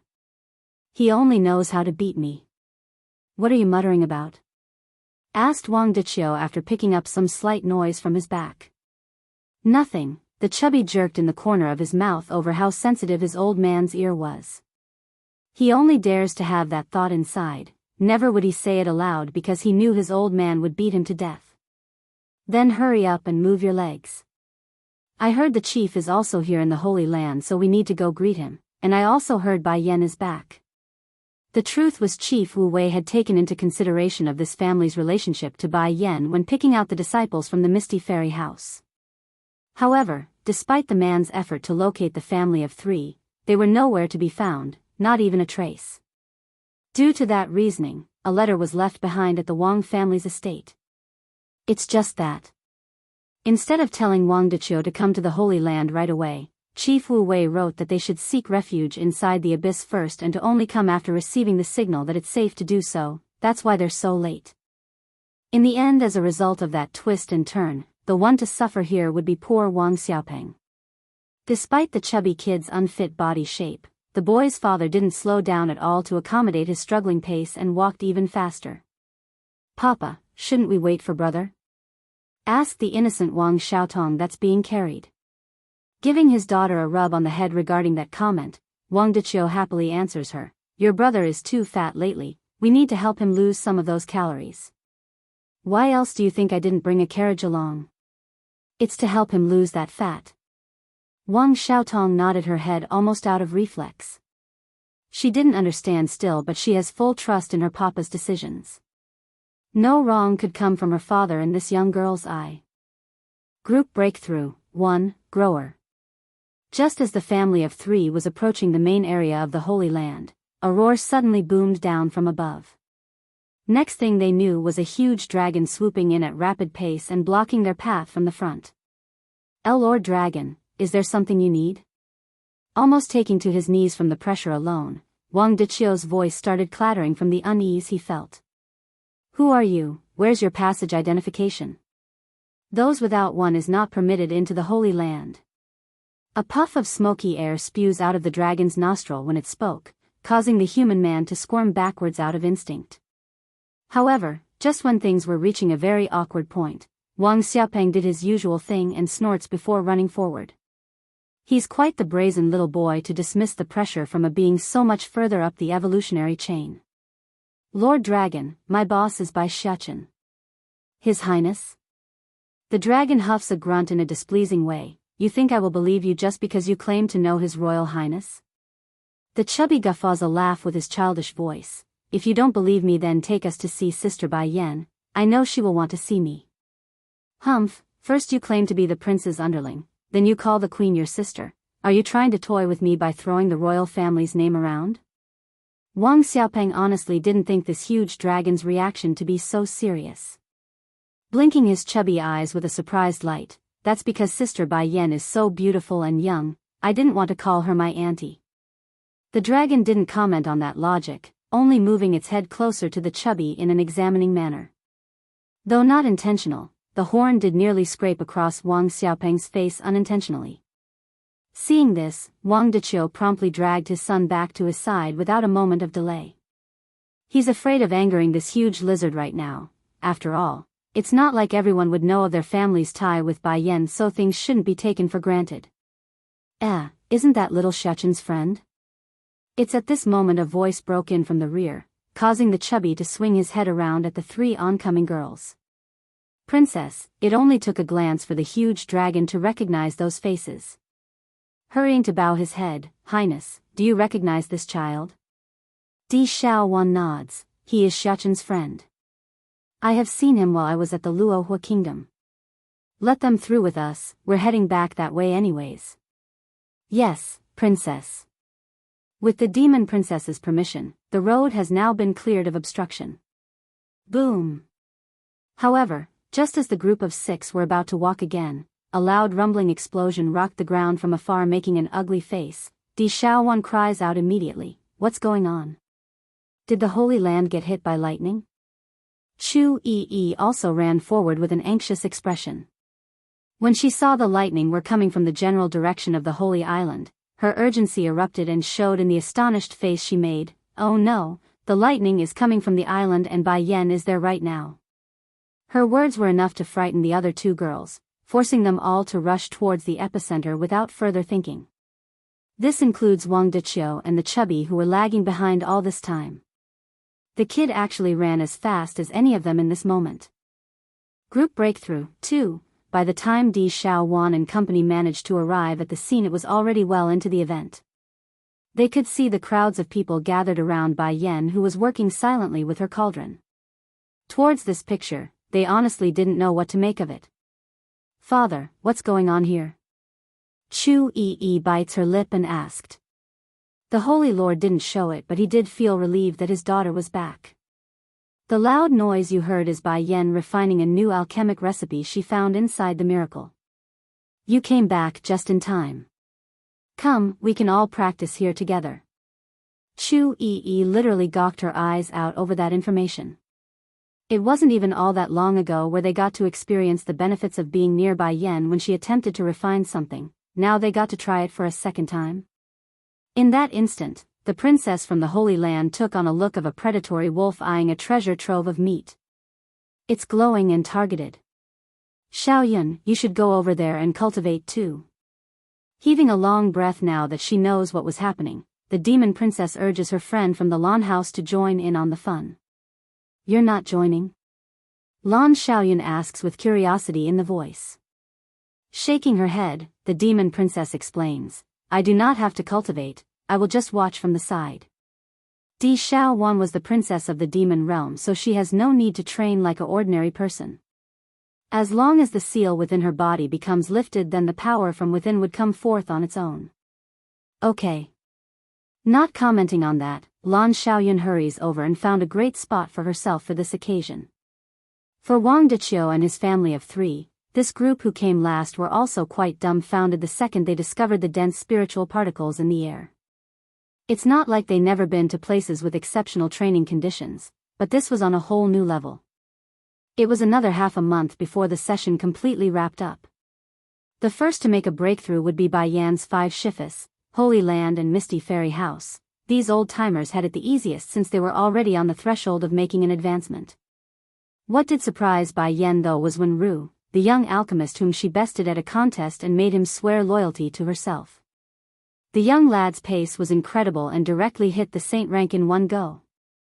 But then again, everything did make sense now that she's thought about it. Everyone has a limit. If one focuses in on a thing, then they are bound to be lacking in another. In this case, when Ru has diverted his attention away from alchemy, the lad's main interest, to cultivation here in this case. That talent once again shined through, showing how amazing the person really was even outside his field of expertise. It's a shame though. Aside from those below the saint rank, the residual effects of the godhood Dan pills on the surrounding environments are minimal to the individual. However, this did give Bai Yen an idea for the future. If she gets more ingredients, then creating a legion instead of a single battalion wouldn't be a pipe dream. It's very much a possibility. Shifus, and everyone else who have arrived at the saint rank, come forward please. Gathering at her call, the 3 Shifus from the Holy Land and the 2 from the Misty Fairy House all showed a confused look on their faces. Nevertheless, they stepped forward anyways along with Holuo and the rest from behind. Group breakthrough, 3, anyone but them has to withdraw from the Holy Land. Wait outside the mountain base until called for. Bai Yen did not directly bring out the medicine, instead she sharply orders the remaining people who didn't meet qualification to leave. Lord Shu Ran naturally understood what the lady wanted, so he immediately followed up with his own instructions. Everyone follow me, no one is allowed to stay behind. But sister-in-law, I want to stay. Puckering her lips to one side in an unhappy manner, Di Xiao Wan protests. Softening in her tone against the girl's protest, behave, if you stay here then the lightning will hurt you in the process. It won't, the demon princess shakes her head in denial. I'm not afraid of those thunder strikes, please let me stay. Showing a pitiful light in those eyes, it's hard to deny someone like this that's currently tugging at your sleeve in a pleading manner. Bai Yen didn't say much, only narrowing her eyes in at the girl in an examining manner. Then suddenly, her pupils shrank inwardly like she's discovered something incredible. Fine, you stay. Giving a nod in agreement, except Xiao Wan here, everyone else is to leave if you are below the saint rank. Don't say I didn't remind you all if something happens otherwise. Her words were very serious, and that was enough to make those who were hesitant at first to dash off like a puff of smoke. Some of you must still be wondering about those thunder strikes from before. I can tell you all now, it's from my grandfather's breakthrough into the celestial rank. The explanation was like a grenade, exploding their eyes until it's spinning with stars. First Elder Jingqi had said it from the start, it was someone having a breakthrough. What they didn't know was the individual not being Bai Yen herself. Turns out it's Bai Cheng Feng instead. Yenner. Twitching in the corner of his mouth, Second Elder Renyi speaks with a hint of disbelief. But Lord Bai only just broken through to the saint rank, how? In other words, the old bastard has only recently broken through, so how could he make another advancement this quickly? Flipping over her hand, Bai Yen reveals the bottles of pills she readied for everyone. This is what I just made with my alchemic cauldron. See this thing? Holding up one of the beady little pills, this is called Godhood Dan Pill, an alchemic product that can help a saint rank advance into the celestial rank in one go. Second Elder Renyi now sounded shaky. You mean, we can all break through to the celestial rank just like that, with that pill? That's right Shifu, anyone is able to with the help of this pill. Wait until everyone uninvolved leaves the Holy Land, then we can begin. One by one, Bai Yen hands out her supply to those gathered around. Of the many who were amazed by the opportunity, Hualuo of the flower brothel has to be the most moved here. She's always been at the bottom of barrel in her life, from setting up the brothel to protect herself and her sisters due to their unfortunate upbringing and origin. The lady has never been lucky in life. Well, that was until she met Bai Yen and was saved by the woman. Since then, things have been going smoothly and constantly improving, just that being able to step into the legendary level like the celestial rank still left her bewildered on whether or not this was really happening. Group breakthrough, 4, with a faint smile, Bai Yen gradually came before Jingqi and his 2 brothers from the Holy Land. Shifus, it was the 3 of you who picked me up back then. For that, I will never forget your kindness and will do my best to help improve your strengths. These 3 have watched her come all this way in life, making them some of her most essential people in life. That's including the fact that they're unreliable on many occasions, but still, they are very much important to her. And, taking a pause to organize her words, you will always be the most important people in my world outside of Ditsang, Xiachen, and my brother Bai Xiao. Years of companionship, this feeling, how could others compare? Only by making them capable of protecting themselves could she go fight the celestial realm at ease. Fortunately Bai Chang Feng wasn't around to hear this, otherwise the old grandpa would have to go find a tiny spot to weep in silence. My dear, Jing Qi's, first, voice choked as he reached out to rub the woman's head. When we picked you up 6 years ago, you were already the one and only family we have in this life. He and his brothers have no children, that makes the girl their unofficial daughter regardless of what others thought. Bai Yan smiled at that and didn't object to the idea because she felt the same way. Then without forgetting the rest, she turns to Zhongnan and Zhongbei of the Misty Fairy House. Shifus, I want to thank the two of you for the care you gave me while at the Misty Fairy House. As long as I can walk down the path I chose, I will certainly take you along with me forward. I will never forget the kindness and care you've shown me during that period. What about the spirit realm? What about the celestial realm? One day, this big world will become one and become mine to rule. The Zhong brothers were very much gratified over that promise. To these two who already lost a disciple in the past, having another so gifted and talented was the greatest fortune they could ask for. It's getting late now and I believe the crowd have mostly dispersed. Come everyone, let's begin.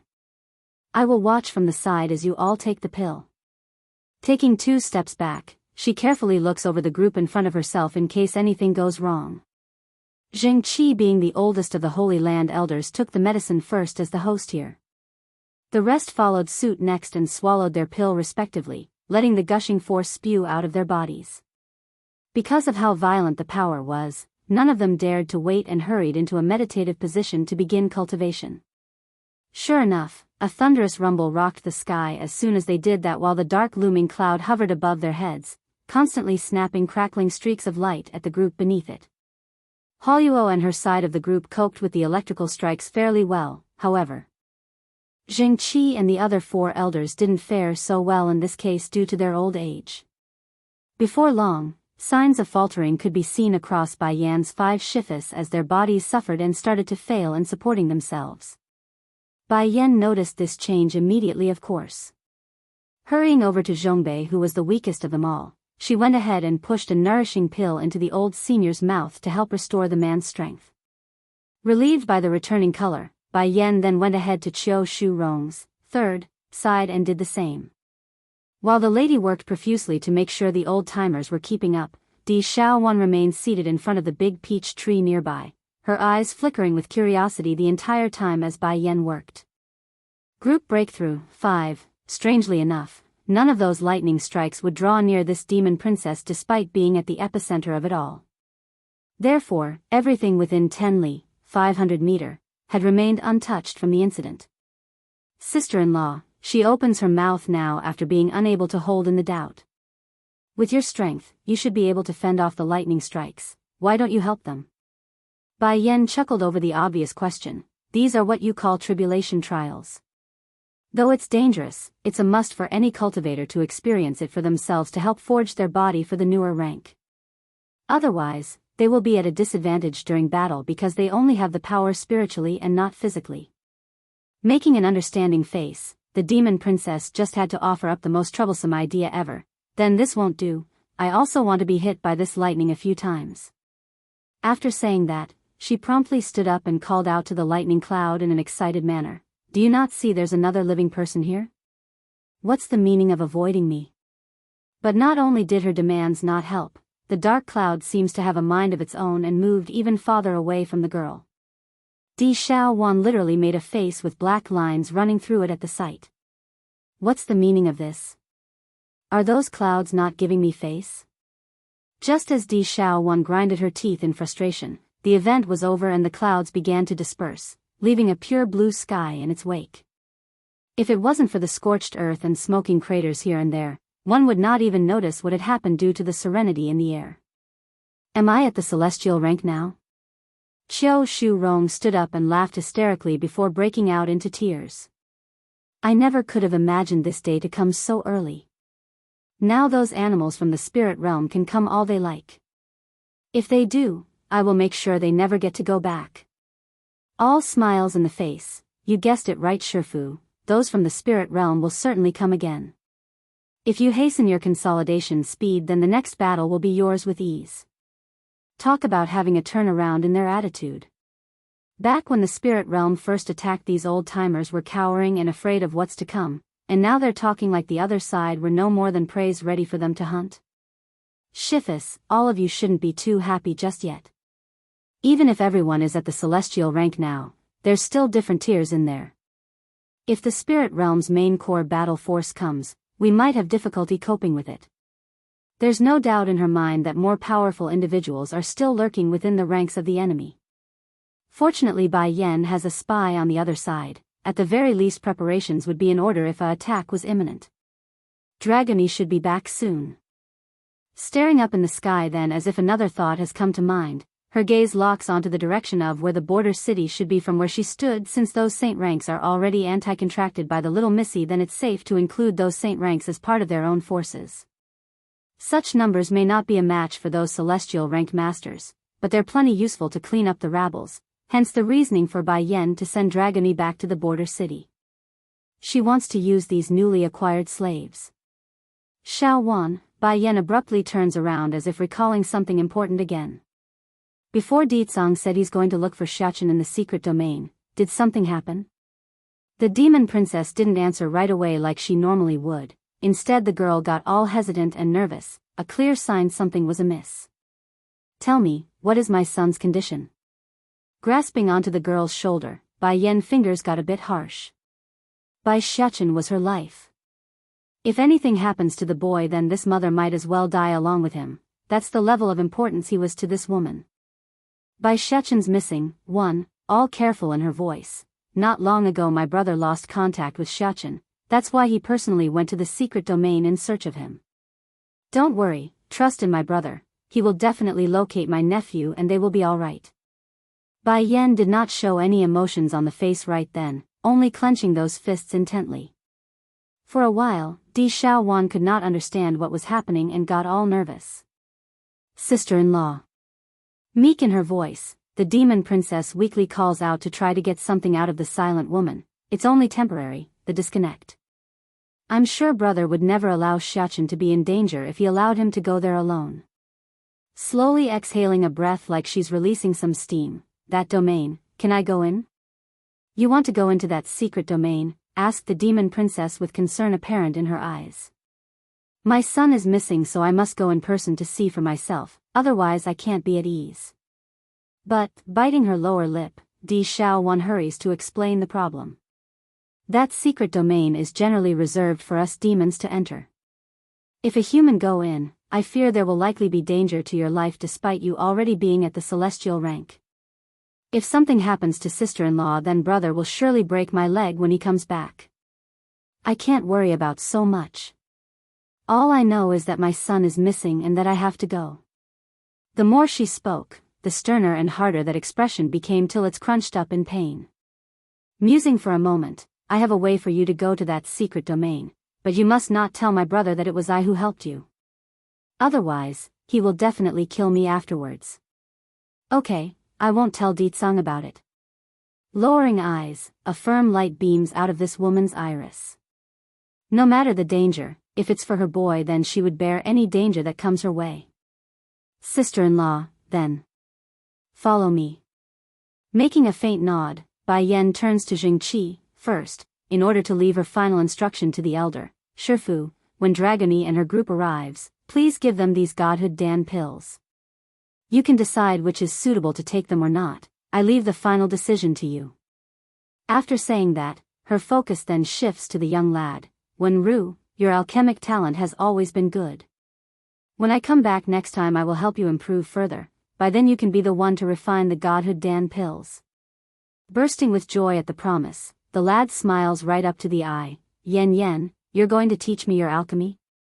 Yes, you have the ability to become a 10th grade alchemist. Here, take this recipe book and practice while I'm away. I hope that by the time I return you will already be at the 8th level. Dropping a thick booklet onto the boy's hand, she cocks a wonderful smirk like she's expecting a lot. This didn't escape Qiu Shu Rong's third eye. Making a face with black lines running through it, "Sweetie, you can't be so unfair. What about us? You can't just focus on helping him improve and leave us out of it." "Well, Shifu, how many years do you think the three of you would take before success can be achieved when refining a 10th grade recipe?" Making a helpless gesture, Bai Yan honestly didn't want to be like this. The issue was the three elders were just too ordinary and unskilled in comparison to Wenru. Bai Shechen's missing, too, holding the item in his hand like it's some sort of treasure. Wenru's expression were all smiles then. "Shifus, wait for me to come back first, then I'll help you all enhance your alchemy when I have some free time in the future. I believe even if I gave you all the recipes now, you would still be unable to grasp the knowledge on your own." Shaking her head with a bittersweet smile, Bai Yan turns back to the girl behind herself again. "Xiao Wan, we're leaving now." In a flash, the girls were already gone from this place due to the insistence of the worrisome mother. Demon Realm, inside the palace. First Elder had been staring up in the sky here when his mind was suddenly yanked back to reality by the appearance of the two familiar figures up ahead. "Queen, Princess, you're back." Showing a faint smile, the senior happily greets the two new arrival from the front. Landing on the ground, Bai Yan spoke first without hesitation. "First Elder, I heard you and State Teacher were busy with something and had to leave. How come it's only you here?" Slightly amused and taken aback by the quick question, First Elder didn't mind and frankly answered, "That's because State Teacher still had other businesses to take care of, so I returned first." "My queen, is something of the matter?" "Shechen is missing." Growing darker in her complexion, the lady states her main reason for coming. Likewise, the senior also grew solemn in the face upon this news. Going silent for a moment, I heard His Highness had went into the secret domain. "My queen, do you mean?" "I want to go into the domain as well." Her voice increasingly more determined and unyielding, showing how much she intends to force the matter if needed to do so. A subtle change of concern swiftly took hold on the elder's face as he frowned on this demand. "Queen, I'm afraid." "First Elder, Ditsang once said I'm in charge of the demon realm. Now I want to enter that secret domain, so do as I order and send me there." Narrowing her eyes in, that voice grew increasingly sharp as she continued, "Don't try to make any excuses. Xiaowan already told me aside from Ditsang and State Teacher, you are the only other person capable of opening a channel into that domain." The poor senior's mouth actually jerked as he twitched from being pointed out. For a good while, no words could come out of that tongue due to how speechless he became. Then when the old fella finally regained his composure, he immediately turned to the princess with a protesting look of blaming because that's exactly the sort of excuse he had wanted to make in order to shut the idea down. Di Xiaowan naturally knew what the other side meant by that look. Shrinking her neck in, she promptly took a few steps back to hide behind Bai Yan's figure. "First Elder, this is not my fault, you mustn't tattle to my brother when he comes back." Now this time it's the demon princess who's overthinking the matter. Aside from Ditsang being a bit mean to the spoiled girl, no one else in the demon realm would treat this princess unwell. In fact, they pampered her to the point where it's ridiculous, hence the lawless behavior she has formed over the years. "Princess, if Her Highness is all right by the end of it, then of course nothing will come of this incident. However, if something bad happens, then no one can hide the fact, right?" Shaking his head, First Elder sighed at the predicament he's now placed in. Shuddering in cold sweat over that explanation, Di Xiaowan immediately turned to Bai Yan for help and tugged at the lady's sleeve. "Sister-in-law, you must come back early, otherwise my brother really will kill me." Bai Shechen's missing. 3. Don't assume just because Ditsang doesn't hit this girl that he wouldn't. If anything does happen and crosses the man's bottom line, then it would spell the end for her. Di Xiaowan has no delusion of what would happen then, likely she wouldn't be able to see the next sunrise. "I'll be back," all bright and firm in her eyes. "First Elder, open a channel for me, I'm going to look for my son." Towards this determined mother, the old-timer just couldn't refuse and issued a long sigh. "If Your Highness is so determined, then I won't say any more. However, I have one last question I like to ask before we go. Did you break into the celestial rank?" Staring straight at the woman's figure, First Elder grew heavy in the voice as he spoke. Giving a nod, Yes, not long ago I happened to come across an opportunity and made the breakthrough. Then Queen, do you know how the level is divided within the celestial rank? Bai Yen shook her head, showing this was the first she's heard of this. I don't know. Let me explain then. After all, it will just be a matter of time before you meet a celestial rank once you enter the secret domain. Giving a faint smile, the senior inhales a long deep breath like it's going to be a long one. Truth is, we don't call our level the celestial rank at all once we hit this stage. The power difference is just too distinct and drastic on each tier, so we would treat it like a whole different level within the rank. Like for example, my queen, you've just made the breakthrough, so we would call you the bottom divine level. Then what comes afterward? She asks with a frown. That would of course be the middle divine, followed by the high divine. Take that, spirit lord, he is a middle divine. Caressing her chin, Bai Yen muses over this newfound knowledge for a while before finally speaking up again with a smile. I understand. Can you take me to the secret domain now? Of course, if that's your wish, my queen.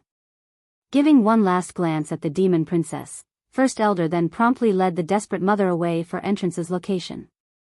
Bai Yen didn't say more and quietly followed from behind. She's wholeheartedly invested on this trip and has no intention of coming back out until she locates her boy. Inside a valley, a man with his hand crossed behind the back stood firmly in place atop of this land riddled with fallen leaves of maple. Meanwhile in the back, a group of armed guards silently waited his next order. Is your information accurate? My son is in this place?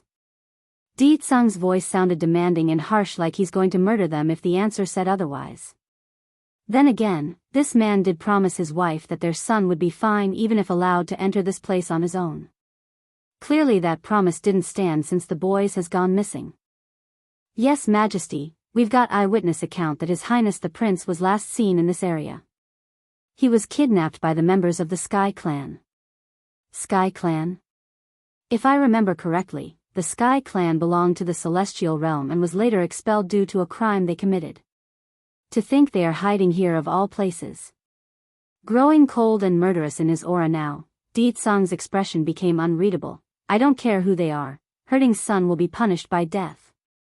Slowly raising his hand to issue the command, demons, heed my order, slay every member of the Sky Clan. Yes, Your Majesty.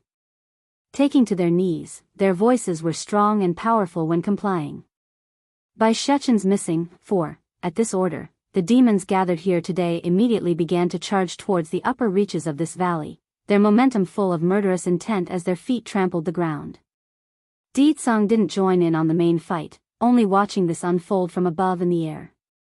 Nevertheless, his attention did eventually get pulled when a loud holler caught his ear from the small settlement. Who is so bold to come make trouble at our Sky Clan? The voice clear and crisp, causing even the smoke to clear somewhat in the battlefield as that bright red figure made its way to the forefront. This individual was a beautiful woman with a dominant air to her existence, yet she still carried the sort of charm that's expected of the type who's well experienced in seducing the opposite sex. At first she was still brimming with anger over the attack, but that instantly changed as soon as she noticed that enticing figure of a man up ahead.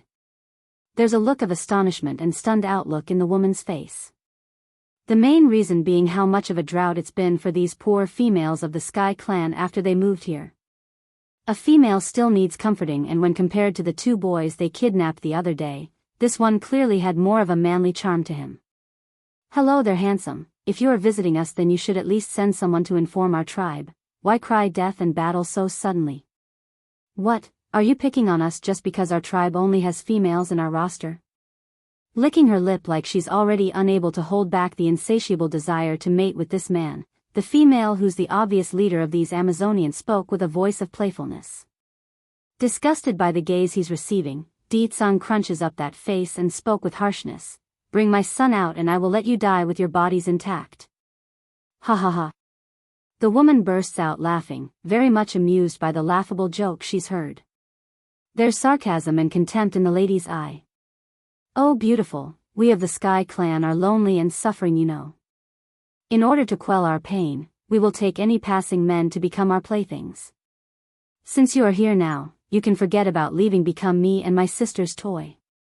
Retracting the cold frosty air in her eyes, the woman throws out a charming wink at her supposed victim. Deetsong's aura instantly grew menacing because he knew what she's trying to do. Waving his arm, a powerful force repels whatever she's trying to do and throws a counter-attack right back. Surprised and shocked by the ineffectiveness of her own charm, a pang of anger erupted out of this woman's face, but not before she got hit in chest and had to take several steps backward. Now there's only panic left in the eye. How? How can our clan's seduction spell not work on you? In this world, there are many races who study the art of seductive charm, but there's no other group more capable than the foxes. Since Deetsong here was a fox himself, it's only normal for the woman's charm to fail. Speak, where's my son? Encroaching in on the female, Deetsong's pressuring gaze was now starting to make the other side stammer and break out in cold sweat.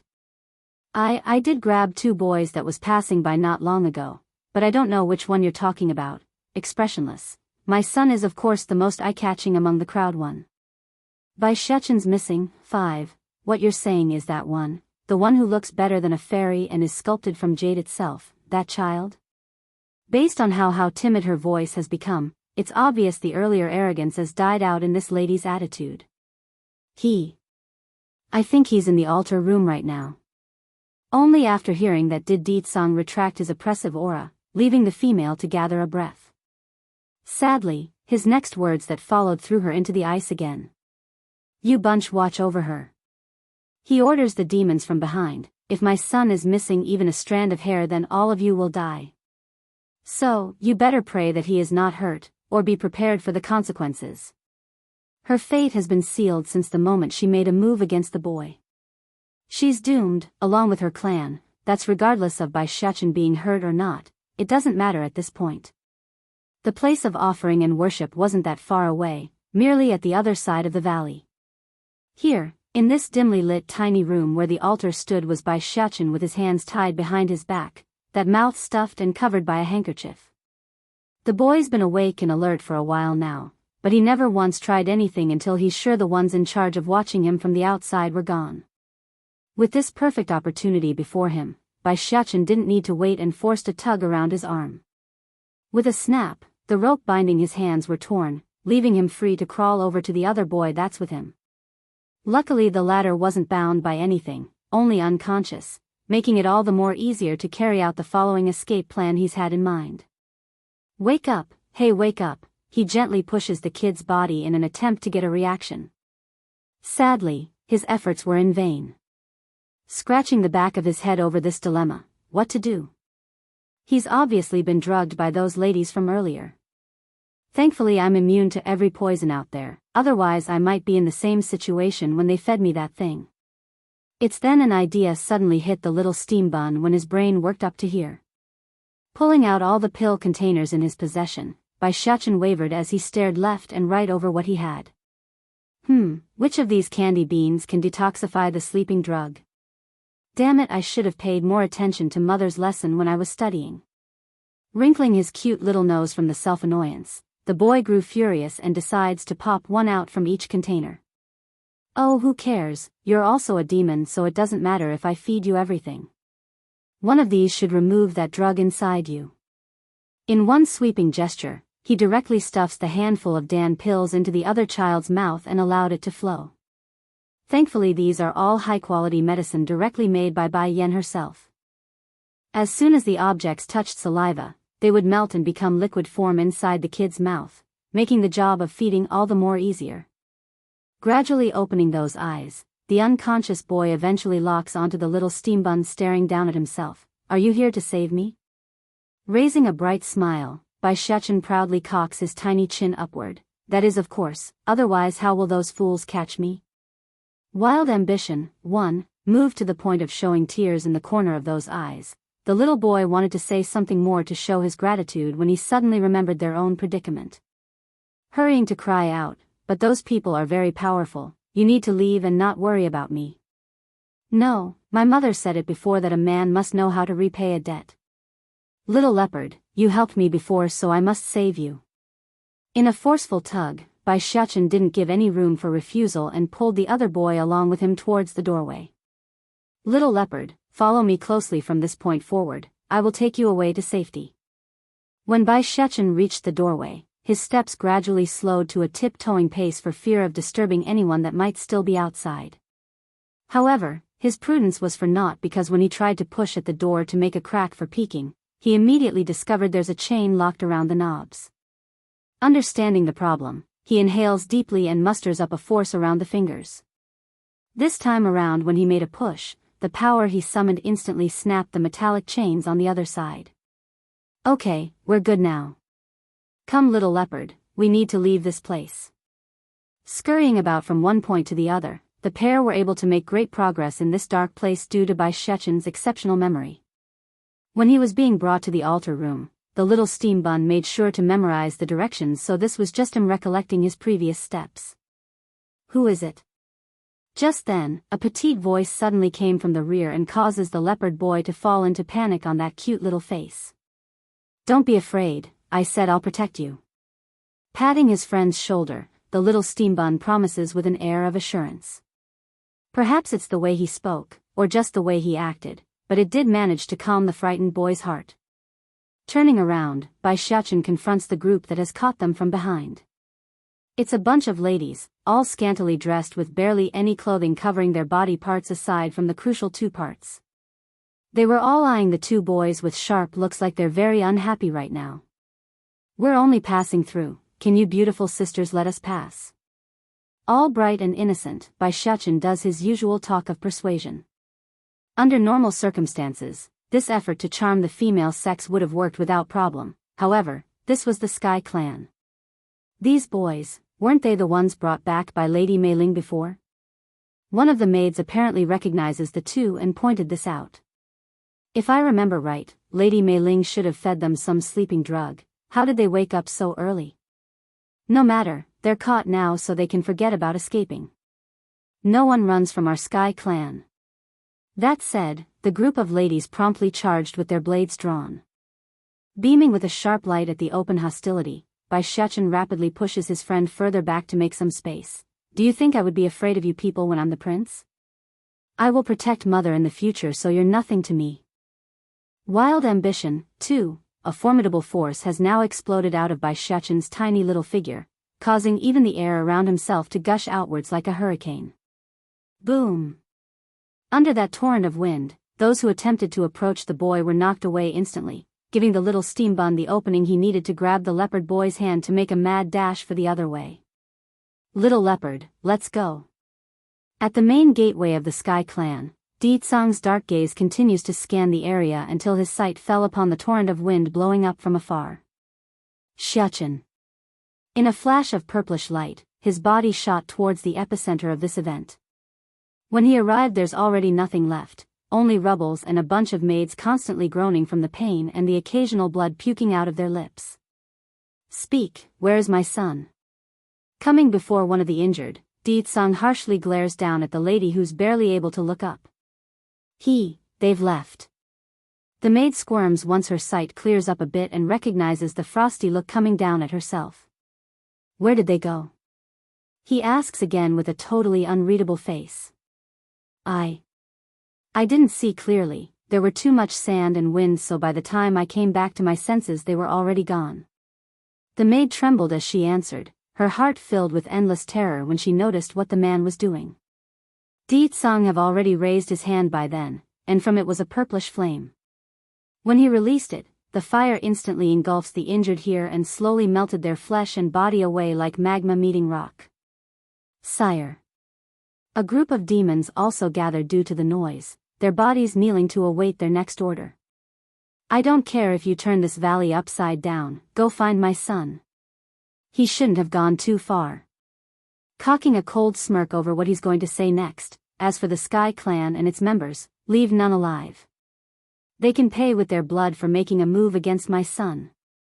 Under normal circumstances, Di Tsang wouldn't even need to make such a huge scene about finding the boy. He could have just used his nose to track the scent. Unfortunately, there are various obstacles here stopping him from doing so. The main one being the differing laws governing this pocket dimension. It's affecting his ability to smell. Of course, the Demon King here was well aware of this fact and deliberately gave his own son a beaconing charm. It's so he could tell where the boy was at all times. Sadly, the little rascal actually lost the damn thing, forcing Di-tsang to do all this for a simple rescue mission. Yes, sire. Bowing their head, the demons promptly spread apart in every direction without looking back.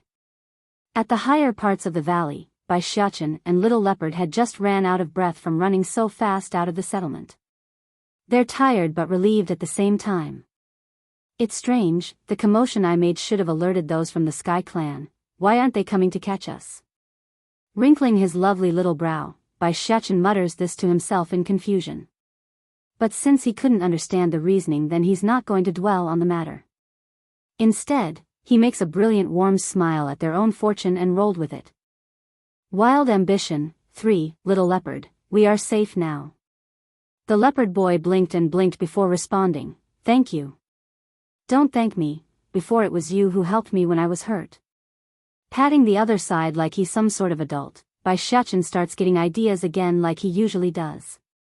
This place is too unsafe, why don't you come with me? I can't be at ease leaving you here alone once I leave this place. There's shock on the leopard boy's face, but more were that of surprise and happiness. Almost choking due to the tears that's swelling up, you would take me in? Biyao gives a heavy nod. My mother is a very good person, so I'm sure she would love to have you around, don't worry. Do you like your mother very much? Seeing how the little steam bun would always genuinely smile when mentioning Bai Yan, the leopard boy unconsciously began to envy him. It couldn't be helped. Since his birth, this kid has always been alone without any supervision or family. To finally have a grasp of what it means to experience kinship was something entirely new and enticing for him. Proud in his demeanor, of course I like my mother, she's the greatest and best-looking woman in this whole wide world. She's gentle and kind and the sweetest person you can find. It's the very reason why I came here, it's to enhance my own strength so I can protect her from those mean people who wishes to harm her. Then do you not mention anything about your father/my father? Biyao mouth instantly puckered up with a sour note. He is a big baddie who always tried to steal mother away from me. But out of consideration that he likes to beat those bad people away from my mother, I have reluctantly accepted him. When speaking up to here, the little steam bun suddenly paused like he's thought of something else.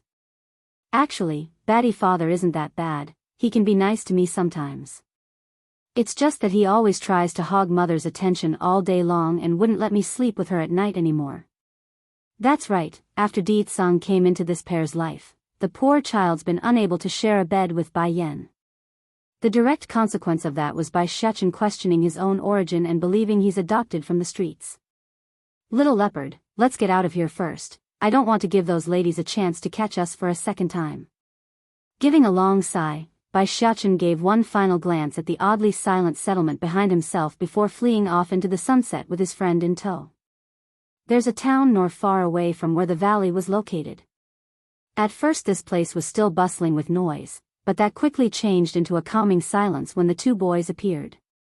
Whose children are they? What a lovely pair of boys, the first pretty like a girl and the second just as fine like a piece of jade. Little Leopard rarely makes contact with other people, so this experience was something very new to him. Perhaps it's the look he's getting, or the added attention, but the kitty boy definitely didn't like this and took shelter behind his friend's back. He's just too timid and afraid for these sort of crowded events. Understanding the issue, Biyao promptly pat the other kid's shoulder as reassurance. Don't be afraid, with me here no one will hurt you. That day it was he who got saved and it was he who brought the leopard boy out from his former home. In the end Biyao here holds a huge responsibility to look out for the other boy. After all, it was his own negligence that allowed the females from the Sky Clan to kidnap the kid in the first place. Wild Ambition, 4, and this time, he won't let his friend Little Leopard suffer any more damage. A man must shoulder responsibility in life, that's what his mother said. The leopard boy nods and came out again with renewed confidence. You are my only friend, so I believe in you. Though there's no more fear left on the kid's face, but the cheeks were still flushing red as he stared back at the townspeople. Elder, are you seeing this? Not far away from where Biyao stood was a young man wearing a light blue robe. He's currently eyeing the two boys while fanning himself like a young scholar. Young lord, I saw it very clearly, the boy with the more exquisite face is the one those from the demon realm are seeking. With a placking sound, the youth folds his fan in one smooth motion and coldly spoke again. According to the forefathers, we were once also members of the demon realm, but because of a mistake our forefathers made, those at the throne threw us out and banished our clan into this domain. Originally we should be happy to be able to come here, after all, the demon realm's foundation is damaged during the Great War. Getting cold in the eyes now upon bringing the subject up, but those accursed beings cursed us, forever sealing our ability to advance in the celestial rank here. They could have just left us alone, instead they ordered us to forever guard over this stretch of land for them and not let us reap the benefits. The more he spoke about the past and the conditions placed on him and his kin, the more outspoken and harsher his voice became. What do you have in mind, my lord? The old man asks after a moment of thought. Showing a rippling smirk regarding that question, I want to make use of this demon prince. Once I capture him, then that demon king will only have two choices to make. First is to release us from this prison, then it's to hand over the throne to me and break the limit on our bodies. Showing hardness in the eye, the youth flicks open his fan again using that expressionless face. Young lord, what plan do you have in mind? At first the senior that's with the youth was stunned by that proclamation, but he quickly came back to his senses after weighing the cons and pros. It's true forcing someone to do their bidding would be difficult, but it's not entirely impossible. They do have their method, and as it so happens, they have it right here in their hands. If he loses his memory, then wouldn't it be easy to control him? The youth sneers, our Zhang house's forefathers were stupid. I'm not going to be like them, guarding this domain just because others told them to. The old man's heart trembled then. For some unknown reason, he couldn't help but feel uneasy when listening to his young lord's words. My lord, shouldn't we let the chief know first? No need. The young man shows a dark look. That old thing is so cowardly, he will only hinder our plans and get in the way. If you want our demon wolf clan relive its glory days again, then follow my orders, I will lead us to greatness. Wild ambition. 5. While the two were scheming behind their backs, the leopard boy himself was busy scanning the streets with curiosity in his eyes. Everything was new to this young kid, and like any child, the fanciful and fun things are always the most eye-catching. However, when his sight fell upon the two figures in front that staring straight at himself, he immediately shrank his neck in and snuck behind the little steam bun again due to the anxiety he felt from the unknown. Looking up at the intervention, Biyao brow began to furrow inwardly as he asked, Grandpa, Uncle, do you need something? With a fake smile, the young man makes a greeting gesture, Greetings, Highness. Blinking his eyes in surprise, the little steam bun quickly follows up, Do you know me? We are members of the demonic wolf clan and subjects to His Majesty. Under the king's order, we have been instructed to search for you, my prince, and to bring you to our home so news can be passed along to His Majesty. Since the tone sounded sincere and the fact that the other side's also a demon, Biyao didn't question the truth in that statement. Baddie father is looking for me? Oh, it's all my fault. I lost that beaconing charm when I got injured last time and still can't locate it. If you are acting under Baddie father's instruction, then go ahead and inform him. I can wait at your home until then. Normally he would reject the offer, but since he's afraid of Deetsong being worried for himself, the kid finally nodded and said yes. Please, your highness, this way. While under the cover of his own bowing head, the youth smirks at his own success. Reaching out to hold his friend's hand, Come, little leopard, we will go with him. Oh yes, prepare some food for my friend, he likes to eat meat. As you wish, my prince. Zhang Yu, young wolfing, cups his hand in compliance. The elder on the side had wanted to say something here but ended up sighing in the end. He knew his words won't change the young wolfing's mind. Oh, forget it. The young lord has never been one to admit defeat before others, even if it means using underhanded methods at times. Such a personality won't be persuaded just because of caution. Biyao didn't think so much. He's too full of joy to worry about a trap being laid before himself. To the demon prince, he's all about leaving this secret domain once his old man comes. By then, he could run back to his mother and be the good little son that he was. An involuntarily smile blooms out of that face, those eyes full of laughter at the thought. Zhang Yu continued to walk in front right now. To this young wolfing, he's unable to keep his happiness contained at this point because he could already see himself basking in glory. That demon king loves his own sons so much, that's why he's going to give me everything I demand of him. The Wolf Manor. Where's our room? The little steam bun briskly asks after stepping through the doorway like he owns the place. Zhong Yu's scheme. 1. Yes, Highness, I will have the maids ready the rooms for you. Please come with me first. Zhang Yu signals the old man behind himself while he himself led the two boys away for the temporary guest rooms. The old man naturally knew what that look meant. After a moment of musing, he immediately walked in the opposite direction to carry out the plan. Uncle Wolf. Bai Shechen suddenly stopped. When will my father come? This careless and unthoughtful question actually scared the daylights out of Zhong Yu. The young man thought he's been discovered, so he began to tense up. However, he quickly realizes it's his own guilt that's playing here and his rattled nerves soon settle down. I'll send someone to inform the king right away. I believe it won't be more than a few days before he comes. Grinning with a huge smile at the news, then that's great. I hope Uncle Wolf isn't trying to deceive me just because I'm a child, otherwise my mother will be very angry. Just so you know, even my batty father will get scared if she's like that. It's unsure why, but the little guy's words have had the direct effect of make Zhang Yu fall into a panic. He's sure that his lie has worked, and that the prince didn't suspect a thing. Yet why? Why does he have such an ominous feeling? Awkwardly laughing like he's trying to shirk off the unease, the young wolf attempts to move the topic along. Don't worry, Prince. No one here will dare to or be able to deceive you. I'd still like to trust Uncle Wolf. The boy's returning smile seemed very innocent and very true. Uncle, I'm starting to feel tired, so don't let anyone come disturb me later when I'm resting. Oh, course, Your Highness. Complying by lowering his head, one only needs to take a peek to discover that insidious light in those eyes of this wolfing. Done with that, Bai Shechen turns back to the room in question. He didn't make up the part about wanting to rest, so when he pushed open the door, the first thing he did was to close it and get on the bed. With the blanket reaching all the way to his face, the kid appeared troubled with worry. Will mother find out since I lost the beaconing charm? She must know if batty father knows. Oh, what to do, mother must be so worried about me. I better be good and wait for batty father to come pick me up so I can go back as soon as possible. I miss mother's scent so much, I want to go back. No. Shaking his little head like he's trying to throw away the thought, I'm not 3 anymore. I must learn to be independent.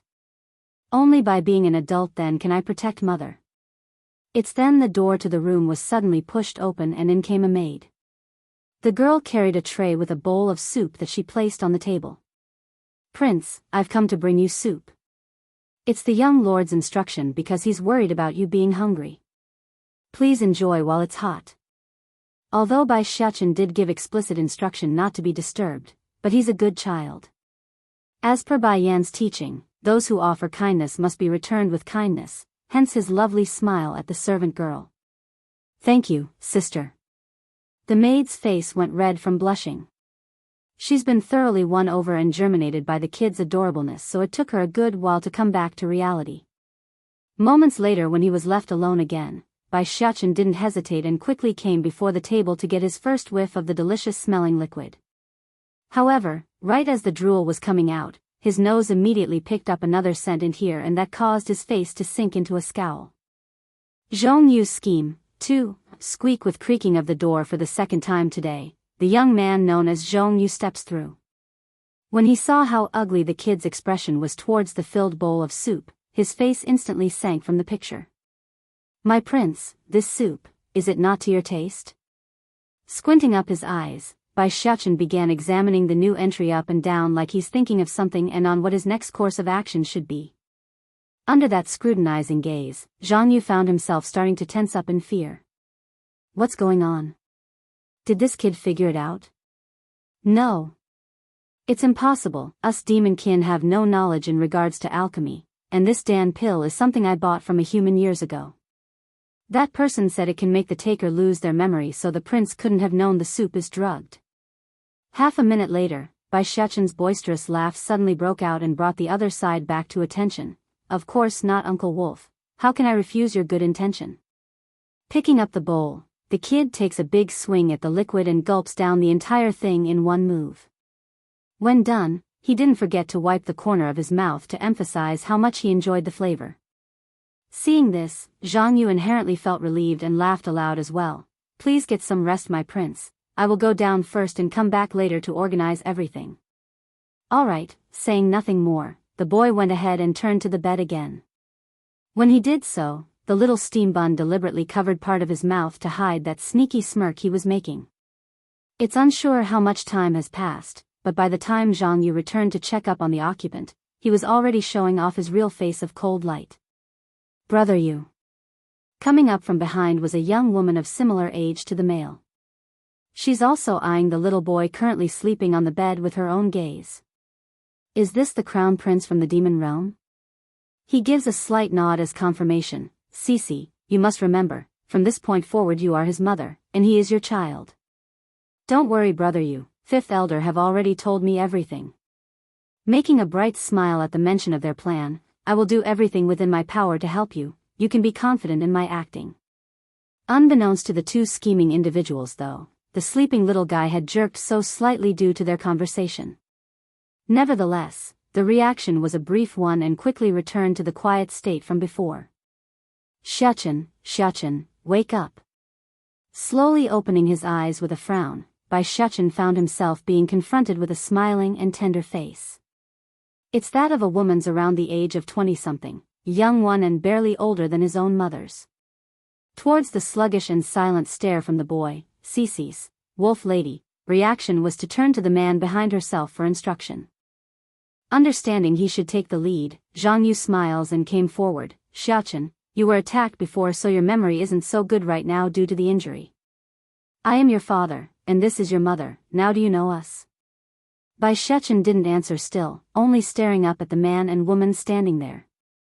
Towards this display, Zhang Yu began to doubt himself and made a furrowed look. This shouldn't be. Did the drug make the kid go stupid? It was supposed to only make him lose his memories, not wipe his mind completely to the point of damaging it? Exchanging a look between themselves, the wolf lady known as Cici went ahead to bring the little steam bun into a warming hug. It's the type of a kind mother's embrace, which was exactly what she's trying to go for. Zhong Yu's scheme, 3. If you don't want to call us father and mother, then that's fine. You only need to remember we're your family and that's enough. Oh yes, we have an eternal enemy and his name is Ditsang. He's also the one who tried to kill you. Lowering his eyes to hide that frosty glint when they said that, it's obvious Bai Shechen's will to murder these lying bastards has been lit. Cici, let's go, we need to let him get some rest. I'm sure he'll slowly come to accept us with time. Making a small chuckle, Zhong Yu didn't bother to hide the malice in his voice due to the impression that he succeeded. He has taken the medicine anyways, so he can forget about remembering the past in this lifetime. Okay.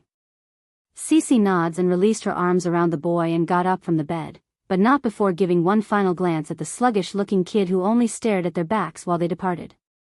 Regaining the light in his eyes after being left alone again, Bai Shechen restored the cunning look on his face and immediately rose from the bed. He's scanning his surroundings with vigilance in case those wolves returned for a third time.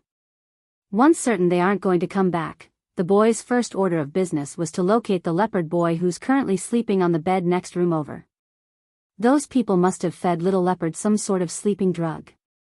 Biting his lip like he's tied between an idea, Bai Shechen suddenly grew tough in the face when he pulled out a small dagger from out of nowhere. In a flick, he makes a small wound on the tip of his finger and allowed the blood to seep into the other boy's lip. Good thing mother fed me all those damn pills since I was a baby. Now I'm immune to almost every poison out there and can use my blood to use as an antidote. Before long, the leopard kid fluttering those befuddled eyes opened like he's really confused on what's happening. Shechen.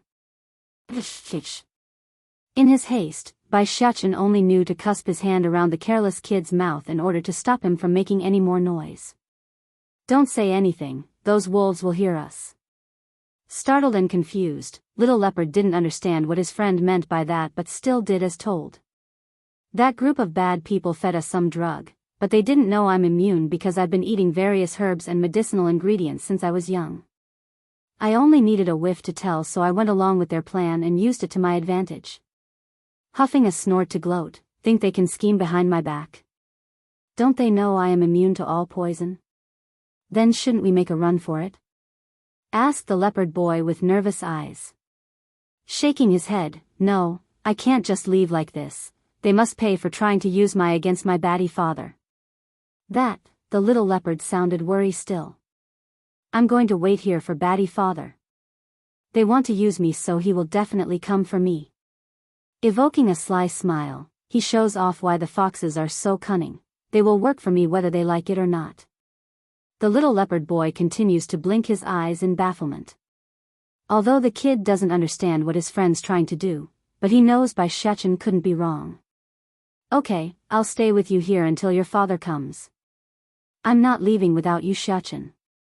Don't worry, little leopard, they can't hurt you. Patting his friend's shoulder, the little steam bun reassures the other boy with his confident smile. Also, I need you to keep pretending like you've lost your memory, otherwise my plan will be exposed. I understand. The leopard kid solemnly nods to show how much emphasis he has regarding the instruction. Done with what he needs to do, Biyao swiftly left his friend's room like a little ghost that he was. Perhaps it's how confident Zhang Yu felt about his plan working, but there were no guards or patrols placed around their room, so sneaking around was a piece of cake. Zhang Yu's scheme, for, at this moment at a not so far away peak next to this township, a woman now stands staring down from above at the terrain as the bristling wind blew against her dress.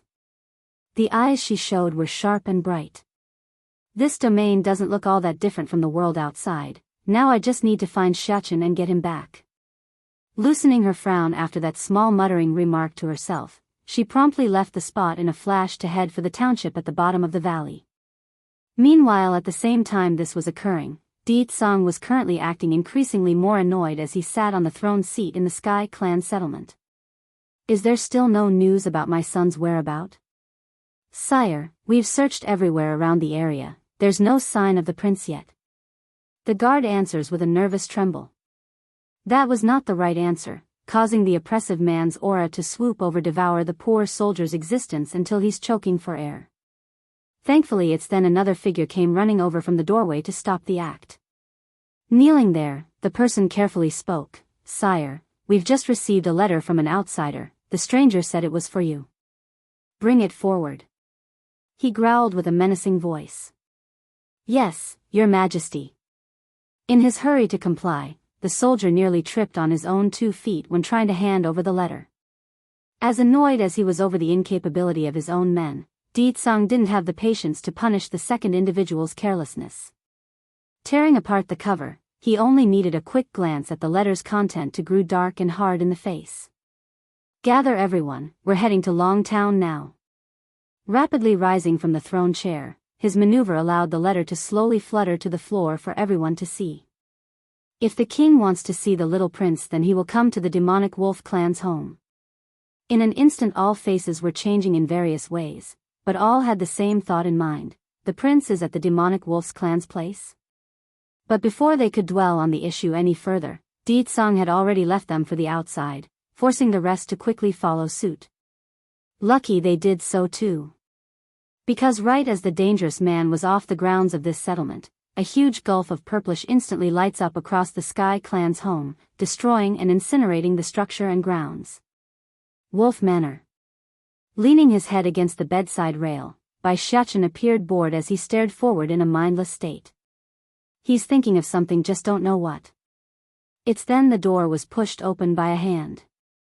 Looking over, he could see it was young woman walking over. Biyao, you're awake? Carrying a tray of dainty pastries with her, Cece, wolf lady, sounded gentle and kind as she spoke. Mother prepared some snacks for you. Come, try some, I'm sure you are hungry by now. Not rejecting the offer, the little steam bun first picked up a pastry to take a sniff. When his nose found nothing wrong with it, his expression promptly relaxed. It's not poisonous. But the thought only lasted a bite before the kid spit the stuff back out. So gross, it's nasty. Who made this food? Are they trying to hurt me with this? Cece's face was stiff as a rock right now. She just couldn't believe how the little fella could detest her cooking so much. This wolf lady could swear that in this long town, her cooking skills are top-notch. Even if it's not the best, it's among one of the best and couldn't be matched. However, one good thing did come out of this for her, and that was Biyao willingness to speak. Thank goodness this child is not a retard and a mute. Xiachen, this is what mother here made for you, don't you like it? Flickering with a light in his big blue eyes, Biyao cuddly and cute face revealed a bright smile when meeting the wolf lady's gaze. Zhong Yu's scheme, 5, are you really my mother? The young woman ticked the corner of her mouth into an upward arc over that question, that is of course. If I'm not your mother, then why would you be here? That made the boy sneer inside. Why am I here? Of course that's because you people scammed me here. Naturally the little steam bun wouldn't show any of that on his face, only staring cluelessly like he should when he's supposed to have lost his memories. But according to my memories, my mother's cooking should be very delicious, far better than the best cooks out there. This pastry though. It doesn't seem to match up to what I recall. Cece just gawked her eyes there. Didn't brother you claim this boy has lost his memories? Why is he still remembering the past? At least he only remembers the demon queen's cooking skill and not the person herself. Maybe I'm getting rusty for not cooking so long. How about I make another plate of pastry for you? Is that fine, Xiachen? She asks with a forced smile this time around. Her mission was to please this little guy, but that doesn't mean she's genuinely happy to be doing so. Okay, grinning wide on his cuddly little face, I want to eat dongpu trotter, flour chicken, mapo tofu and stewed chicken eggplant. Cece's facade nearly crumbled in that split second under his barrage of naming. She's the lady of the wolves, a noble and prestigious existence in these parts. It's bad enough to ask someone of her standing to work in the kitchen, but couldn't he have at least named some exquisite dish instead of those? Those rambunctious stuff? Flour chicken? Mapo tofu? Is that something a person of my capacity should do? Xiachen, these dishes are too ordinary, can you change it to some more exquisite dishes?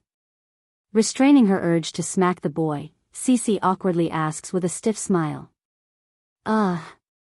Looking reluctant, Biyao gives a nod in accordance with the demand. Then I want to eat dragon meat, it must be the kind that has lived for more than 1,000 years. A splurge of essence blood nearly came spewing out of Cece's throat just then. Dragon meat? And the type that has lived for 1,000 years at that? Where in the world am I supposed to find that? Is that hard? Making a frown, the little steam bun then went ahead to knock on his own head like he's remembered something. I just had a dream. In there, mother would feed me dragon meat and it tasted great. Although I couldn't see mother's appearance clearly, but I know it is mother's figure when she fed me the dish. Of course, his story there was nothing more than a prank. He's a demon, and dragons are also demons. There's no way he would eat his own kin. However, that doesn't change the fact that he's enjoying his own little play on toying with this deceitful witch that's trying to impersonate his own mother. Just watching that steaming yet unable to vent face was enough to delight the cunning little troublemaker. That's what you get for trying to deceive and use me. Xiachen, there's no more dragons in this place. Growing stern, a strong light beams out of the fox lady's eye after she managed to calm her inner anger. Those dragons, I have already fed you all of them, so there's none left. Now it was Biyao turn to choke at the shamelessness of this exchange. He expected all sorts of excuses and lies from this impostor, but to say he himself has ate all the dragons? Whoa, that really takes some skill to pull off. That, getting sly as well, the kid grows a smirky grin as well. Then I want chicken soup. And I want you to eat it with me. Alright, issuing a sigh of relief, wait just a minute, I'll get it ready. After saying this, Cece made sure to leave quickly so that the boy wouldn't make any more difficult request. Looking at her panicking and scrambling figure that's practically fleeing from view, Biyao just couldn't help but release a chuckling laugh at his own achievement. Now all he has to do was to await for the chicken soup so he could carry out the second phase of his prank. The little devil, he did not need to wait long for the wolf lady to return. This time around, she's carrying a large bowl of chicken soup in hand with a heart of resentment. Xiachen, the chicken soup that you wanted. Ready and prepared, Bai Xiachen's first act was to pick up the chopstick so he could pass on the chicken but to the lady's bowl. You eat too. As expected, it is Xiachen who cares about mother here the most. Perhaps it's how moved she was at being served a piece, but the lady didn't have a second thought when she stuffed the chicken but into her mouth after taking a seat. However, all it took was a bite before she spat the chunk of fatty flesh out. In her haste, she immediately grabbed a handkerchief to wipe her frowning mouth. What is this? Chicken butt, is this not your favorite food? Answering without so much as blinking an eye, Bai Xiachen sounded so innocent and true that it's hard to doubt his sincerity. Sadly, this news was a huge blow to the wolf lady's mental stability. If she had known the piece she just placed in her mouth was a chicken but then she would have removed it even before she made the soup, that's a huge blunder on her part due to inexperience, and now she's suffering for it. For a second, the lady felt like her very bile would spill out due to the disgust she felt. Mother, you have changed. Bai Xiachen's little mouth had curled into a displeased pucker like he's about to cry. You used to like eating it a lot. Is it because I'm the one who gave it to you that you are vomiting? Pumping a twitch in the corner of her mouth. How? How could that be? Then why did you spit it out, mother? Asked the boy with a layer of water filling his crystal-like eyes. Inhaling deeply knowing she's been cornered, Cece knew she had no choice and slowly picked up the chicken but again with her chopstick. When those fingers felt the resistance from the clamping force she herself applied, the lady could already imagine the puking image in her mind. But still, she stuffed it into her mouth in one forceful chug and swallowed. That was it, that's the last straw. Grabbing her handkerchief, Cece literally covered her mouth and fled for the outside due to the horrific sensation. When her figure disappeared completely, the laughter of the boys chuckling could still be heard throughout the room. This is just the beginning. If you people dare to impersonate my family, then you can forget about having it easy. Then, as if to add salt to the injury, Bai Xiachen went ahead to take a sip of the soup. Unfortunately, he too had made a mistake and found the flavor disgust, forcing him to spit it back out like a shooting fountain. It's no wonder she puked. This is so nasty, it's hundreds of times worse than mother's cooking. Done with the goofy prank, he decides to just leave the mess for others to clean and took his place back in bed. Within the courtyard of the Wolf Manor, Cece had just finished running out of the guest rooms where she found a quiet corner to throw up. She's still trying to reach down with her fingers to force everything back out from the throat. Cece. It's exactly then that a familiar voice came from behind. When the lady recognized who it was, she immediately reached out to grab at the man's sleeve. Brother, you, that child, he is the devil, he is the devil. Cece, what are you going on about? He frowned and swipes the hand away with impatient clear in his voice. Brother, you, I don't want to be the child's mother anymore, he is a little devil. If I continue then I will go crazy. She's now hissing hysterically like she's about to lose her mind. I've already informed the king that his son's here. The person will be here soon. What do you expect us to do if we give up on the little prince? Are you trying to destroy our demonic wolf clan?